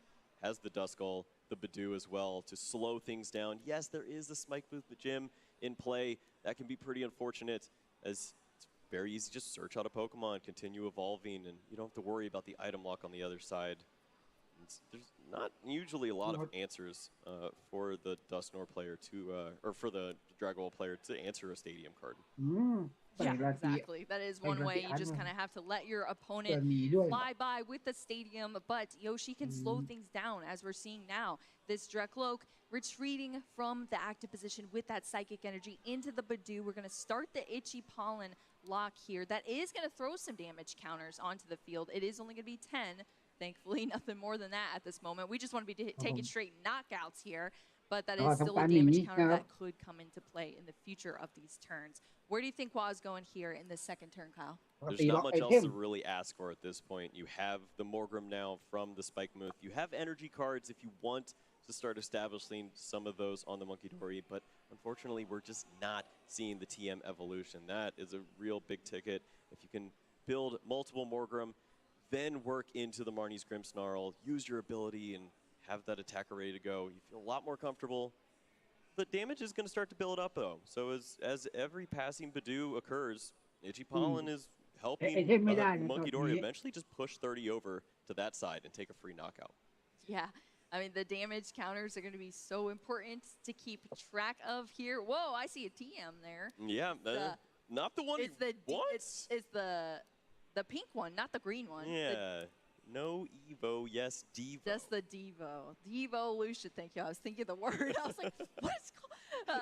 The Devolution. Of course, the TMs, the way they work, you attach them, and they only last that turn. It's just a quick little boost on your Pokemon, and that's it. So it's gone out of the field now just to get it out of the hand here for Hua. Now we're over back to Yoshi. As you know, the Badu established that Itchy Pollen here. That's what Dragapult is known for doing. Getting set up into an unstoppable position. And look at this, multiple Duskull out on the field. Speaking of math, though, Kyle, where do you think those Dusclops, the Dusknoir, how do you think those are going to be best utilized from Yoshi, and where it's going to go to start to slow down Hua? Yeah, sometimes it's not about taking the prize cards that are available. It's about slowing things down and picking that perfect point. We saw from Hua, he slowed things down by just taking a stage 1 off the board, and now the evolution happens here. That means that there's no Dragapult this time around, which gives Hua a little bit of an advantage to evolve into the Marnie's Grimmsnarl. If he has a card like Boss's Orders, can remove a Pokemon with the Neo Upper Energy. And from Yoshi's side, he just wants to attack with a Dragapult early, often. And then when the damage starts to build up on that side of the board, you include little pieces like that Dusclops, pop 5 here, and take knockouts. If you get 2 Pokemon off the board at the same time, you feel a lot more comfortable. Yeah, you're taking prize cards, you're taking the board. They're so comfortable in that position. We're just going to see which, you know, it's kind of tame right now as these players build up. But once we see some damage happening on this field, that is where the interesting plays truly come in, because that's where those important decisions are going to come in for Hua. You mentioned Boss's Orders, you know, only 2 being in the list here, and 1 is in the prize card. So that's going to be a limited resource for Hua to be able to, or have to think about really in these future plays if we're not able to get that into the hand from the prize cards. Yeah, and this is something that you run into with this deck is if you don't have the early Frostlass established, what do you do in a spot like this? Only 2 damage counters that we see here on the active. You can't move that damage away, knock out the Badu. You're looking for Boss's Orders. You don't have it just yet. Artisan a little late if you're looking for a Snorunt to help out. And do you want to even attack right here with a Marnie's Grimmsnarl? I know, it's so awkward. It is truly awkward. You have to pick and choose when you kind of accelerate this, but if you're accelerating it, oh my gosh, it was not the Snorunt, it's the bundle there. Happy holidays. Yes, the Iron Bundle of Joy, one of my favorite cards here. He hops on the field and then he hops straight into the discard pile with that Hyper Blower ability, allowing you to gust something up from your opponent's side. They do get to choose, but if you want something like that pesky Badu out of the active position and kind of attack something more on the bench here, or even just slow things down for your opponent, that Iron Bundle is a great resource there. Sought out off the Artisan from Hua. Now we do see the promotion of the Marnie's Grimmsnarl EX. Yeah, and with this promotion of the Monkey Dory, the 30 damage isn't always going to the Badu, but he does choose to take that knockout, move up 2 prize cards. You have an opportunity to move that around and maybe set up some other math situations. Force a double evolution on the Dracloaks and then remove the draw power. Instead, you see the prize card. Yes, it's very tempting to knock out the Badu, but maybe a little bit ambitious. Yeah, potentially. I mean, we're going to have to see how it plays out. But yeah, I mean, you want to go for it, but what are you thinking about in the late game? That is also so important here. And honestly, just from seeing those knockouts, I don't even think Yoshi is bothered by it, if I'm being real here. Yep. We saw the Dracloak coming into the active. It already has that A-Spec that was in the opening hands there for Yoshi as well. In that energy card, the Neo Upper Energy, and now we see more establishment there with another GB coming down. We're seeing this Recon Directive drawing more cards as well for Yoshi. So he's just, like I said, calm, cool, collected, locked in on this match as we do see Dragapult EX. Now we have the Titans here on the field, 320 HP in the Marnie's Grimmsnarl against the 320 HP Dragapult EX. I mean, this is what you love to see in the Pokemon TCG. Just giant Pokemon battling it out, but which one's going to take the title here, Kyle? Well, this is really smart here from Yoshi. you know that you're going to lose a Pokemon in that instance when the Iron Bundle comes into play. So he loses the Monkey Dory knowing he has the Night Stretcher. Instead of bringing up the Duskull like he originally thought, this gives him the opportunity to evolve this Pokemon. If this turn off this Iono he finds the Dusclops, he can evolve that Pokemon and maybe set up some of those situations we talked about earlier where you can take 2 Pokemon off the board at the same time. If you go after a double Monkey Dory at some point, or even after multiple pieces of the Marnie's Grimmsnarl combination, you feel a lot better about your chances when this deck starts to fall to pieces. Yes, double Monkey is always a good sign, honestly. Double Monkey, double Dusclops, you know, all the mirrors here tonight. I love to see it. I mean, that deck is already so thin here for Yoshi.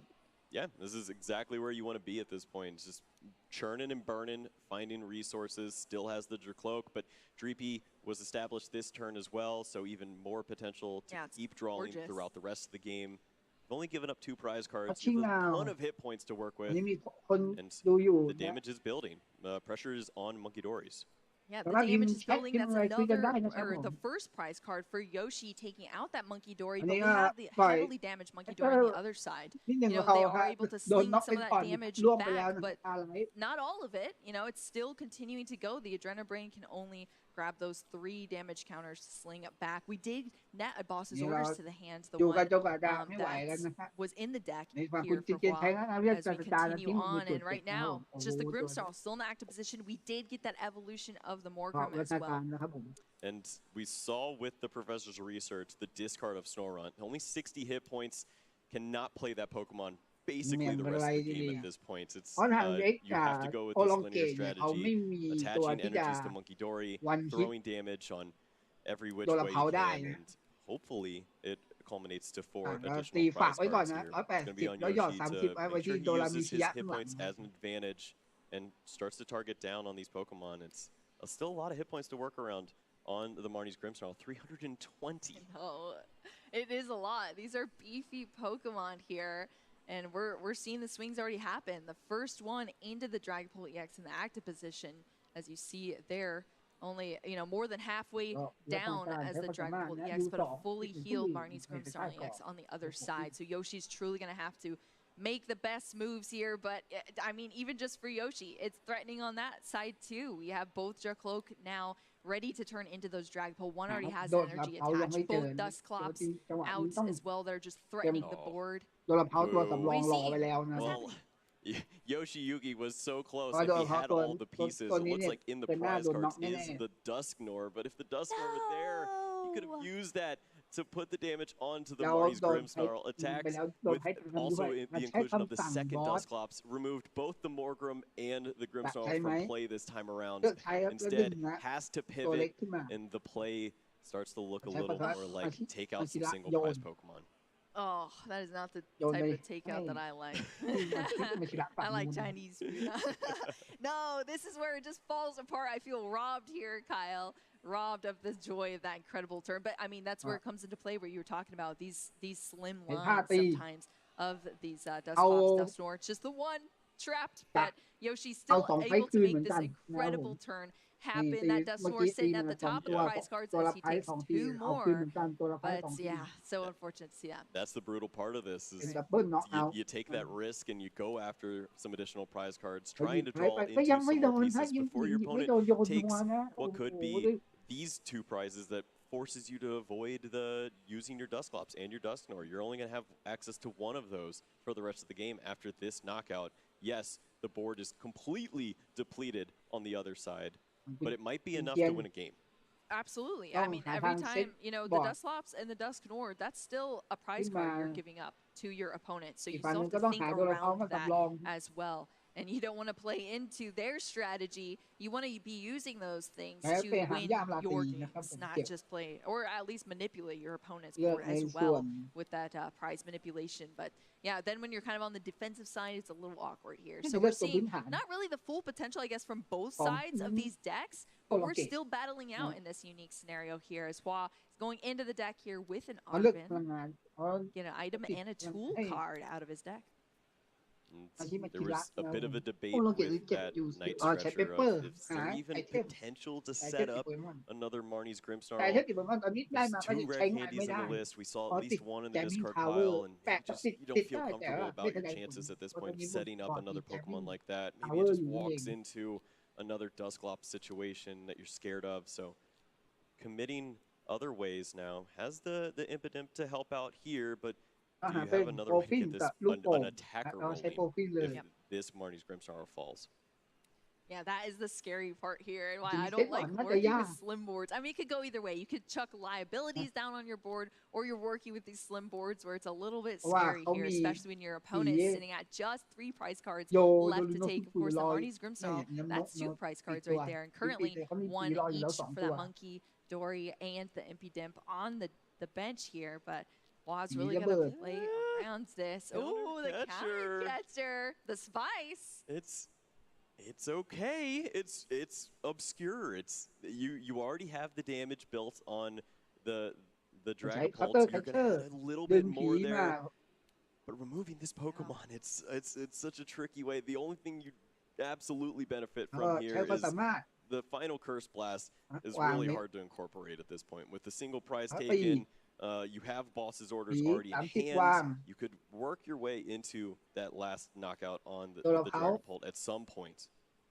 But I guess you can't trust your opponent to have the Dusknoir anyways. You didn't see it last turn, That's and they true. tried to draw into it. This You're hoping kind of for the plays best? around that. Hoping for the best here, Kyle. คุณ Well, เตีย we're นแก gonna เป็น see แตก here Yoshi about to choose who to แต่ promote ยังว่าต้อง here เก็บ after ผีเอาไว้ that. ก่อนเพราะผีมีสอง Knockout of ตัว the นี้อัน Dust ตราย Class. Rightfully so. Oh, you're shell shocked, thinking of Yeah, like, well, what's happening? Well, you didn't take this knockout. Well, I just leave Yeah, it here then. in I the short can run, switch over to promote this other Pokemon path. ที่เรา Has the สู้ psychic energy. Has the Night Stretcher. Can find another Dragapult full hit points to work with. Oh, There's a no. way to disrupt the Yamaguchi. hand a little bit. We saw him checking for the เลือก hand ที่เป็น size. ตัว Maybe เอาตัวเล็กขึ้น that's ไป your นะครับ combination. You can use the hit points here, slow your opponent down, keep them on a weak hand, and just have them pass the turn while one final Shadow Bullet comes out. Yeah, I have some bad news for you, Kyle, sadly. I was wondering what they were talking about there, but I guess the Dragapult EX was targeted down, and that is a Terra Pokemon on the bench from that Marnie's Grimmsnarl, so that damage did not go through there. So that is more damage that we're missing off the field, unfortunately, there, which is a small mistake there. It's so easy to forget, but those Terra Pokemon have that protection there. So none of the extra damage going down. That's even more room for Yoshi to play with here as he's flying through this deck. Like you said, just confused almost a little bit from that knockout on the Dusclops, but still sticking to his strategy here and I guess adapting in this turn. What do you think he's going to do here? Do you think he's in a strong enough position to just take things home, Kyle? It looks pretty great for Yoshi at this point, and he's been working with a really strong setup over for Hua. He's just hasn't had as many of the pieces, but Marnie's Grimmsnarl is such a powerful attacker that just continues to put on this pressure. And once this is just that the interesting part of this matchup is if you can remove Monkey Dory from play and put pressure onto the Marnie's Grimmsnarl, you don't have to worry about the damage. It'll be there in the long run, but you just can't have your opponent throwing it back at you. That's what you can't work around. Is if they have multiple Monkey Dory, they can set up some really interesting situations. So at least move this one away. Yeah, removing all threats off the field pretty much, because you see how bulky this Marnie's Grimmsnarl EX still is. It can't just be one shot here for Yoshi. So yeah, I mean that's awesome. Take the monkey out and just cement this win potentially here for Yoshi. As I mean, there's only 2 prize cards left here in this match, Kyle. As we're going we're getting to the end of this game here, and Yoshi has just played things nice and slow and steady, and Hua is now bringing the monkey back, a different monkey this time. But is it too little, too late? As you said, Kyle, you know the strategy. If you're not able to set it up in the beginning, then it just gets awkward. You have dead cards in your deck. You're not able to set up the Frostlask, have those tiny hit points out and worsen your chances. So then you're just forced into this linear position where do you even go from here when your opponent's just manipulating your entire board? Yeah, just softened up the Grimmsnarl enough to have that knockout ready at some point of this game.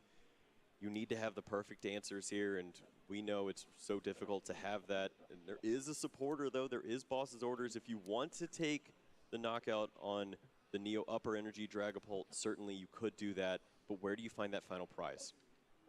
Yeah, 3 prize cards left, and it could just be slightly too late here. We're seeing some of the healing happening thanks to that Adrenabrain that's throwing those 3 damage over onto the Dragapult. That 30 worked. Yeah, that one worked. That is not from the damage of an attack. That is like a side effect there from that Adrenabrain, so that's going through. So now this is the spot where it's actually correct to attack into the Terra, as he doesn't want to leave any damage on the board. So that's true. You force this interaction that isn't beneficial so that you just don't give your opponent 30 damage from Munkidori to work with. But this is a spot where Yoshiyuki still is able to find out some help here. He has the counter catcher for the Munkidori. We see the Hawlucha to put the 10 damage on the Impidimp, and that is a double KO to clean things up and take those 2 final prize cards. Wow.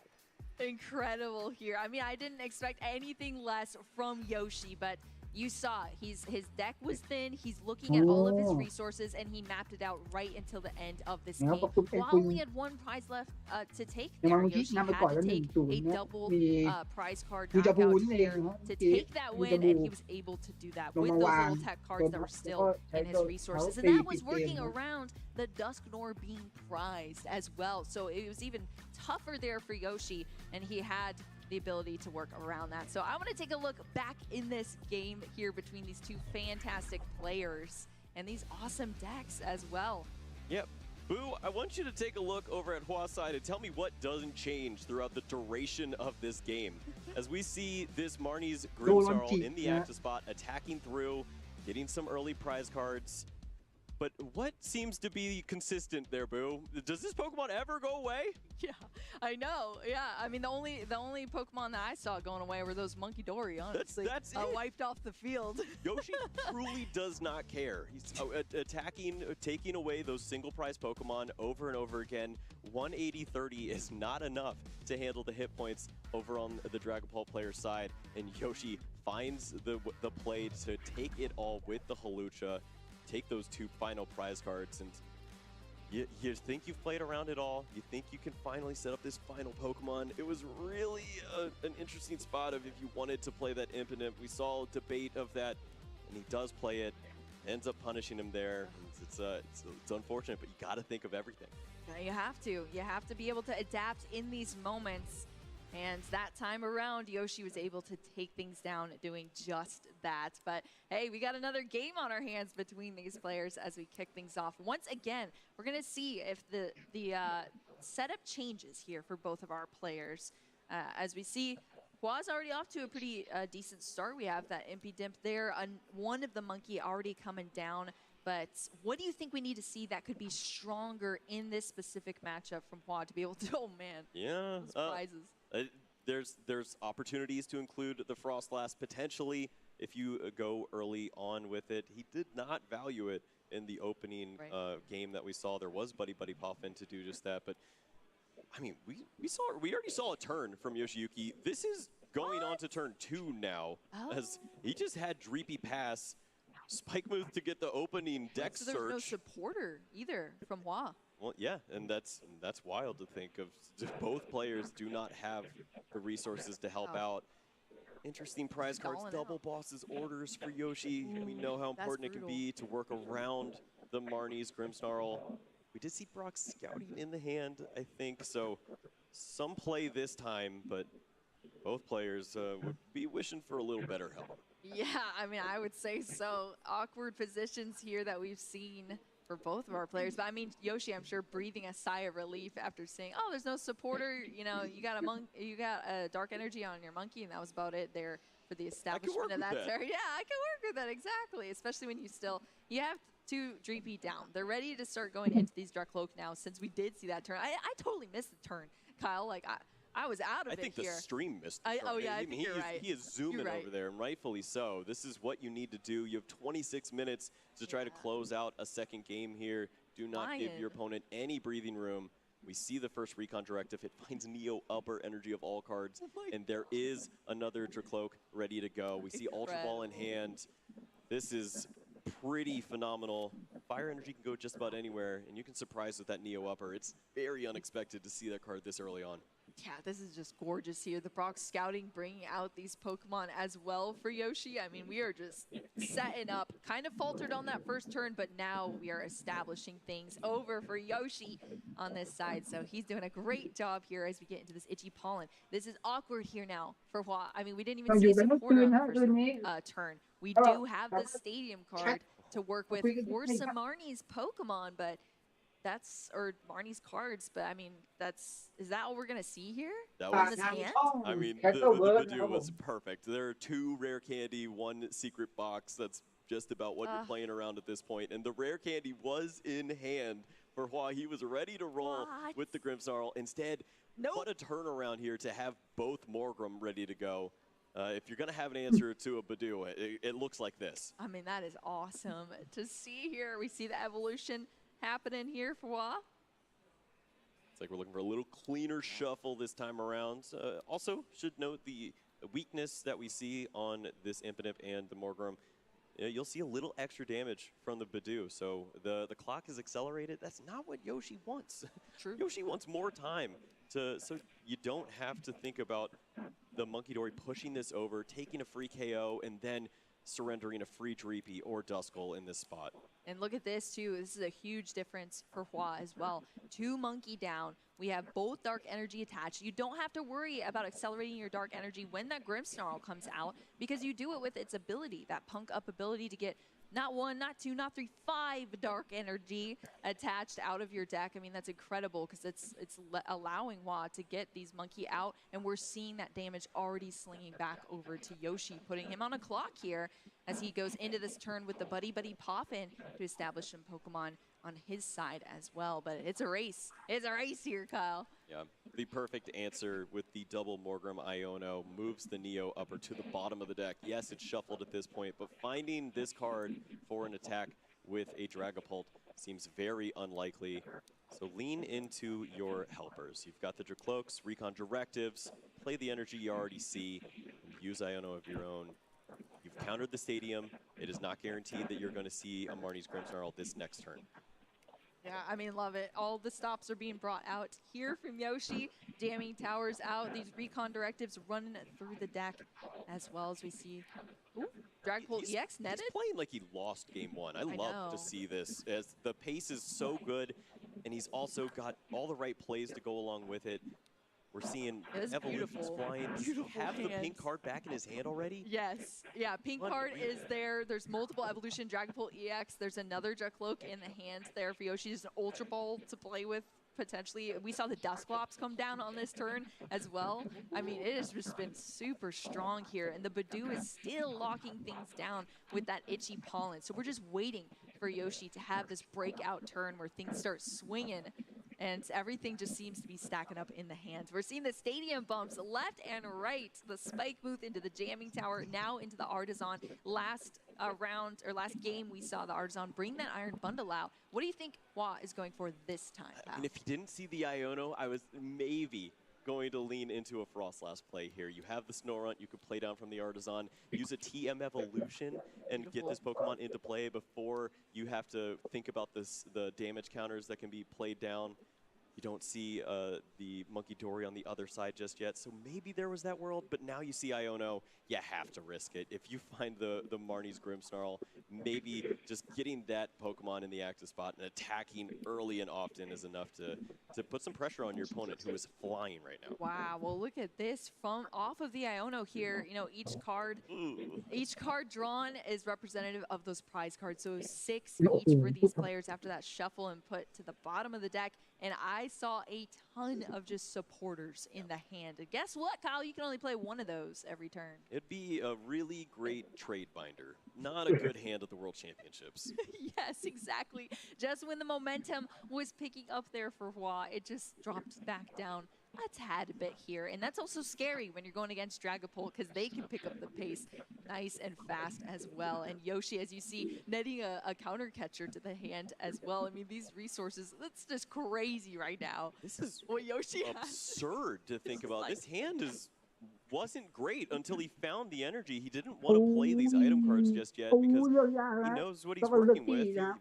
Iono was used. He wants to give himself maximum opportunity to find a basic energy card, but he sure enough found the exact card, the psychic energy, to go along with this. He has another Ultra Ball to follow up. If he needs to find the Dragapult, he can do that. Tries to find it with the Recon Directive first. He's got all the answers if he wants, and a double Dusclops to go with it. That is brutal here, Kyle, that we're seeing from Yoshi. I mean, the triple Ultra Ball in hand is just, that's just dirty. That's just dirty. Is so Iono at this point. Yeah, Yoshi, I feel like Yoshi's one of the best players at resource management, thinning the deck, you know, sequencing. Fantastic here, but I mean, whoa, are we blowing up? We're close to some nastiness here with the other Dusclops that's in play. If the Dusknoir was available, you could almost take all of the Impidimp and Morgrem off the line at this point, but this is the safer play. You can just remove the Monkey Dory. You already know you don't care about 180. It is not enough to impact your strategy. Just remove the Monkey Dories from play. You need that energy. You need that Monkey Dory. You have to do that every turn, and you also need an attacker. It's a lot to ask, but maybe we can see the call answered. I mean, that's crazy. So much happening here for Yoshi all at once, but we got the establishment there of that Dragapult EX, both energy down to be able to start swinging the Dusclops, allowing for those knockouts there for Yoshi too. And I guess the strategy remains here in this game too between these players. The Monkey are the threat, so we are going to continue to take them out off this field, and Yoshi is doing just that. So Hua, as you see, is going to start to just reestablish them as fast as possible, because that is the only route here to having enough damage to put onto Yoshi's side to threaten these things or take these knockouts and take a win. So we're going to see, though, if that Monkey removal was enough here for Yoshi.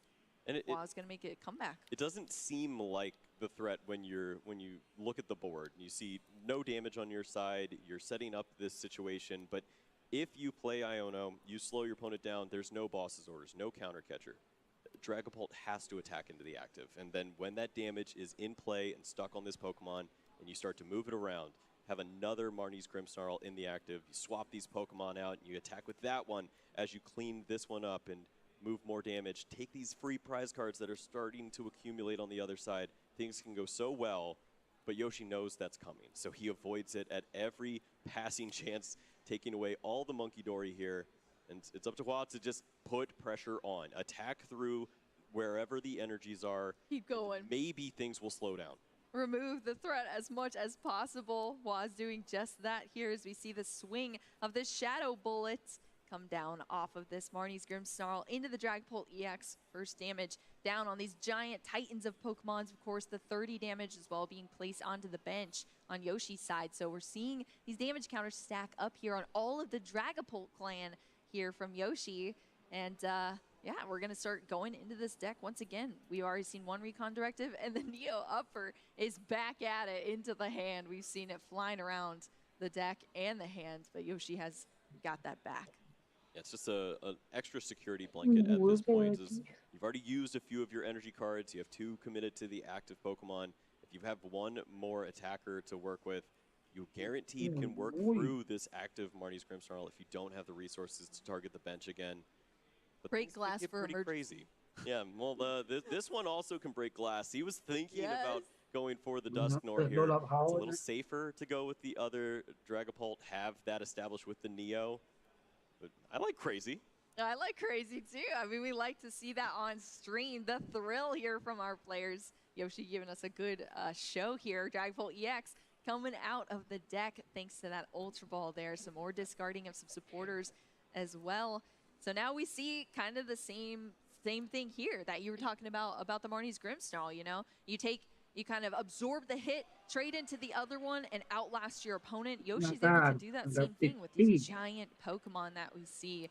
And he's got the damage on his side as well with these Dusclops, the potential Dusknoir, the Monkey potential as well. So we're seeing... What do you think about that? Boss's orders for the Monkey gonna be wiped off the field once again. These Monkey Dory cannot stick around for Hua. What do you think about that play, Kyle? This is interesting to watch because I love taking out the Monkey Dory, but then you could either lock in on the prize cards here, use one of your Dusclops, give that prize card away, and take away one of these Morgrem, likely the one with the air balloon. But then you're in a situation where you're a little more susceptible to Iona. You're susceptible to that knockout happening from the Marnie's Grimmsnarl, and then trying to come back at that point. So he wants to give himself a few more answers. This leaves you with a situation where you could incorporate a Monkey Dory into the mix to find the final resources if perhaps one of these Dusclops is knocked out. But he has the answers here already. If he gets to keep this hand, likely we would see Dusclops pop, Dusknoir, and a Dragapult knockout for the final 3 prize cards to happen. Ooh. We're going to have to see. I mean, Hua has been building up quite the hand on his side as well over here. We're going to see the Super Rod to recycle some of these resources back in. We've seen so many Monkey go down, but now they're back. Unfortunately, you just can only charge up one at a time. These Pokemon are coming back, but it's just you're just accelerating that one singular energy. There is some damage on your side of the board to move around, but it's just not enough as you're playing right into a couple of odd situations. Some damage from a Hawlucha could be enough to help out in this spot. A Monkey Dory with the energy could get the job done here if you have the Dusknoir to go along with it. I always forget about that Hawlucha. It jumps out right at the perfect moments to just add that extra damage, take out these knocks, and yeah, sometimes it's inevitable, unfortunately, but we're still seeing Hua turn through these turns as we see this fresh Marnie's Grimmsnarl fully charged up thanks to some punk ups here in that ability, and it's going to start swinging. We're finally seeing this giant Dragapult EX go down. That is 2 prize cards there for Hua as we're going through this game, and the Badoo promotion from Yoshi. Yeah, Free Retreater has a Night Stretcher, wants to see if there's anything to perhaps find from the discard pile. The only thing that looks enticing at this point would be the Dragapult, but you want to use that Recon Directive first. The issue there is you have a supporter already in hand, but you don't have all the resources that you want just yet. Now, this is probably just for a look with the Artisan. I don't want to bench anything. That extra bench space can be pretty interesting to how you're going to incorporate that, even though you do still have Dusclops to open up spaces whenever. Keep your options open. A lot to think about here, but I think research is going to see a lot of great cards. Yeah, well, we're seeing the Recon Directive here from Yoshi first. Looking at these 2 cards. Ooh, it's the Luminous Energy and a Counter Catcher. The Luminous going to go into the hands. That's the energy that we've been seeing applied to the Monkey Dory to serve as that dark energy needed for the Adrenabrain. The Night Stretcher is coming out here. Dragapult EX. There's the Luminous attached as well for the attack for that Dragapult EX to be charged up. All right, a Dusknoir and a Hawlucha would get there. We see not much. Oh. Just a little bit short there. Nest Ball with the energy's already attached. If the Monkey Dory was the plan, you're missing out in that regard. Pheasantipity could draw a little bit more, but we have that bench space situation. It's fine with the Dusclops, however. You just might have to use it earlier than you wanted. Yeah. But who cares? You could win. I like drawing cards. So, yeah, Pheasantipity is coming out here. The beautiful artwork there. We're flipping the script. That's going to be a draw 3 here for Yoshi. Was that Ultra Ball? It was Ultra Ball there. Oh, yeah. Oh, wow. I think that should just about do it here. You find the Hawlucha. Wow. You have the Dusknoir to go along with this. You can put the damage on the active Pokemon, open up the bench space, use the Hawlucha, and take your 3 prize cards. Oh, man. Wow, look at this play out here. The Dusknoir there. Cursed Blast into Oblivion. All this damage flying out. This Dragapult EX fully charged up here. And Yoshi is going to take this game. 3 prize cards down. And that is a win for Yoshiyuki Yamaguchi here in Anaheim for our 2025 World Championship. Swiss round 3 winner here that you're looking at. Piloted perfectly, playing against a deck he's familiar with, that he enjoyed playing not too long ago at NAIC as well, or around the tables at NAIC. And now back again playing against it and taking it down with Dragapult EX. Man, he was absolutely cooking. You give good players opportunities to find ways to win. they will do just that. So many different ways to come back in that match, find those final prize cards, set up a perfect situation. Beautiful. Love to get into the replay here and see just how he did that. Masterful play here with the Dragapult deck. Masterful indeed. We saw the monkeys were just flying. I mean, that was the strategy both games there for Yoshi, and we saw the continuation of that. Of course, this is our game 1. As you see, these Pokemon just being wiped out here. Some damage being thrown around. Qual was trying to just re-establish there and throw some damage back, but deciding not to choose, or deciding to not knock out that Dragapult EX in that one turn, and then just was never able to establish anything else after that. So Yoshi was able to take that game nice and easy, even though Hua was almost there with just one prize card left to take into our game 2 between these players. Yeah, this, I mean, cards were just absolutely flying left and right. This setup is so nasty. You remove double Monkey Dory from play. That is really the one situation you need to avoid, is if you have double Adrenaline with the additional damage being built up on your side, it can just start to take away some of these resources. Instead, 180 and 30 versus 260. What do you think's going to happen? Of course, Dragapult can find all the answers. Serendipity of all cards draws into the perfect resources there and takes a huge final 3 prize cards to close this thing out. I know, gorgeous. Both of these players working with their own damage counters, flying around there. And usually Marnie's Grimmsnarl, I mean, it sometimes has speed on its side. You know, it gets that crazy board state with, you know, triple, quadruple monkeys down, or the Frostlass strategy as well. Stack up those damage counters, manipulate your opponent's board. But as you can see, it just didn't pan out there against Dragapult EX. Even just the Badoo, those pivotal turns in the beginning, not able to allow Hua to just kind of carry out any sort of stable plan there. And Dragapult EX, I mean, never count this deck out. It has so many answers, and I swear it just gets better in the late game. Yeah. It's brutal. I question if it's the right play to avoid Frostlass for the entirety of the match. There were situations where just a little bit of damage would have accelerated the clock. If you build up the damage on your side of the board, Monkey Dory can knock out the Badoo earlier on. You're not wasting that 30 damage from the Shadow Bullet. You can put that onto maybe a Dreepy or a Cloak and set up a knockout in that regard. Maybe you set up a 2-hit knockout later on that can swing the game. You'll find those prize cards.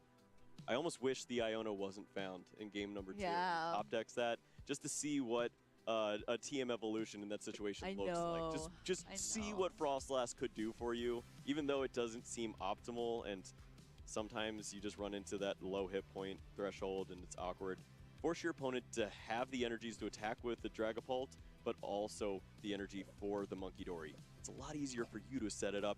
All your energies work for Monkey Dory. They only have Luminous. Right, exactly. That's very, very true.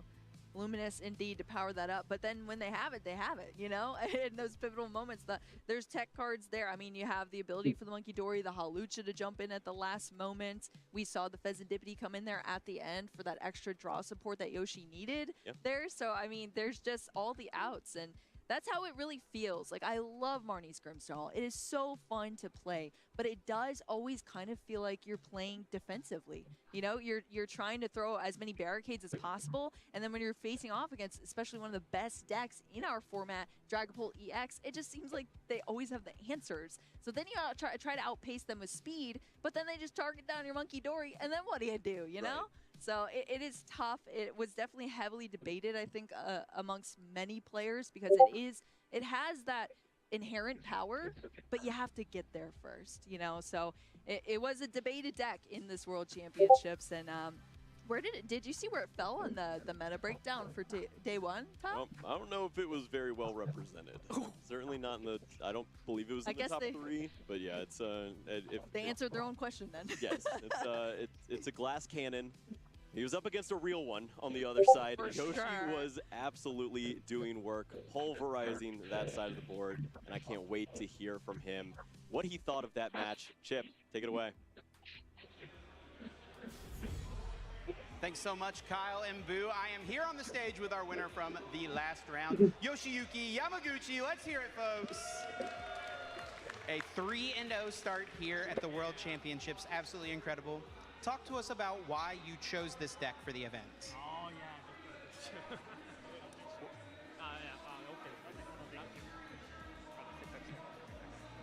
いやー、そう日本語そうですね、まあ、今回は結構難しかったんですけど、選ぶのが、もともとリザードンのピジョットとかいろいろ触ってて、最終的に、まあ、ちょっとパワフルでいいデッキやったんでドラパルトを使うことにしました。でもめちゃくちゃ選ぶの大変でした。I had a tough time selecting which deck I wanted to use. I, scoured around like Charizard EX with Pidgeotto in it, but ultimately I went with Power with Dragon Ball EX. It seems like a good choice. It paid off for you well thus far, 3-0. Your opponent was using a deck that you recently used at the Japan Championships.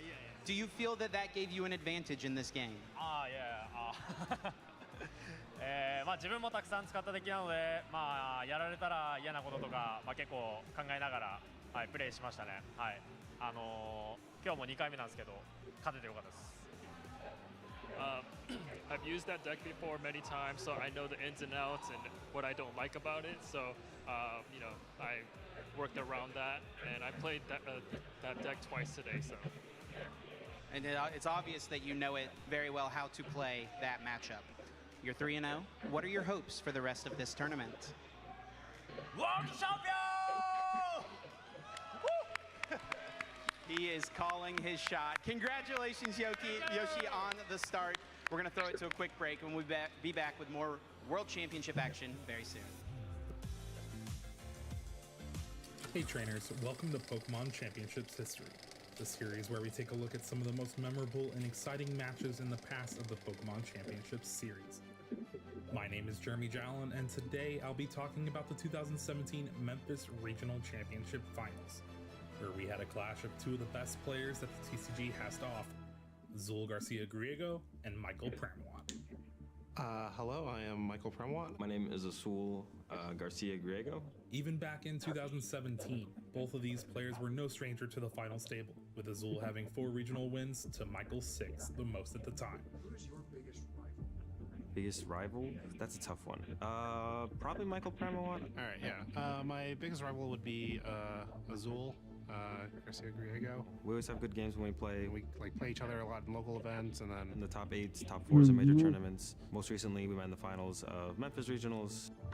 But at the end of the day, we have 2 familiar faces, Michael Pramawat and Azul Garcia-Griego. These 2 players actually faced off in the top 4 at that San Jose Regional Championship not that long ago. And Azul got the best of Pram in San Jose, so this is perhaps a bit of a grudge match.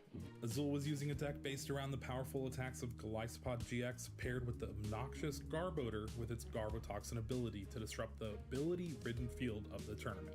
Pramawat, meanwhile, was using a deck centered around 3 Pokemon GX and their powerful abilities, Zoroark GX with its trade, Lycanroc GX with its Bloodthirsty Eyes, and Tapu Lele GX with its Wonder Tag. Both Azul and Pramawat start with a Wonder Tag to search for a Bridget to get a bench setup. Azul is able to play down a Garbodor to start locking down abilities, but Michael has a quick Field Blower to start applying pressure early. Rising 2 Golisopod GX means Azul was focused on protecting the one he had, and thanks to the card Acerola, he was doing just that. Acerola picking up that Golisopod GX and all the damage with it. Garbotoxin, in combination with N, forces the game to slow down, and Azul jumps ahead on prizes once more. Michael responds with a Puzzle of Time, a unique item card that allows you to recover any resources if you have 2 copies, to bring back Field Blower and enable his abilities and disrupts Azul's hand once more, Pram's last. What Azul draws off of these 2 could determine the outcome of this game. And out of 3 cards Azul has set up for the winning attack on the next turn. And the Floatstone. Michael top decks the last Field Blower in his deck, which gives him access to trade once more. The first trade finds another 2 copies of Puzzle of Time.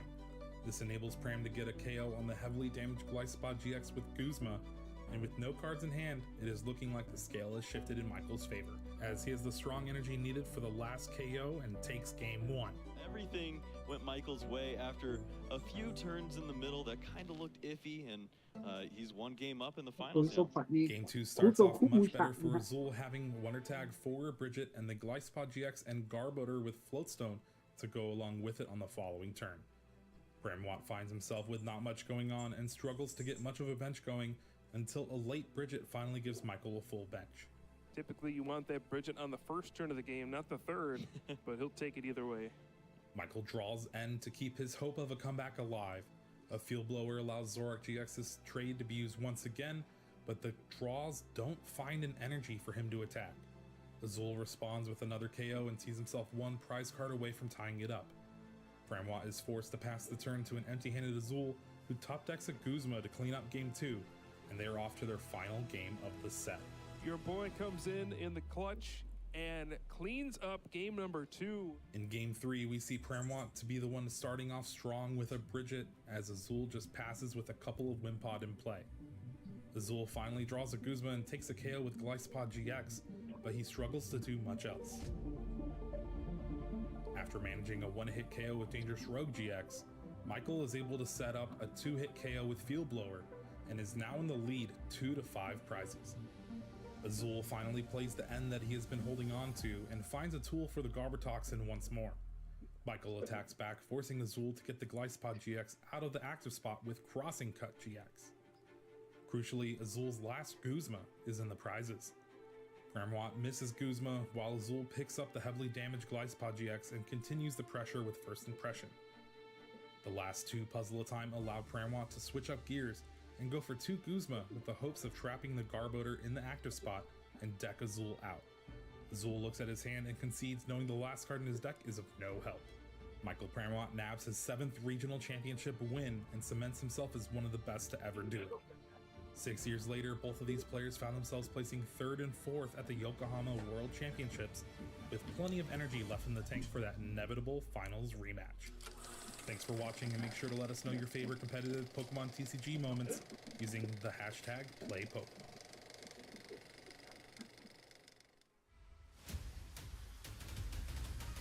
Sou Gabriel e eu nasci em São Paulo. Meu Pokémon inicial seria o Pikachu. É meu Pokémon, um dos Pokémons favoritos meu. Eu jogo bastante com meu irmão, ele sempre me ajuda nos treinos. Competitivo, os 2 primeiros anos ali foi mais na brincadeira, aí depois umas pessoas vieram falar com a gente dos torneios maiores e a gente foi acabando entrando nesse lado competitivo do Pokémon TCG. Já fui em 3 campeonatos mundiais, em Londres, no Japão e no Havaí. Uma das memórias favoritas foi quando eu ganhei o Mundial do Japão, em Yokohama.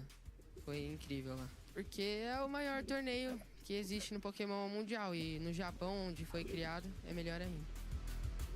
A estratégia que eu usei para esse torneio não era ser muito agressivo, meu deck é mais calmo, passivo e esperar meu oponente começar a ação para eu voltar e finalizar a partida. O deck que eu escolhi era o Charizard Pidgeot, ganhei o regional de Joinville anteriormente ao Like, então só mudei 2 cartas e vim com ele. A minha última final do Like, ano passado, foi um outro formato. Eu acho que foi uma partida bem parecida, era uma partida entre 2 decks pau a pau e veio pra quem comprou melhor. A parte da jogabilidade que eu tento melhorar sempre é o nervosismo, que minha meta é acalmar tudo, mas sempre tem aquele friozinho na barriga antes das partidas, que às vezes acaba também fazendo eu errar. Acho que é muito bom estar na final, a sensação de chegar longe. You can hear the crowd chanting his name. They want him to take it home yet again. No último turno da partida, não tinha mais o que ele fazer naquela situação do último turno, então dava pra ver que já tava o jogo na mão. Essa sensação foi incrível, sabe? Que todo o nervosismo que eu passei durante o jogo acabou, foi um alívio. He extends the hand, back-to-back champions. Gabriel Fernandez does that and repeats his title as the international champion here in Latin America. A sensação de ganhar o evento é uma sensação incrível. Sim, não tem muito o que falar porque eu tô sem palavra praticamente. Olha, não podia ser melhor, né? Significa muita coisa, que por ser minha última temporada de sênior, também meu último internacional no Brasil, gostaria muito de ganhar esse torneio e acabei ganhando. Eu vejo como mais um título que vai me dar confiança para jogar aí os próximos e conseguir mais título por aí. O conselho que eu daria para os treinadores de Pokémon é treinar bastante, que não consegue chegar numa final e ganhar sem o treino, sem o preparo bom. E também olho de inspiração o Thor de Recleve, que é um dos melhores jogadores aí, se não o melhor, do Pokémon CG, e o Azul GG. Ganhar o segundo Mundial significaria muita coisa pra mim, que indo pra Master, os torneios vão ser maiores, a dificuldade aumenta. Eu acho que os outros treinadores têm que me considerar como uma ameaça, porque já vim aí de muitos títulos, ganhei os 2 internacional no Brasil, o internacional no Londres e Mundial do Japão. E fui bem no Havaí, então tem que tomar cuidado.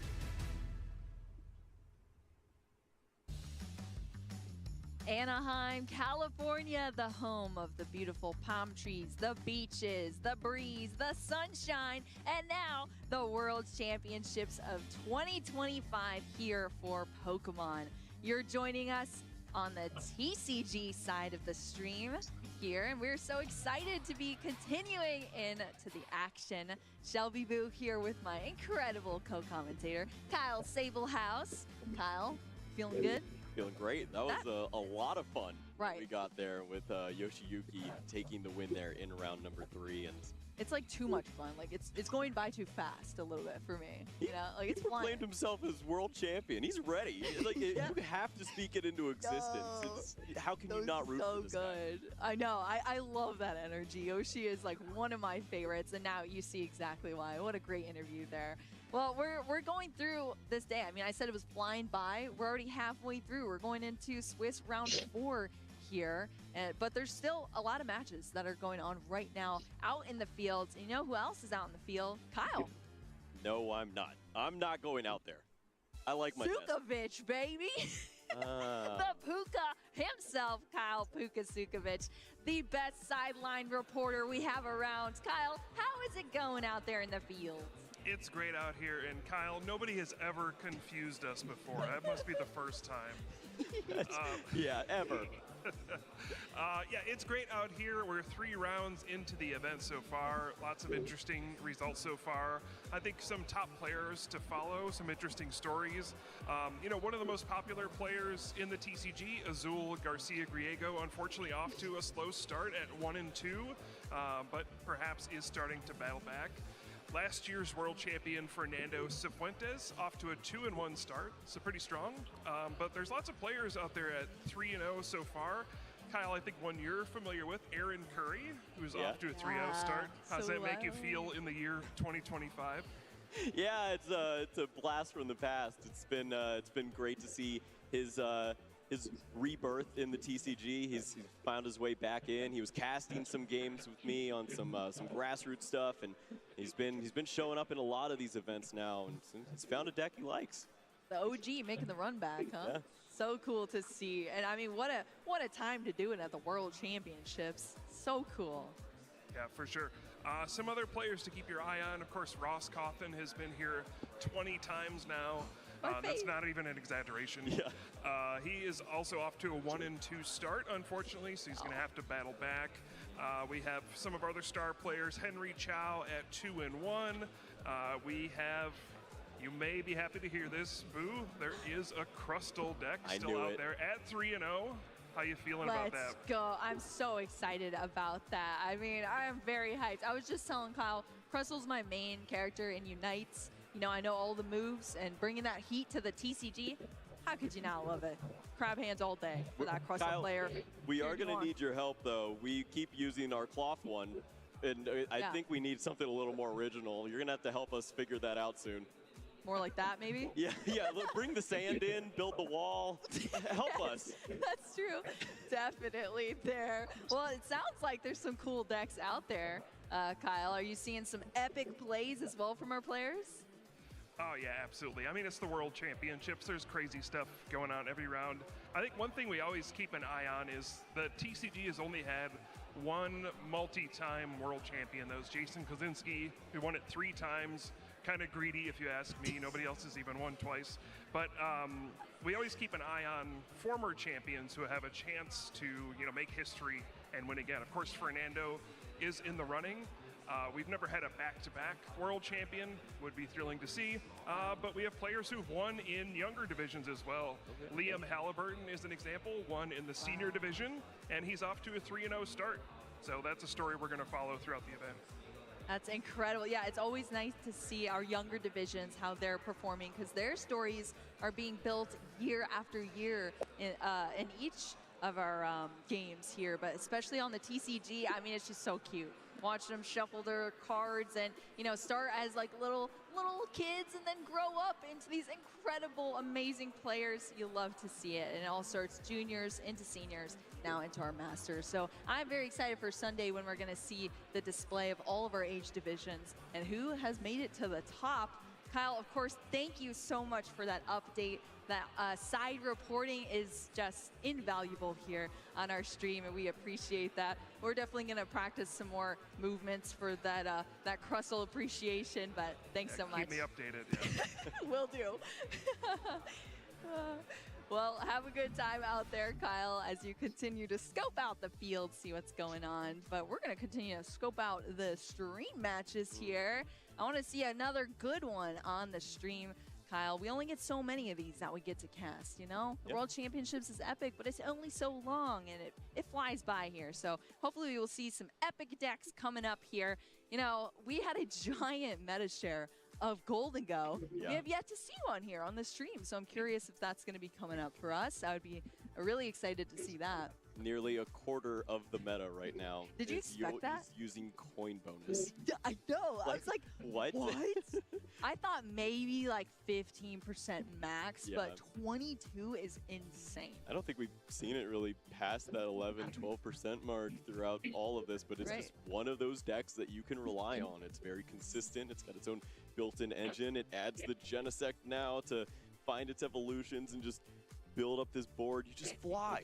And as soon as you use your ace spec, you know that you're in a great spot because you just depleted your deck of so many cards you don't want to draw into. You know where they are for the rest of the game.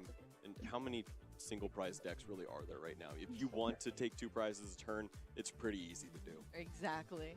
And that's what it does the best. And I think that is one of the reasons we see it in such heavy numbers, because we've seen this in the past too. Players opt to bring these kind of like fast-paced or hard-hitting decks that can take giant knockouts on so much of this field out there, because if you have that on your side, all you got to do is set up and get there, and that is what Golden Go does so well. So I'm really curious, though, to see how this giant percentage is going to kind of map a runway for some of these other decks to play into. Maybe they have a great matchup against Golden Go, and then they just start climbing to the top because they battle so many of them, because it's a huge meta share, though. So I'm interested to see how this meta is going to shape up, and if our players made the right calls, like, hey, I think I'm going to be going against this deck the most, so I'm going to play into that and around that. Yeah, there's been a few tech inclusions that we've seen throughout some of these deck building. There's a bit of the End Zoroark that's including the Toad Scroll, trying to avoid those Night Stretchers, those superior energy retrievals of the Golden Go players. No discard pile for you. Look pretty good there. You could play Ethan's Typhlosion and just go crazy and knock these Pokemon out. You have a single prizer fire just exploding Pokemon left and right. Pretty great matchup. Don't know about the rest of them. We don't talk about that. Yeah, don't think about the other matchups. Just hit the 25% like 7 times and you're in day 2. Have a good time. That's good. I like that. That is awesome. So much to think about here. There's the Flareon players that are still in the mix. There's some Terrabox out there that's still trying to get the job done. Just give yourself every potential attacker and maybe you'll find a way to win. Well, every potential attacker, but what about stopping some attacks too? Let's check out a deck profile of this Crustle we've been talking about here all across this stream. Walk us through this deck, because it's new on the scene. It's trolling all these players. How does it work, Kyle? There have been... Look at these cards, It's dude. so goofy. There's so many different decks throughout the course of TCG history that have tried this. They're just all called Safeguard decks because that was what the ability has always been. Right. And it's usually just like a 4-of inclusion of this one Pokemon with Safeguard and good luck. And sure enough, it's good in a lot of different metas because they just come down to, this is the good shiny card. I want to include it in my deck. I want to attack through everything and take knockouts. Right. Well, Crustle says, your shiny card is garbage. It's not going to do anything. I've got a cool house, and I'm just going to do very simple things to get the job done. Attacking for 120 and not being affected by a lot of different attacks from some of the best cards in the game. Yeah, the Pokemon EX, it's blocking that those attacks with its mysterious Rock In. And it's so funny, too, because this has been a deck that's just showed up and just debilitated its opponents. But like when you look at the artwork of the Crustle, it's just hilarious. He's like falling over on the ground. He can barely contain himself, thinking that he is a real deck in the World Championships. Exactly. There is a very notable player who is 3-0 with this deck right now. We'll leave the surprise for now, but this is a real deck. You have to worry about it. If Tim Franklin was able to get a few 100,000 more views, maybe we'd see another Crustle in this format here. But you have to worry about this. Monkey Dory moving damage around. If you can't deal 150 with your non-EX Pokemon, you are in for a world of pain. Yeah, and I mean the A spec as well is just, you never see this A spec. Why would you? Right. Pokevital A. It's like the only time I think we've seen this actually play. I don't even know if we've seen it on a stream match at all. So not a stream I've watched. It's just such an obscure thing, but sure enough, it is beneficial. In this style of deck, you can increase your hit points. You have the luxurious cape. You can build such a powerful Pokemon, and then just healing off when your opponent finally gets to that point of, I've been working tirelessly with all these little guys trying to get a knockout, and then you just demoralize them with the healing. Yeah, demoralizing indeed. Being taken down by a Crustle. I'm sure many of our players have been through that experience, and you know, even just thinking back to our last World Championships as well, the winner, you know, in that Iron Thorns, following similar strategy there, just blocking off attacks and walling it out and, you know, just outlasting your opponent. It is frustrating to deal with. And then when you put this deck into the hands of these incredible players, you can start to see, hey, someone's 3-0 with it, and we'll see if that can outlast the competition going forward. But it's going to be a funny one to see if the Crustle makes it through, breaks through, and just the wall is too strong against all of these decks out in the field, and Crustle's just plowing through everybody. That's all you need. It's a very simple deck. It's got a few other options. You can include your Terra Pokemon, the Cornerstone Ogrepon to get the job done. Just give yourself a little more help if you want to avoid the Pokemon with abilities. Some matchups, you just don't run into the EXs as often. You need to have another answer, another wall to build. So you've got a backup plan too. Look at this, the energy as well, the spread. We have the Miss energy, the Jet energy, the Medical energy, the Reversal energy. I mean, that is like so many different types of energy. Limited amounts of them though. Look, there's one of each, except for the Miss energy is 2. I don't know if you always see that. I think the Mist energy is the main one you want to go with. Just provide yourself There's options. a little more of a ruse of, well, you can't hit me this way, you can't hit me that way. It's a little more protection, and sometimes that is enough. You just cannot be attacked by anything in their deck that doesn't do 20 damage, and that's pretty good for you. A lot of energy there, but yeah, that is good. That's the game plan here, and you see it in this entire deck list. You even see the Turbo Energize as well for that technical machine. Yep. Charge up those energy onto your Pokemon. I mean, it's just a wall. It's a wall that you have to get through here at the World Championships. I didn't know if I would see it go far, but I'm obviously rooting for our Crustle players out in the fields, because what a cute little Pokemon to show up on the scene and make some strides here at the World Championships.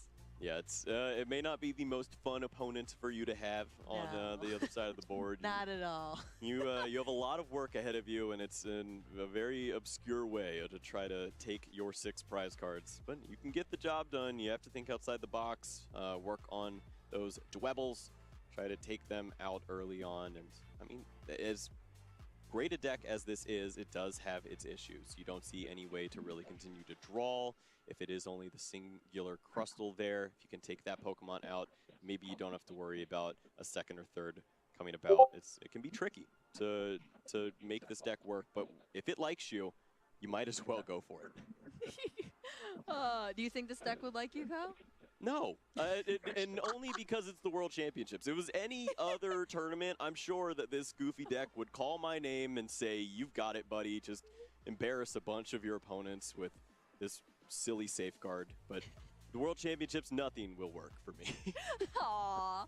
Oh, Kyle, having to live through the pain every single year. Have you ever missed a Pokegear 11 times in a row? Oh my Because God. that happened for the first 4 rounds of one of my events, and I was like, okay, I should just go to bed or go home. Just get better, Kyle. What are you doing? I Play better. was a little worried that I had like a deck list there and didn't play supporters for a second because of how bad this was going. Wow, that actually is pretty wild. So that's a little bit too skewed out of your favor. Maybe you just do have a bad luck charm.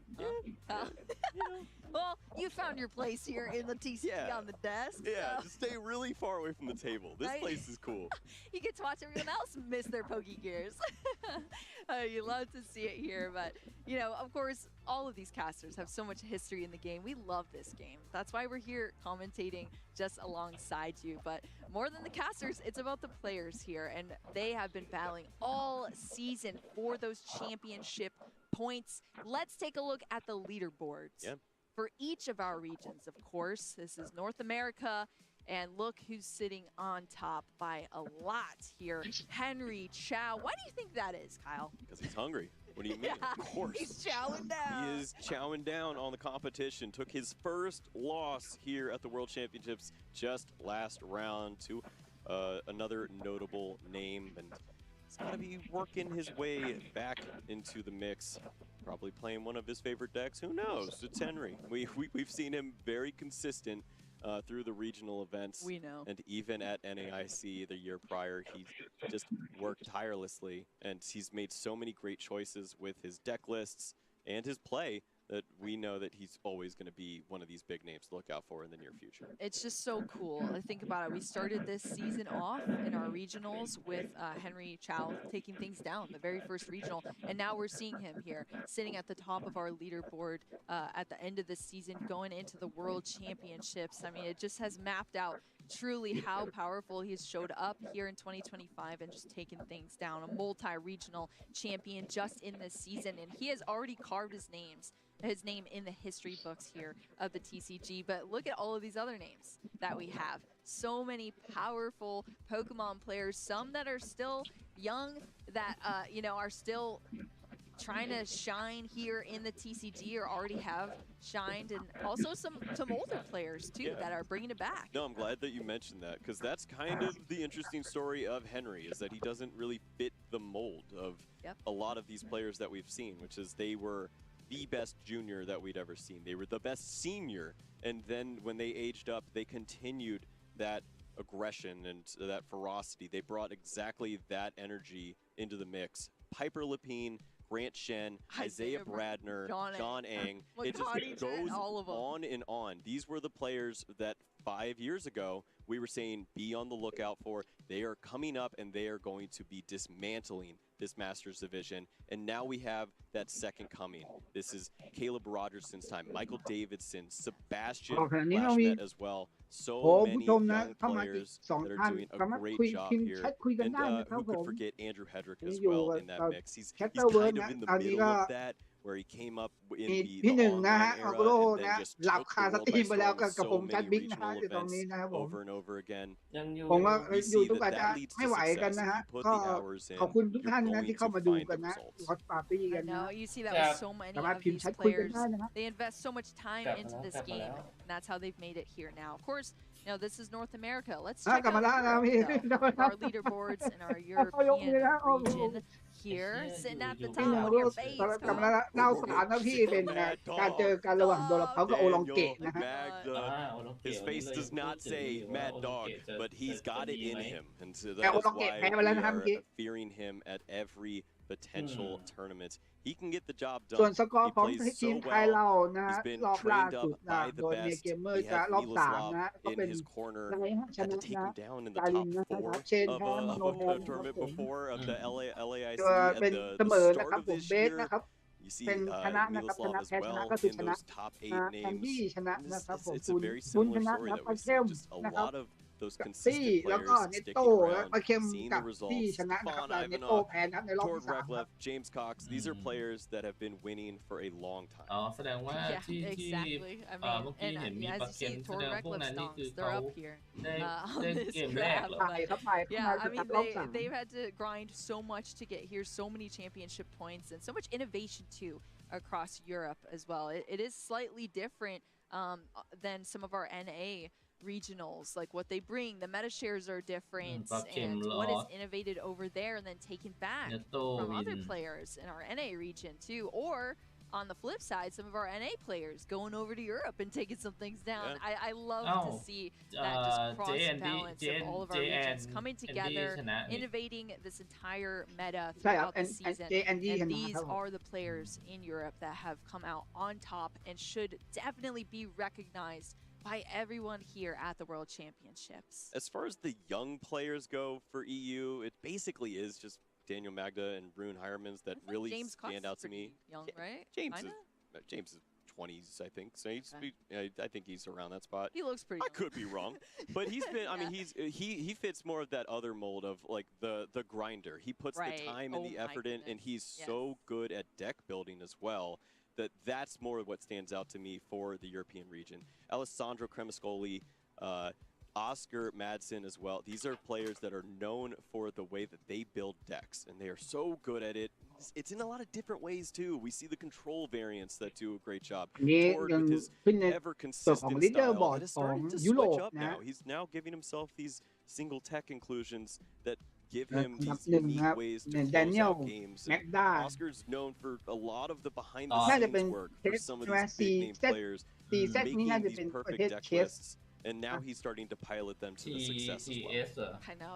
Very, very cool C- here. CZ. Definitely Oh, huge CZ, shout out to check, all check. of these That's a players big one. representing That's Europe right. here at the World Championships. But we got to round things out here with LATAM, our LATAM community, our leaderboards from Latin America. Of course, incredible names. It does not stop here at the World Championships. And there's definitely several standouts here that I'm seeing. What are you seeing, Kyle? Yeah, I mean, sheesh. Yeah, Crazy. you could go on and on about the players that we see on this list. There's some นี่ amazing ก็ names. ลีดเดอร์บอร์ดของ William ลาตินอเม Azevedo ริกา with that 12th place there, with Ah. around เข้าน้ำ 1,200 แป๊บ points เดียว that were earned. He does that in such a great way. He's one of those great deck builders that we've seen.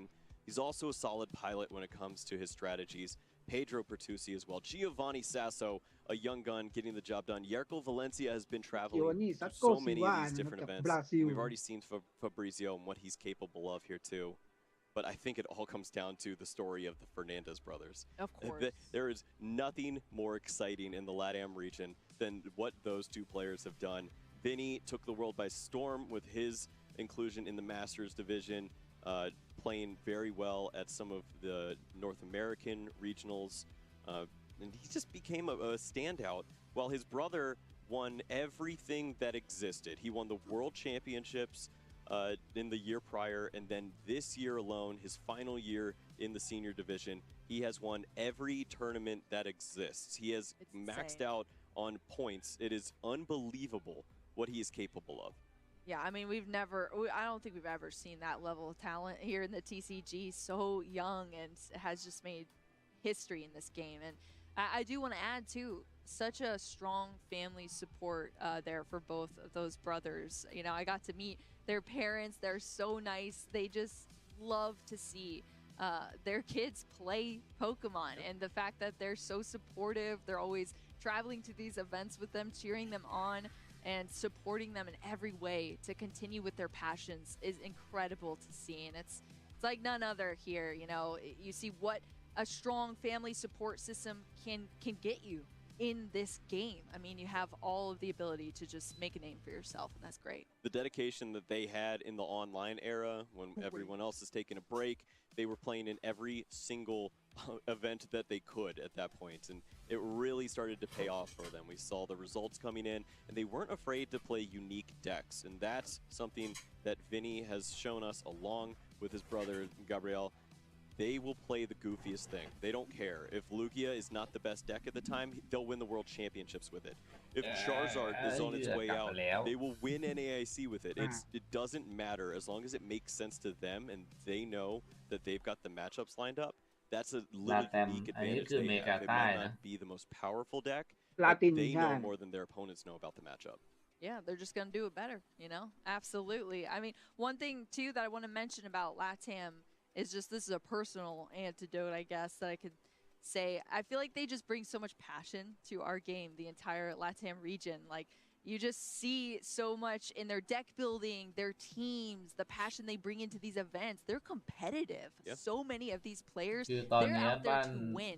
They're in their match. They're locked in and they're going to take things down. And they are so happy every time to represent their region as well. So that's just awesome to see from all of these fantastic players that deserve this recognition in the World Championships. But we got to end things here with our final region, Kyle. Oceania. Can't forget about our incredible folks down under. And oh my gosh, is that the highest championship point we've seen on all of these graphs here? Isn't that wild to think that he's traveling from Australia for all of these events to do just that? He didn't need to get that many points, but that's what the wet boost does. You go to these events and he is having a standout performance this year in particular. Yes, he was winning all of the travel stipends. I think he set the record for the most stipends that you can have in a row. He was up in like the 20s at one of these points. It's just unbelievable what he's done as far as the consistency. But it's paying off here. He's found the deck that works for him. He's not afraid to mix it up when it comes down to some of those choices. And he's seen that he can be a finalist at an international event. He can win a regional championship. And he's got great players around him that help him out there in his group that he has with Natalie Miller, and Kaiwan Kababe, so many other great names here in this region, which also just speaks to passion, as they don't have as many tournaments to show how talented they are, but they definitely show up when they can, and make us remind ourselves that they can play. Oh, they can play indeed. They're here to play, and I mean it's proven. ไม่รู้เหมือนกันว่าเขาจะมีลีดเดอร์บอร์ดของเอเชียเปล่าถ้ามีก็น่าจะมีน่าจะมีไทยติด There's so much talent out there. You know, we only get to feature so much here at the World Championships on the stream. But what's going on behind us is even more epic at those tables. Of course, you know, speaking of the stream, we've been chit-chatting about our players, some of the decks that we've seen. We got to learn all about Crustle. But now, we're going to tune into this next Swiss round coming up very soon for all of our players to get ready. And it is going to be an explosive one. We're going to see some of those decks we were talking about and how they're going to collide here in our Swiss เขาเลยมีการทำลีดเดอร์บอร์ดแต่ของเราเป็น GPC ไง This is definitely เป็นออกทางญี่ปุ่น books. We have a world champion returning to the stage. Looks so different. A little older. So old now. This is the story we're talking about. Just another great player that plays so many games in that online era. And it turned into a world championship for him in the senior division. Liam Halliburton has also got the family there with him too. They all love Pokemon. They put the work in. He's seen success here at the world stage. And again, has the fight right now in the Masters division. I know, making it to this point here, being featured on stream. I remember when he won that World Championships back in our 2022 season, our 2021-2022 season, and like he's back here in the Masters division, proving himself once again, making it onto our world stream, and he is no stranger to it. I mean, we're gonna see some epic plays, of course, going against Kazuki here as well. And look at this. We're talking about these decks. What are we looking at here, Kyle? This is my favorite thing about the World Championships is that so often this exact thing happens. You take one deck that's pretty good and one deck that's pretty good, and you throw them together and you see what happens. And maybe this is the combination that we need to have on our radar.